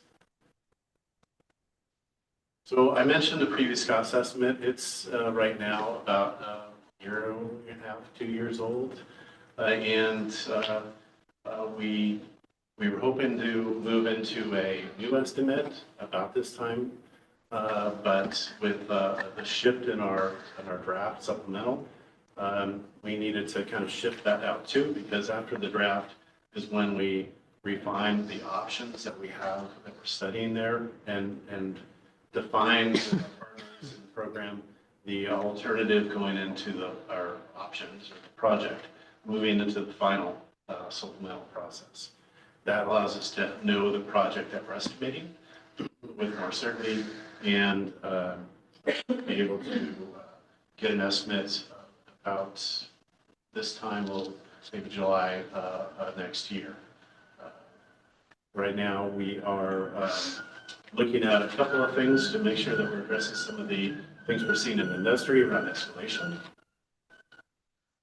And producing a project-specific escalation factors to use because we are unique with bordering both states and the size of the Plexus program. We want to make sure that we've got a good handle on those projected escalation factors. And that's one of the things we'll have to look at in a new estimate is what did we predict on the previous estimate, what actually happened in the intervening years, and how does that impact the estimate.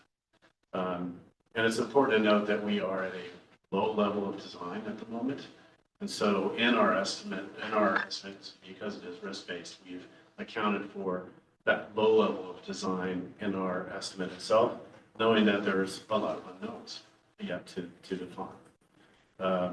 We feel that there's a few things that we can employ to help manage to our costs, our estimate.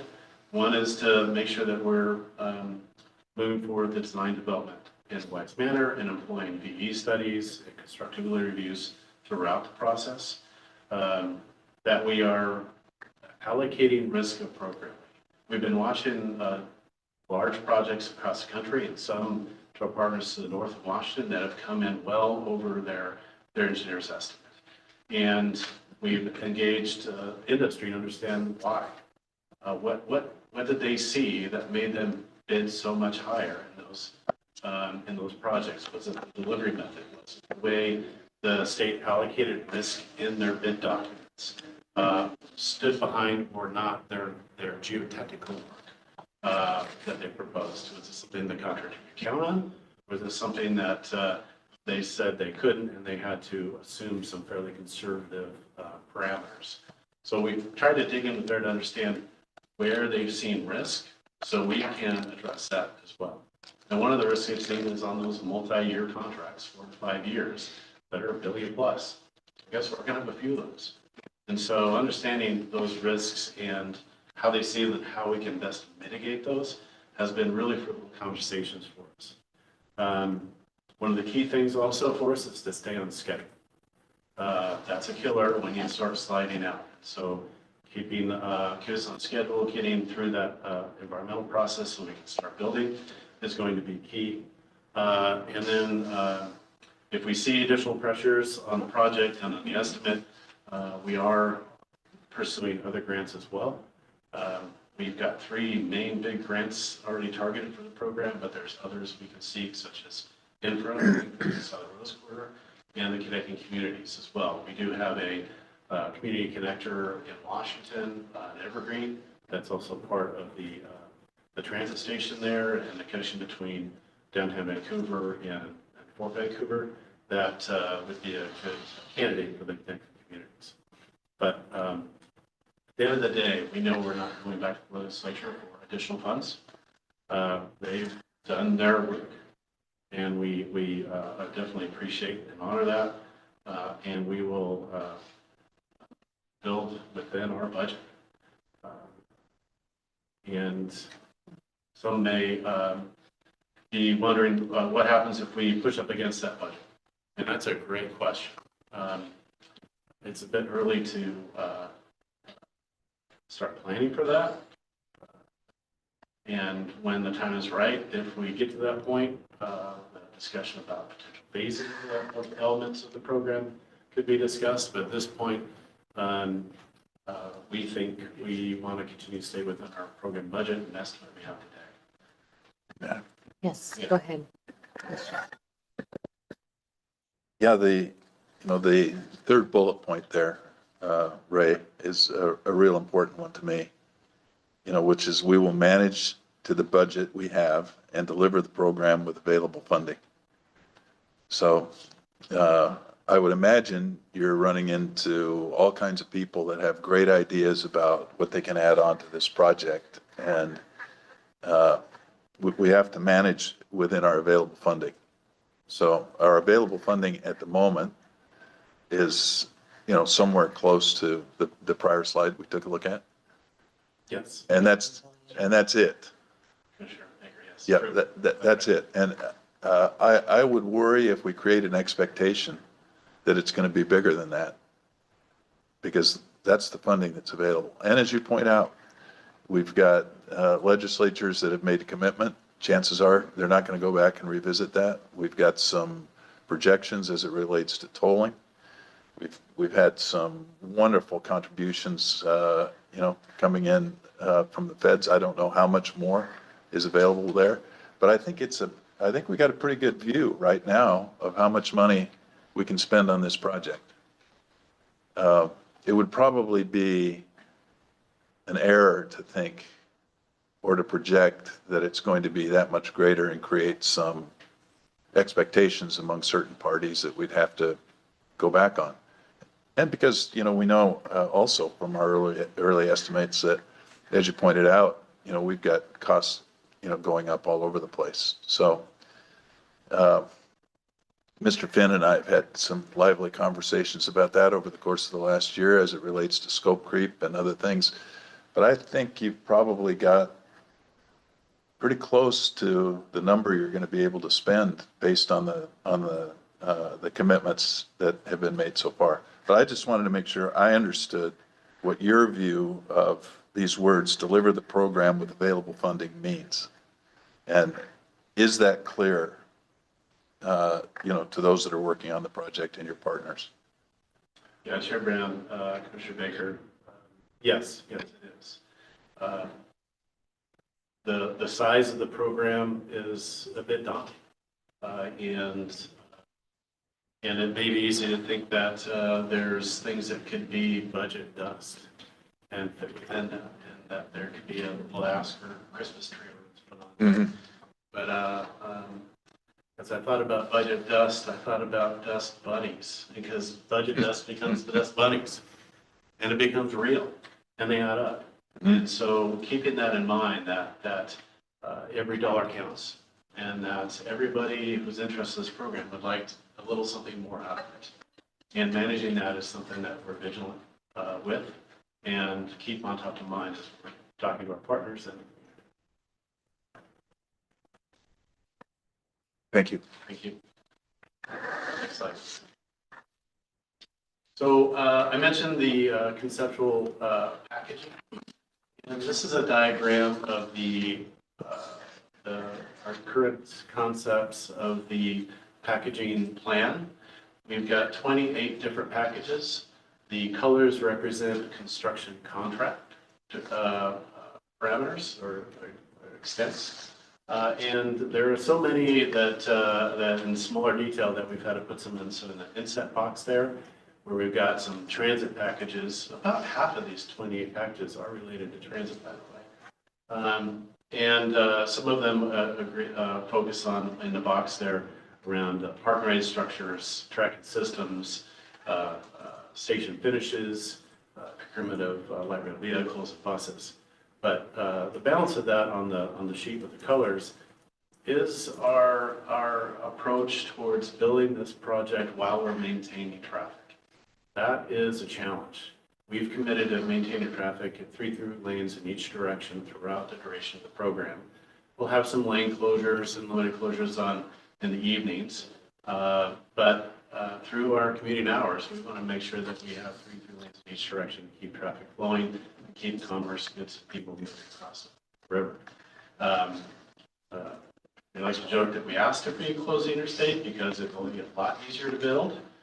We saw that actually on the interstate just in south of Portland, where they closed the highway and were able to actually get some things done fairly quickly.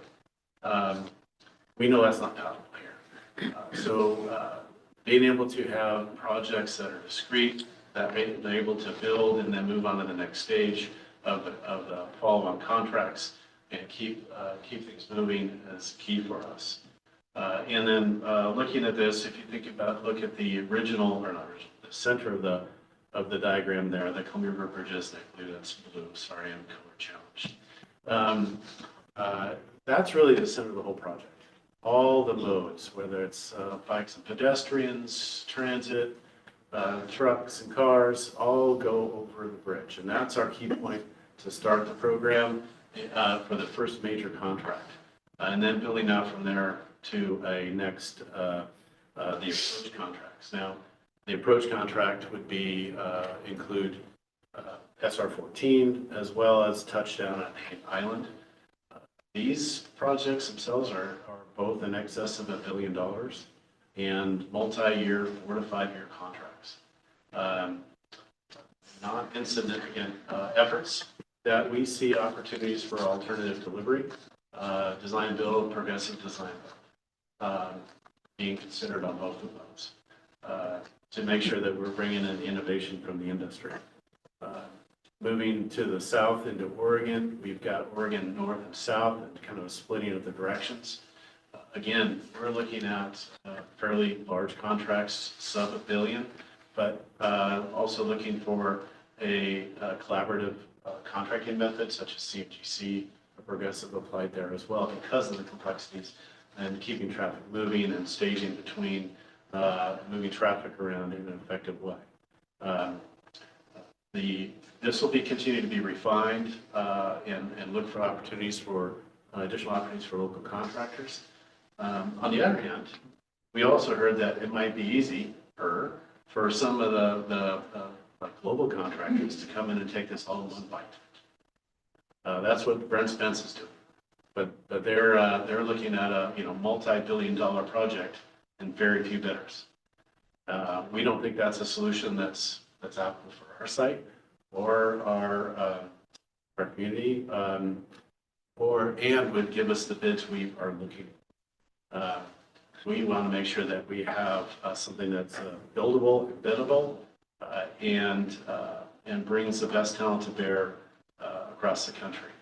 And by splitting these up in the way we're looking at, for example, just the Columbia River Bridges, we're focused on a contractor that does marine contracting. Most of that work is over the water. So that skill set's going to be very focused and unique and is prime for that type of contractor, as opposed to the approach contract of SR-14, where it's more highway ramps, and how we work, which would be a different skill set of a prime. But both of those will pull in those large firms that are used to not only projects that size complexity, but also in working in an environment where there's a project labor agreement, which we plan to employ in these large portions of the program. Stop there, see if there's any questions about the packaging. Ray, just a question about budgets and, you know, how you're dividing this up. I would imagine that you're probably going to get your arms around certain segments of this from a budget perspective much sooner than a year from now. Yeah, are you waiting on you know, all of these components before you bring back a budget? Or have you got your arms around, are there certain places where you're fairly firm now in terms of what you think it's going to be? Chair Brown, Commissioner Baker, as we develop that estimate further and pull those options that are being under consideration that are in the estimate today, pull those off and then bring an estimate back in the middle of the next year, we'll have a much better idea. We're currently working on the quantities of the design, basically how much concrete, how much fill, how much rebar, that type of thing. So we can then break that up into these different packages and then get a handle on the package costs, base cost, and then overlay the different risks. So we'll have a much better idea about this time next year. And then once we land that first bid and contract, we'll know a lot more then. But as I mentioned earlier, we're definitely staying in touch with industry in other states that are experiencing issues with their bids. Rhode Island just had a bid out for a large bridge. I think it was on, let's see, I think it was I-95, and they had no bidders. Now, what was in their bid document? What was the constraints there? Why did nobody show up when it was large and attractive project? And we're finding out that some of it was the timing constraints that were really being pushed to complete the job. But we're continuing to look into that. So we're continually going to school to understand what the pressures are that the contractor sees.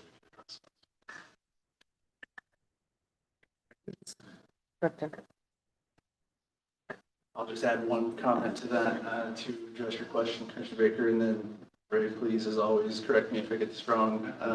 One of the other elements that makes it difficult to isolate and disaggregate costs for the program until you get to a point where the packages are absolutely locked down. It's just the interplay between different contractors, maintenance of traffic, and all of that can dramatically swing a project cost. And so we're trying to aggregate the costs in the macro with the appropriate amount of risk associated with it, but without breaking it up into these individual components that frankly, one still may change because we're still learning a little bit more about the project and some of the details in it, but then also how they would interplay with other contracts because there's so many of them. So it's a great question, and it's just one that we will need more time, I believe, in order to get to an appropriate answer. Yeah, thank you, George. Thank you. Okay, next slide, please. Well, I think I'll leave you with some visualizations. It's always good to have an understanding of what could this look like. We've developed images to help the community understand what the viewpoint and these visualizations of pedestrians might see from their vantage point as they progress through the program area. Now, we always like our disclaimer that these don't represent the complete range of bridge types, and no decision's been made on the bridge type or configuration at this time. But we'll be showing 3 different bridge types or configurations. One is the truss or double-decker configuration of a bridge span, a single level bridge where all the modes are at the same level, but in this case, we're showing what's called an externose superstructure. And then also a steel girder, and in that steel girder option, we show a movable span off the distance. So let's go to the next slide, please. So here we are, the Picture yourself, you're on Hayden Island, and you're on the west side of the freeway looking north, and you're seeing on the top diagram, the double deck configuration, where you can see the spans just elevated over the north of portion of North Hayden Island there. Just underneath the Talking OTC sign on the screen would be the transit line going in under the lower deck of the bridge with the highway components on top. On this level picture just below, you can see the single level bridge component, and you can see the catenary lines for the light rail. That's because the light rail is now on the bridge and going up on the single level with traffic. And then on the lower diagram, off the distance, you can see the towers for the movable span off the distance. That would be on a little further on the northern part of the channel, closer to Washington. Next slide, please. Similarly, you're on the north portion of North Hayden Island, but now you're on the east side of the bridge, and you are on the bike path that's going to connect into the structure itself across the river. On the top is, again, the double deck configuration. In the middle is a single level extra dosed superstructure. We can see the towers and cables. And then off to the left, you can see the lines for the light rail. And then on the lower level, the movable span configuration is still very. We're finding these really helpful communication tools to help people touch and feel the context of the potential bridge types and how they fit in the region. We're going to, in the area, we're going to continue to produce these as we have more refinement and with different views that have been requested from different constituents. But we find these really helpful. Can I ask? Yes. Sorry for the silly question here, but how are you going to pick one? And why can't we just pick one like now? Because it seems like if we got that settled, it would take a lot of the guesswork out of the process. So I know it's probably a really naive question, but. It's a great question. And when we get out that, so Chair Graham, Commissioner Baker, well, we are still in the draft environmental process, so we need to get through that before we make a determination of what the final is going to look like in that final, the final project is going to look like in the final draft EIS. So we can't get ahead of the process. If I'm thinking about the movable span option and that we have to continue as we are working with the Coast Guard to get a bridge permit, or at least in the beginning, a revised preliminary navigation clearance determination that allows the fixed span clearance of 160 feet. So again, we don't want to get ahead of our friends in the Coast Guard. And then with the superstructure type, let's assume we end up with a single level fixed span bridge. How do we go through and determine that? One, I think we've got, we're mapping that process out actually today as we speak, but I would envision that we've got a process with our partners as well as the community on how to select and get feedback on a superstructure type. If anybody participated in the Burnside Bridge, Burnside Bridge survey they did online, it was really helpful. They had diagrams that you could put a slider on. You can see the different superstructure types and how they fit in the context of the area, and then asked for what your priorities were as you looked at those and what you valued in each of them. And I could see us doing something similar to get that input and feedback to help guide our decision. And then we know that, as you mentioned earlier, Commissioner Baker, that money matters.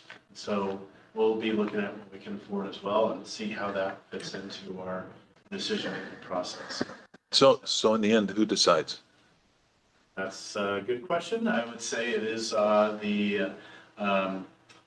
the program will decide with the support of the DOTs. with the input from our program partners and the community. Okay, the program. I'm not sure who the program is, but, Well, that would be Administrator Johnson. okay, He's the leader of our program. okay. Thanks.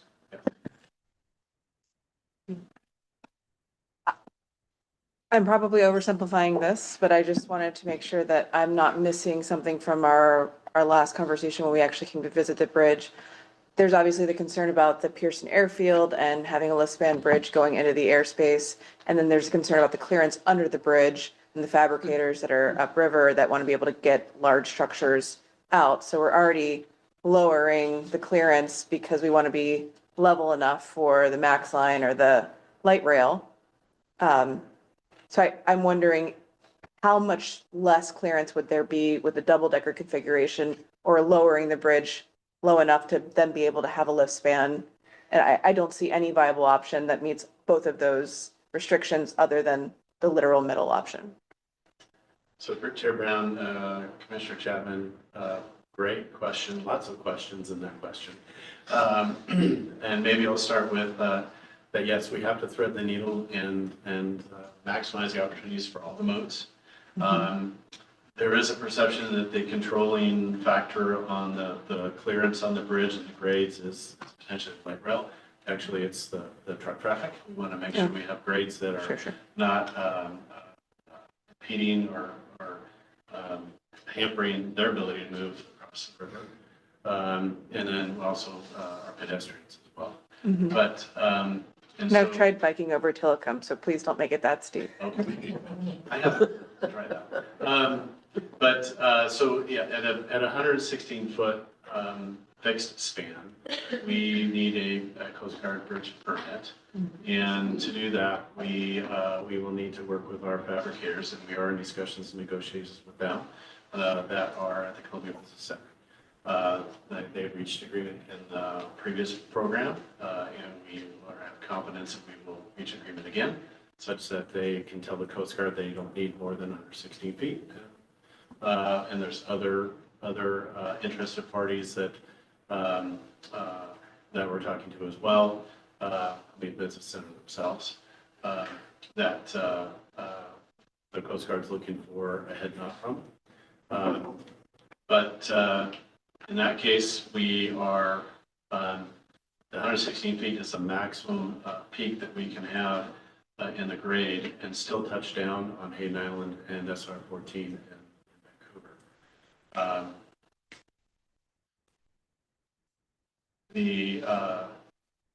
The difference between the single level and the double deck, if you think about the single level bridge and the double deck, if you think about the lower deck on the double, that's about where we can put the single level bridge. And so what it does is it helps lower our profile across the river a little bit. These are grades. And if we have a movable span on that single level, because we think a truss structure having a movable span is very complicated at the site, even more complicated and hard to do than the single level at the site.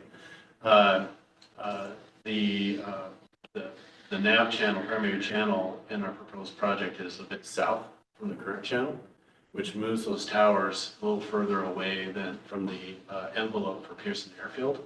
That's the one where the current towers that predate FAA actually penetrate the airspace for Pearson Airfield. I see. And so once we move that to nav channel further south, which helps align to river traffic through the rail bridge just downriver, it improves river navigation. We've done some simulation studies with pilots to see how that works. But that helps move us out of that airspace area and push those towers further out of the airspace for Pearson, so we don't have an obstruction call or a discrimination. But they are things that we have to keep in contact with both the FAA and Pearson Airfield, Portland International. So everything is a bit of a push and pull, and we're trying to find a way to thread the needle, optimize all the different ways you can say about it here to make this project work for as many people as we can. Thank you. Thank you. Great question. Any other director? Turn over to Assistant Director Brower. All right. I get to talk about tolling as one of the key elements of the finance plan, and the one in which you as a commission will have the most impact and the most decision-making authority. You are aware, I believe, that the two commissions have stood up a I-5 bi-state toll subcommittee that has two members of the commission. Commissioners Meyer and Chapman have been spending their Friday afternoons once a month meeting regularly with their colleagues from Washington. Vice Chair Tucci from Sunnyside and Commissioner Jennings, who's from the Vancouver area, to develop a plan for tolling the bridge, to recommend the toll rates and policies to the full commissions for initial rate setting and periodic review, because this subcommittee does not actually make the final decisions. Those will be made in tandem by the two commissions. So the Bi-State Toll Subcommittee is working to come up with this set of recommendations. They have to be adopted by a majority vote of both state commissions. They're going to have to, whatever policies and rates have to in compliance with both states' laws. The legislature in both states has provided some level of direction on how to toll the bridge and how not to toll the bridge. And then the bond covenants that we'll have to enter into in order to secure financing from the bond market or from the U.S. Department of Transportation, assuming we go after a TIPIA loan. And then, of course, the tolling must generate sufficient revenue in order to meet all of the financial obligations across the forecast horizon, but particularly with the goal of achieving that net funding from tolling that Ray showed earlier of $1.1 to $1.6 billion in order to contribute to the finance plan. So the commissions are going to have to decide a number of areas of toll policy jointly, including, this isn't the complete list, toll rates by time of day and by payment method, because it does differ a little bit by how you pay.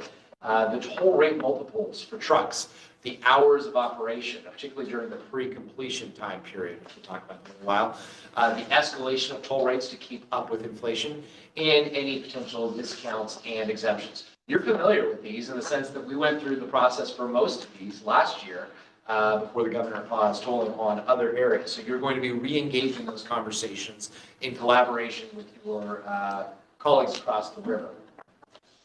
We do anticipate that this will lead to discussions that will culminate in you setting the final toll rates and policies about 6 to 8 months before tolling begins. We have already checked a couple things off of the tolling to-do list. About a year ago, a little bit less, the IBR team published their initial Level 2 traffic and revenue report that was shared with you last July in preliminary format in Pendleton. And there were some additional Level 2 traffic and revenue scenarios that the Bi-State Toll Subcommittee identified, and that analysis was conducted to provide some additional context. The Bi-State Toll Subcommittee used those initial scenarios in order to develop the scenarios that I'm going to show you in just a moment that are expected to be used in the Level 3 traffic and revenue analysis. That's the investment grade analysis that we literally take to the bank to secure our financing. And that is going to be the discussion you're going to have on October 1st when you meet jointly in Vancouver with your colleagues from Washington. That will kick off then a process once those scenarios are approved of going through doing the investment grade traffic and revenues analysis that will conclude in 2025 and allow you to go through and actually set the rates for tolling. It's important to note that you see mid-2025 where you would adopt the toll rates in conjunction with Washington. That is designed to align with the updated cost estimate. So we will have the cost estimate updated for the bridge. We will know what our total funding is, and we will then be able to adopt toll rates that achieve the funding needed. Because that is really the one area where you can toggle up or down a little bit in order to achieve the required amounts. And then, of course, the goal would be to begin tolling on the existing bridge in pre-completion after we have begun construction in 2026. So all of this being a aggressive but very achievable timeframe that we are undertaking in order to achieve the critical funding needed for the project. I'm going to walk you through now the toll scenarios that are recommended for the level 3 analysis, and then turn over to Vice Chair Byer and Commissioner Chapman if they have any color commentary they want to add, having gone through this process in recent months. These are the 4 scenarios that have been recommended by the Bi-State Toll Subcommittee for analysis in the level 3 traffic and revenue study. I want to flag a couple of things about it. So first off, scenarios 1 through 3 are designed to achieve that goal of about $1.24 billion in total toll funding that Mr. Mabee referenced earlier. And based on just the preliminary analysis from the level 2 study, we think those are all probably within the range. But you can see all of these differ in somewhat different ways. You can toggle one variable up and toggle another variable down, and then try to achieve the same amount. And it helps you understand what the levels are you can pull in order to achieve the funding you need. Number 4 is a scenario that was added by the subcommittee to really test the revenue potential of higher rates. You can see that the rates are a bit higher under that scenario to understand how much more could we raise. We rarely want to be actually trying to maximize revenue from tolls. So we want to understand what is the headroom above scenarios 1 through 3 that is possible to raise, and also then get a sense of what are the traffic impacts of that. Because we know that we're going to have to align the total revenue for the project, including the total revenue with the project cost that is developed. So that's one feature I wanted to note. One of the others is that far left column shows pre-completion toll rates beginning in 2026. We have been assuming all along, and just as we did for the Columbia River Crossing project, that we would begin tolling upon beginning of construction. That's really important because when you can start tolling before you have the new bridge open, that's not going to be until 2034 approximately, 2031, I can't remember the exact date. But you can start building up funding. It's a lot like being able to put a down payment on a house. That pre-completion tolling will allow us to have a big down payment saved up before we have to go to the bond market and basically take out the loan for the bridge. So just as with putting more down on a house reduces your mortgage amount and your mortgage payment and the total interest you pay, pre-completion tolling should help us pay down the amount that we actually have to borrow.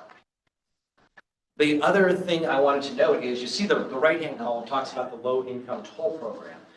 This is something that the Commission obviously went through a long process of developing last year, and you achieved a consensus that we should offer a 50% discount for households under 200% of the federal poverty level. That was something that was brought to the Bi-State Toll Subcommittee, and after relatively little discussion, there was a consensus reached that there should be a low-income toll program here. And that's a big breakthrough because Washington does not have a low-income toll program. And so it was good that they were very open to that and in alignment with the direction that had been achieved from the Commission in Oregon. These differ a little bit about the timing, but not whether there will be a low-income toll program. So with that, I'll pause a moment and turn to Commissioner Chapman or Commissioner Byer if you have anything you'd like to add about the work of the subcommittee. I think Travis covered it pretty well, and I think the major features is the first 3 all appear from the design to achieve the total level we're talking about. The 4th one was really, as we talked about it, and we thought we really ought to have one that would achieve a little bit more in case there is some cost overruns. So at least we know what our potential is going into that. But the other major thing was the discount. And one little tweak on that one is you see the phrase as soon as practical. That's a reality of you can't flip a light switch on that. It's just how quickly you implement it and get in there because there's a lot of complexities. But I think other than that, Travis covered it pretty good. I don't know. Yeah, I would just remind everyone, and we've talked about this at past meetings, but we had this triple mandate of generating enough revenue to cover the gap between the federal funding and state commitments, and then making sure that the cost of the toll is not prohibitive, especially for low-income families, make sure that it's equitable, and finding that equilibrium point where the toll isn't so high that it just causes people to find an alternative method or avoid their trip altogether, and then you can actually have less revenue total by raising the cost of the tolls, if that makes sense. And then the third is to try to encourage people to be more thoughtful in their trip planning, whether that means taking public transportation or combining trips or carpooling. So we're reducing the total vehicle miles traveled, increasing safety, reducing carbon. And there's, it's a delicate balance there, but I think we have 3, maybe 4 scenarios that really achieve that goal. So I appreciate how thoughtful this effort has been, just trying to get to those parameters, and then we'll be able to evaluate the numbers collectively in October. Commissioner, go ahead. Thank you for the work done on this. This is a big lift. A couple questions.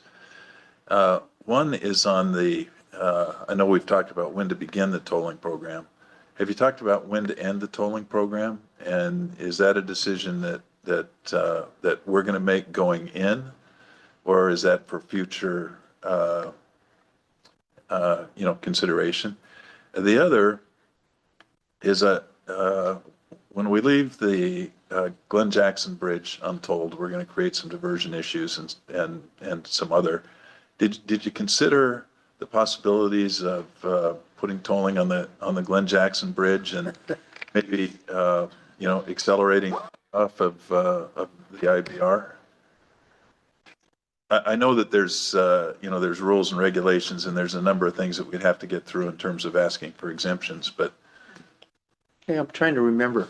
On your first point, remember that the purpose of this is to run the models to see whether they actually work as we're saying. So we'll find some of that out at that point. But there was discussion of, I think we have to keep it in place until as I recall, Travis, until the bonds are paid off. And we have to have enough posts there to cover maintenance on it, to assure the bond owners, again, that the asset's going to be there. The last one, the Jackson Bridge, I don't think we had a discussion on that. And I think that I'm remembering from past discussion is because my understanding is the feds won't allow us to put one on. Without a waiver, and we never really got into that. I think that'd be a great idea. But we also heard from our traffic planners, the projections, most of the traffic that would be diverted would be truck traffic, and the extra mileage for a truck driver to go around and take the Glenn Jackson Bridge would be prohibitive to them, so they would rather just pay the toll. Or the time, I guess, the time that adds to their. Time and cost. Yeah, Commissioner Baker, to add one more point, I believe, and I need to look at the exact language, that Washington State Legislative toll authorization for the Interstate Bridge precludes the Washington State Transportation Commission tolling any portion of I-205 in Washington. So that would have to be a unilateral action on Oregon's part, and of course, there might be some challenges with that from the spirit of partnership. It wasn't a question that I was advocating the position. It was more of a question of, it just seemed like it would be a good one to, for us to take a look at. Yes, go ahead. We could have the rates a lot more.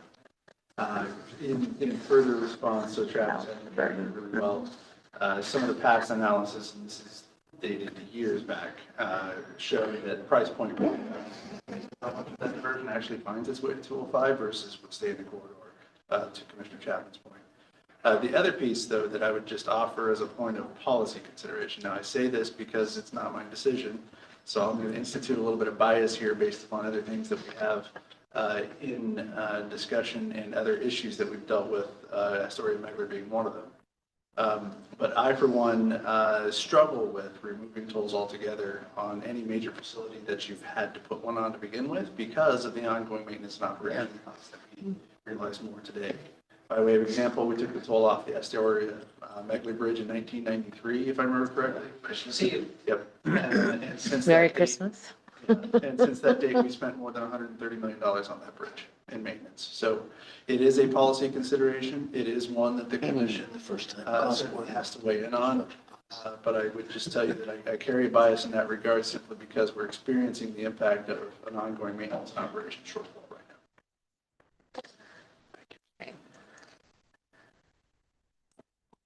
All right, moving on to a different element of tolling.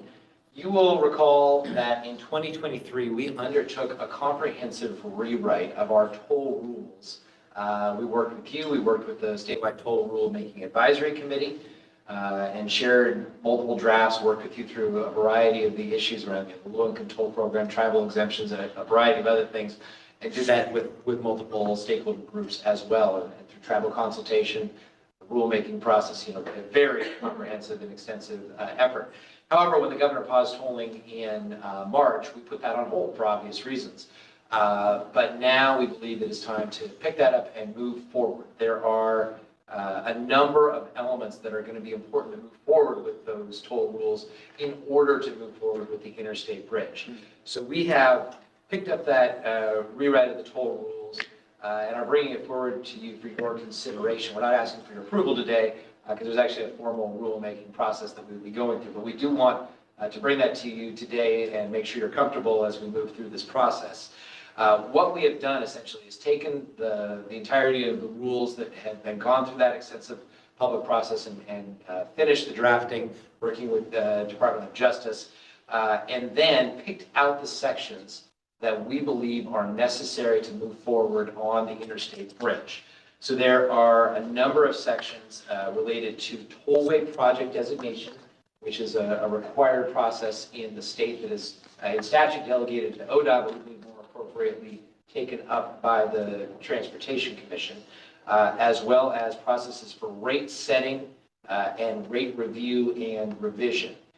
In addition, there was a section on customer data privacy that we proposed moving forward with as well, because we will be exchanging customer data with the state of Washington. So we believe all of those sections are important to move forward with.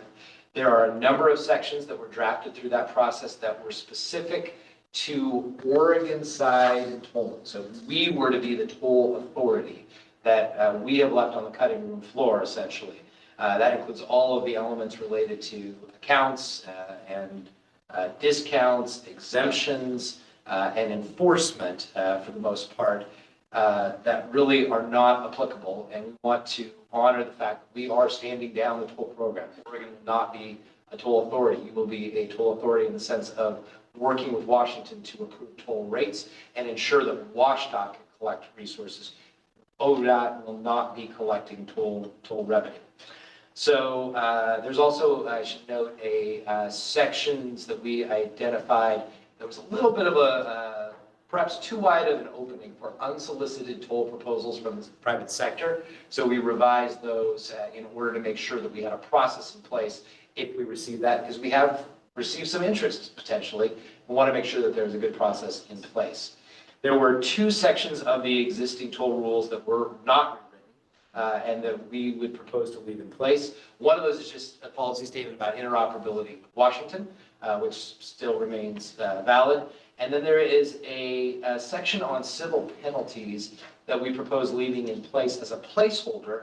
We do anticipate that we're going to need to work with Washington over the course of the next 2 years on what the enforcement regime will be.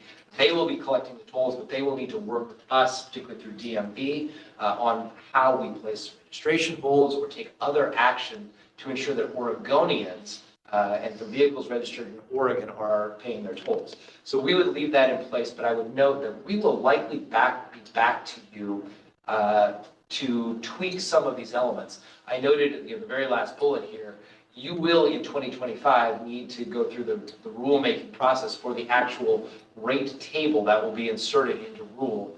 That would be a time we would hope that we would also have the appropriate enforcement regime worked out with WashDOT that we could put into toll rules. And then obviously if there are things we realize as we work through the rate setting process that, wow, that doesn't quite work the way we wrote it, we could tweak those as well.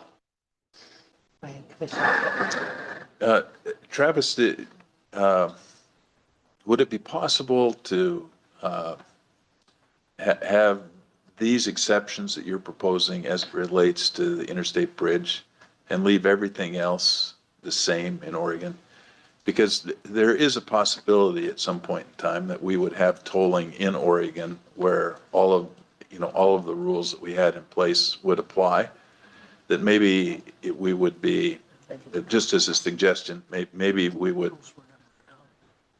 they weren't? I don't think No. those were ever adopted. Yeah. Commissioner Baker, I think that the challenge we have is we did not actually have those sections allowing you to collect toll or allowing ODOT to collect tolls in place.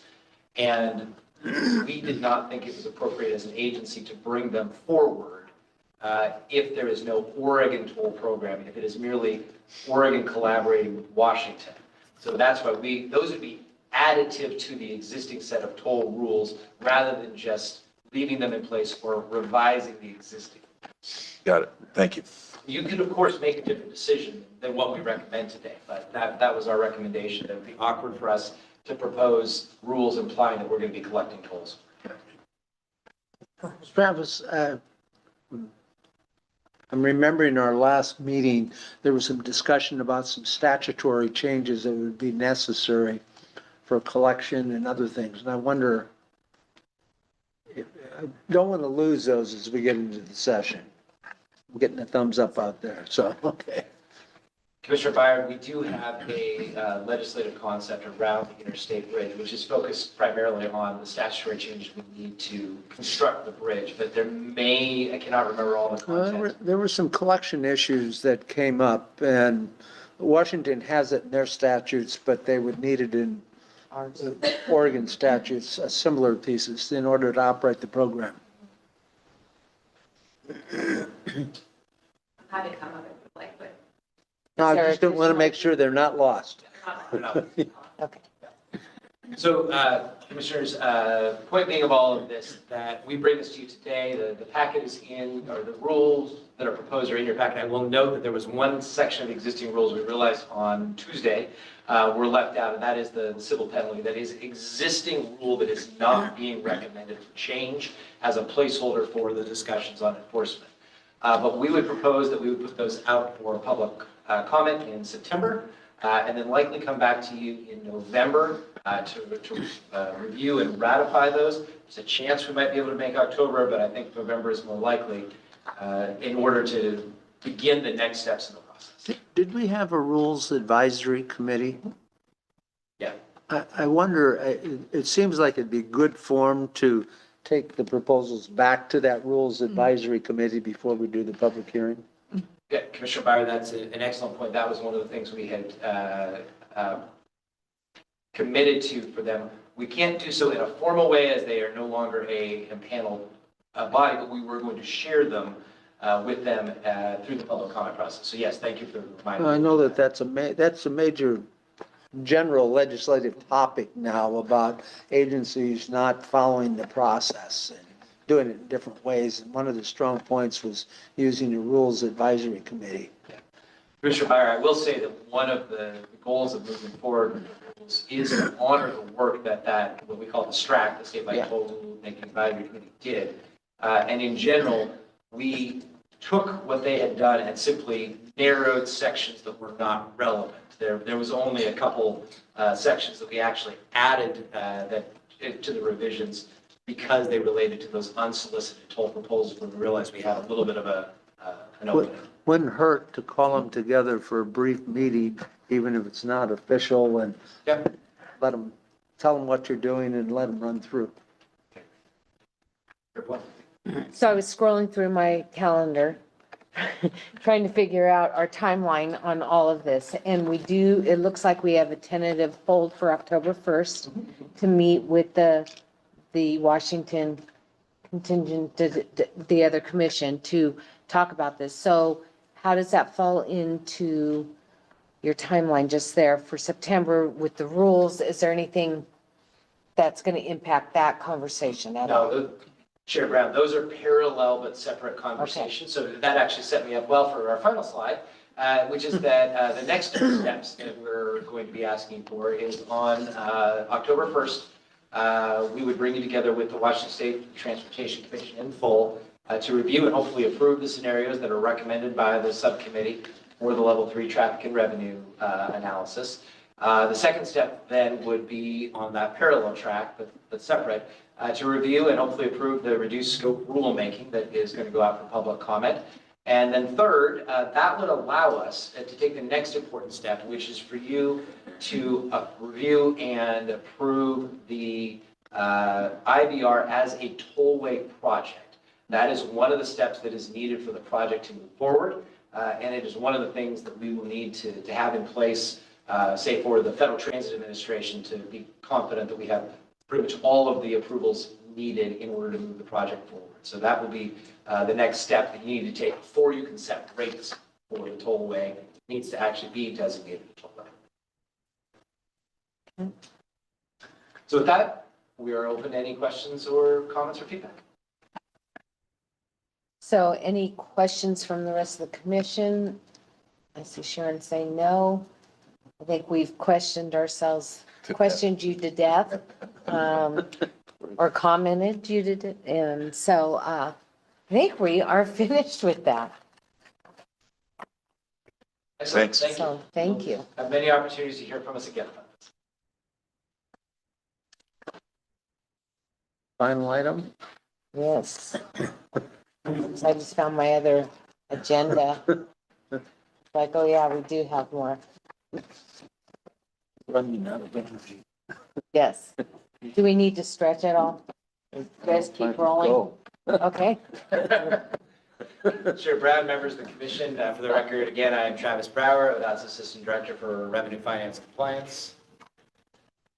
Yeah, again, Mac Lane, Delivery and Operations Division Administrator. As we realize we are the last thing between you and getting out of this windowless room for the day, we will go relatively quickly through this, but very open to questions you have. Every month we give you the biennial budget performance. I am pleased to report that even with our very stringent budget strictures that we are under, where we have reduced the operating budget of the agency below the level approved by the legislature, we are still operating within those budget strictures. The biennium is half complete as of this report, which goes through June 30th of this year. It includes all the adjustments that were made by the 2024 legislature, including the additional maintenance funding that Mr. Lind will discuss. All areas of the agency and all the different sections of our budget, other than debt service, are spending below their linear trend line, which means we seem to be on track. I will say debt service is above, but it is exactly on track to where it should be spending, just based on the timings of debt service. You can see that in project delivery and support and local government programs, we are spending fairly well under our trend line, and that is by design, as we had the conversation with you in May about shifting some of the STIP projects out in order to ensure that we weren't overspending this biennium based on the timing of the federal revenue. I wanted to share a couple of good news items that continue to be good news in the DMV. We shared with you last time that DMV's call wait times were down at about 5 minutes, and in June they continued to be at 5 minutes. I will say I spent a lot of time on the phone the other day with my pharmacy. I wish my pharmacy could get calls in 5 minutes, so this is doing pretty well. We do expect, though, that call volumes typically pick back up in late summer and fall, and so we probably won't be able to maintain at this level, or certainly continue that downward trend. DMV processing of titles is also doing extremely well compared to during the pandemic. We were at several months for most of these. They have improved their processes, and they have even been able to maintain these very fast title turnaround times with shifting some staff into other areas of the agency that need additional resources. So this is an extremely good news story that has reduced some of the angst our customers had about not being able to get the title when they needed to sell a vehicle, just have that title on hand. DMV Real ID implementation is also going extremely well. We've had a conversation with you about hiring additional resources. Those folks are largely hired and are going through the training process, which does take quite a while. So we are also engaged in putting out a media campaign. We've had publicity work that has been underway, and a media campaign that will start soon to inform Oregonians more easily about the need to have a real ID to get through airport security for other purposes. You can see we're already starting to bend that curve upward. This is the percentage of customers who are getting a license or ID that are getting a real ID. You can see we're now at a record rate, nearly 60%. We expect that that could go up even higher as we start to get more real ID only appointments in. Right now, most of the people coming in and getting a real ID are doing that when they renew their license. We expect though for the next year, year and a half, we're going to start getting people coming in just for the purpose of getting a real ID, which is why we're hiring 26 more people in order to help process those. One of the outcomes we measure as part of our key performance measures, which I believe are on your consent calendar today, is customer satisfaction. This is a required KPM for all agencies. And we measure this for 3 different parts of the agency. Ask ODOT, which is essentially our customer service contact center, where we answer questions from people across Oregon about any topic, as well as Commerce Compliance Division and DMV. We have a goal of having 90% of folks rate us as good or excellent. And you can see, unfortunately, we are not meeting that and have not met that. So we are taking steps in order to try to improve on that record. We have talked to you about this in the past. We have done things in the last year, such as the DMV lobby management system, which we're getting very good reviews on. And we hope that in the future we'll see a response in our customer satisfaction as people experience the ability to get a tag from the machine and be able to leave until it's almost time for them and get notified that it's time to come back. We're also working on DMV kiosks that will allow people to do transactions at places other than DMV during normal business hours. We've had conversations about how Commerce Compliance Division has redeployed its staffing for their customer service phone line in order to have more people on when they get the majority of their calls. And that's dropped customer wait times dramatically. And we see CCD that will, within a year, have a new overdimensional permit system. They'll be able to issue those permits seamlessly online for most transactions. Not only that, but you just saw some very good numbers for DMV that we hope will redound to having a better customer satisfaction number in the future. So we are taking action because we recognize we can do better. This isn't bad, it's not horrible, but we can do better. I will pause there in case there are any questions before turning it over to Mr. Lane. I mean, most of the areas look, I mean, they may not be at goal, but they've leveled off or slightly inclining.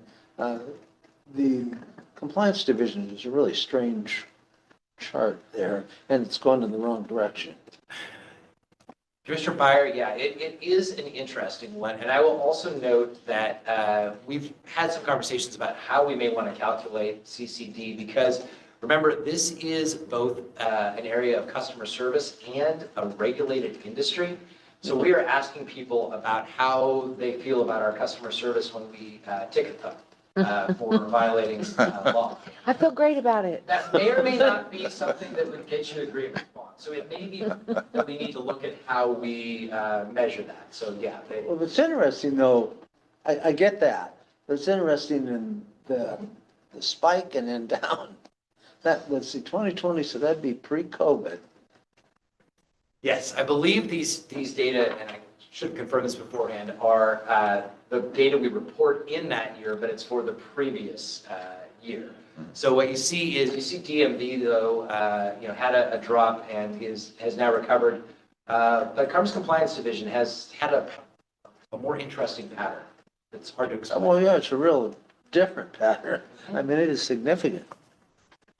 So Travis, I wanted to go back to people that you have hired for the real ID, and are those employees being cross-trained in all aspects? So they're only going to be doing real ID? Yeah, Chair Brown, the goal of this, and actually the legal requirement, because we are using a funding source, which is the fee that people pay on the real ID transaction.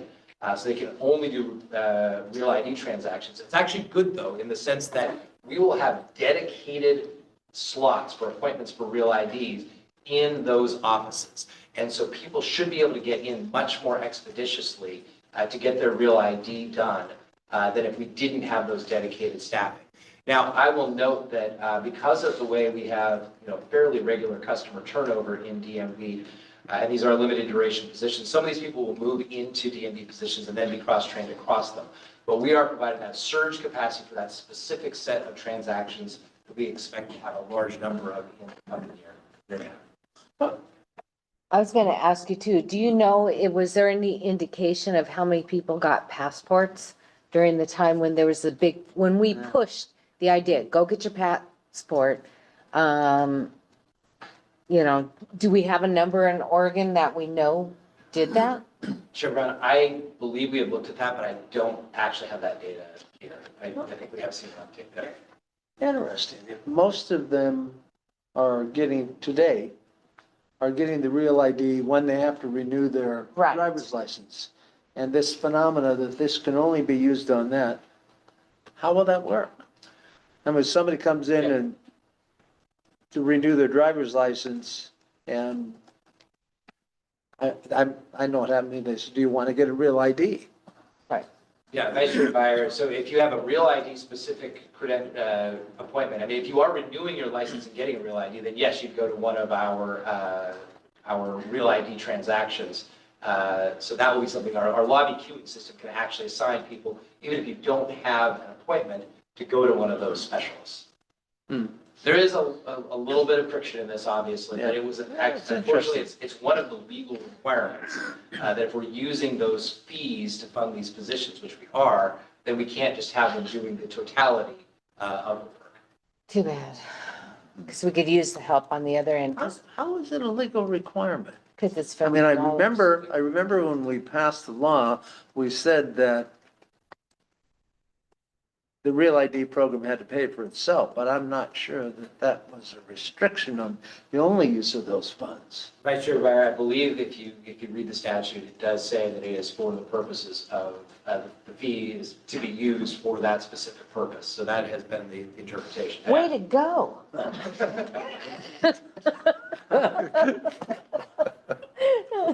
Sorry. That's weird. I think that's an interpretation. But I think the other piece of it is, it's like during COVID, my license was up and I renewed online. So that happened. I renewed it and I also have a passport. So I will not go and get a real ID until it's time to renew my driver's license. So I worry that we're gonna have people thinking we're gonna have this surge. We're not gonna have the surge. And it'd be nice if they were cross-trained so they could help us out on the other end. Chair Brown, I'm in exactly the same boat. I did the exact same thing. I do not want to go to a DMV right now. I'm just going to go online and get it done in 5 minutes. And I use my passport card to get through airport security. I did until my renewal came out. Of course, you may still not have to because they keep extending it anyway. I think the federal government's done with extensions, though.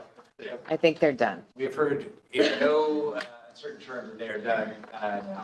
Who knows? The president year when this goes into effect, and so. Remember what Amy told us is that we were late to the game in starting, but we are now ahead of California. Right. Sorry, before us. Okay. Sorry to take you down a rabbit hole. Anyway. I was pleased that the chair will move forward with my section of it. Absolutely. Okay. So I've got 3 items to highlight for the commission in terms of our operational update. So the first is around the 19 million of additional funding that we received this year for maintenance and operations. So just wanted to highlight a couple quick things that continue to show how valuable those funds have been in putting them to use. So in the picture, you'll notice some inlaid patching that is going on along one of our highways by our maintenance crews. That is a direct connection to the pavement patching dollars that we received, which is the first item under that 7 million statewide for road, bridge, and traffic improvements. So just want to acknowledge we're spending that money, and without that funding, we wouldn't be doing some of this work. I think you've seen that on some of these tours as well.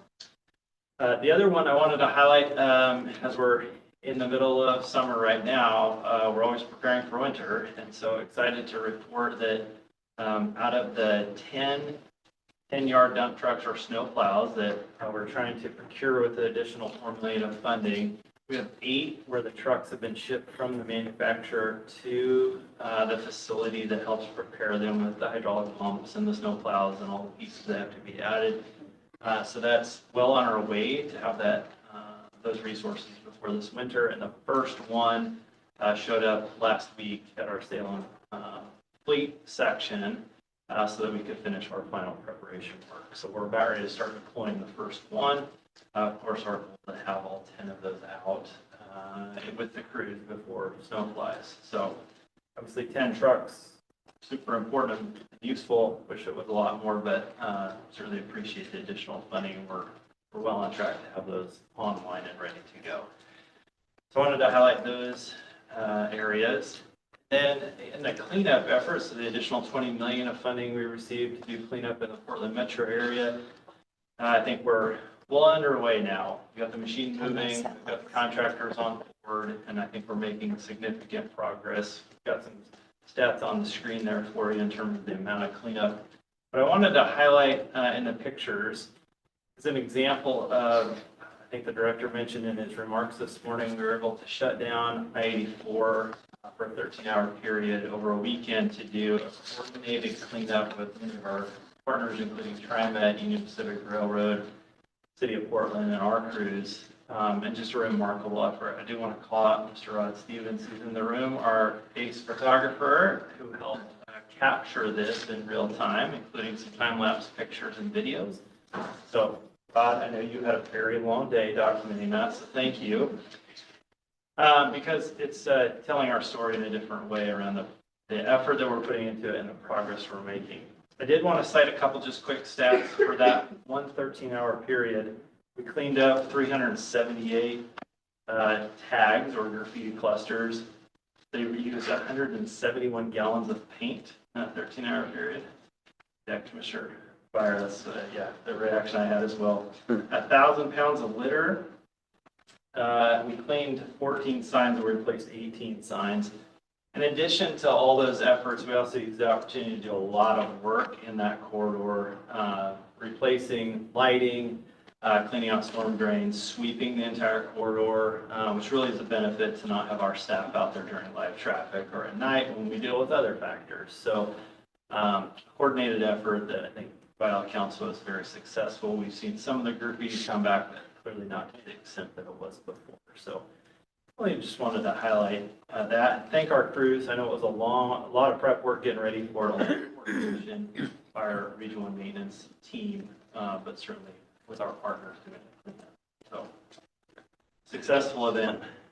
And then lastly, I always want to focus something on safety, and so I thought this was an important topic to highlight, especially given the safety workshop conversation you all had yesterday. Ms. Peltz spoke to our vulnerable user crash response program. Happy to report that we've got, well, not happy. I should back up for a minute. Happy to see our actions.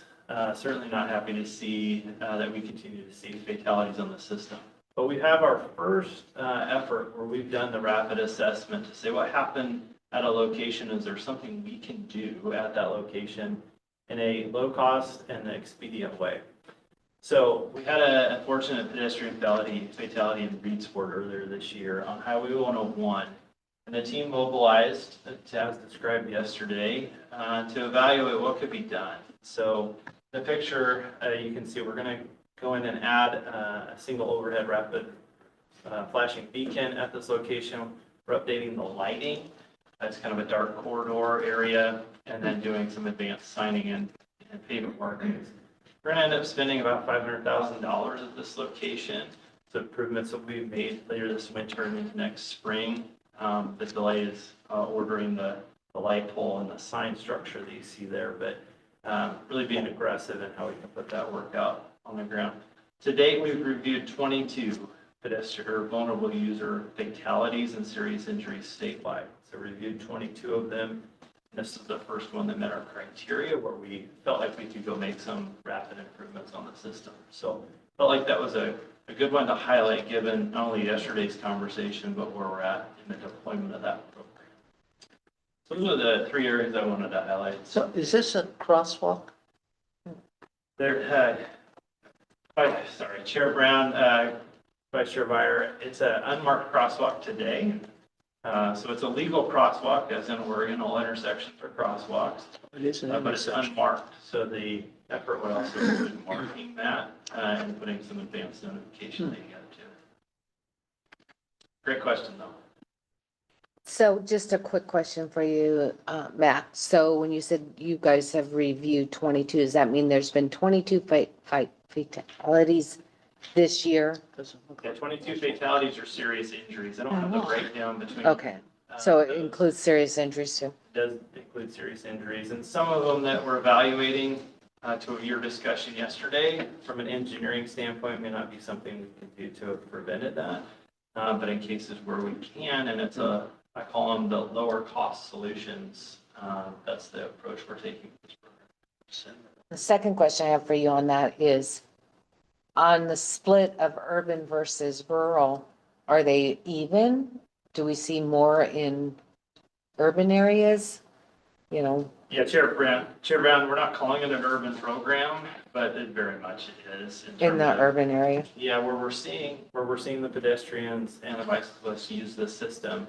I think that is some of the discussion our team has been having around not isolating it just to an urban criteria, but being open-minded to potentially areas in more rural areas that have pedestrian traffic or have the bicycle traffic. I think along 101 is a good example of some of the challenges we deal with that bicycle recreation and tourism side of just what's up and down the coast.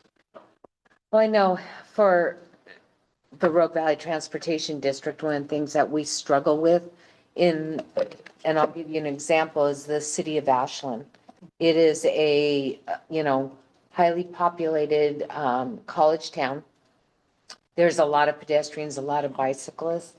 There are beacons and, different areas where it's lit for pedestrians, but we've had fatalities along there.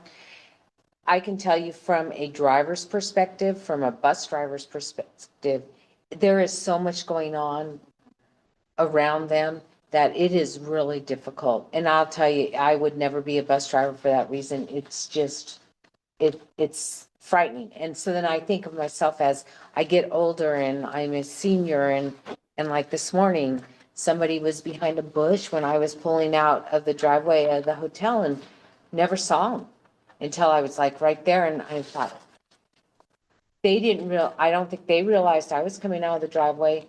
I didn't see them. They were walking their dog, and it's just scary. I mean, I think that this is something, it's a reality that we had to do a better job of really thinking about it as drivers of vehicles, and paying attention, and we just don't. I don't know how to fix it, but take my driver's license away. Besides that. That concludes, I think, our operational report for today. All right. Thank you. Thank you. So we are finished? Wow. Okay, let's see how far off we are. 4:06.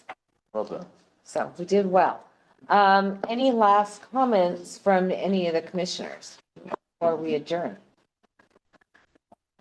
Okay, thank you. All right, hearing none. Safe travels home. We're adjourned. Bye.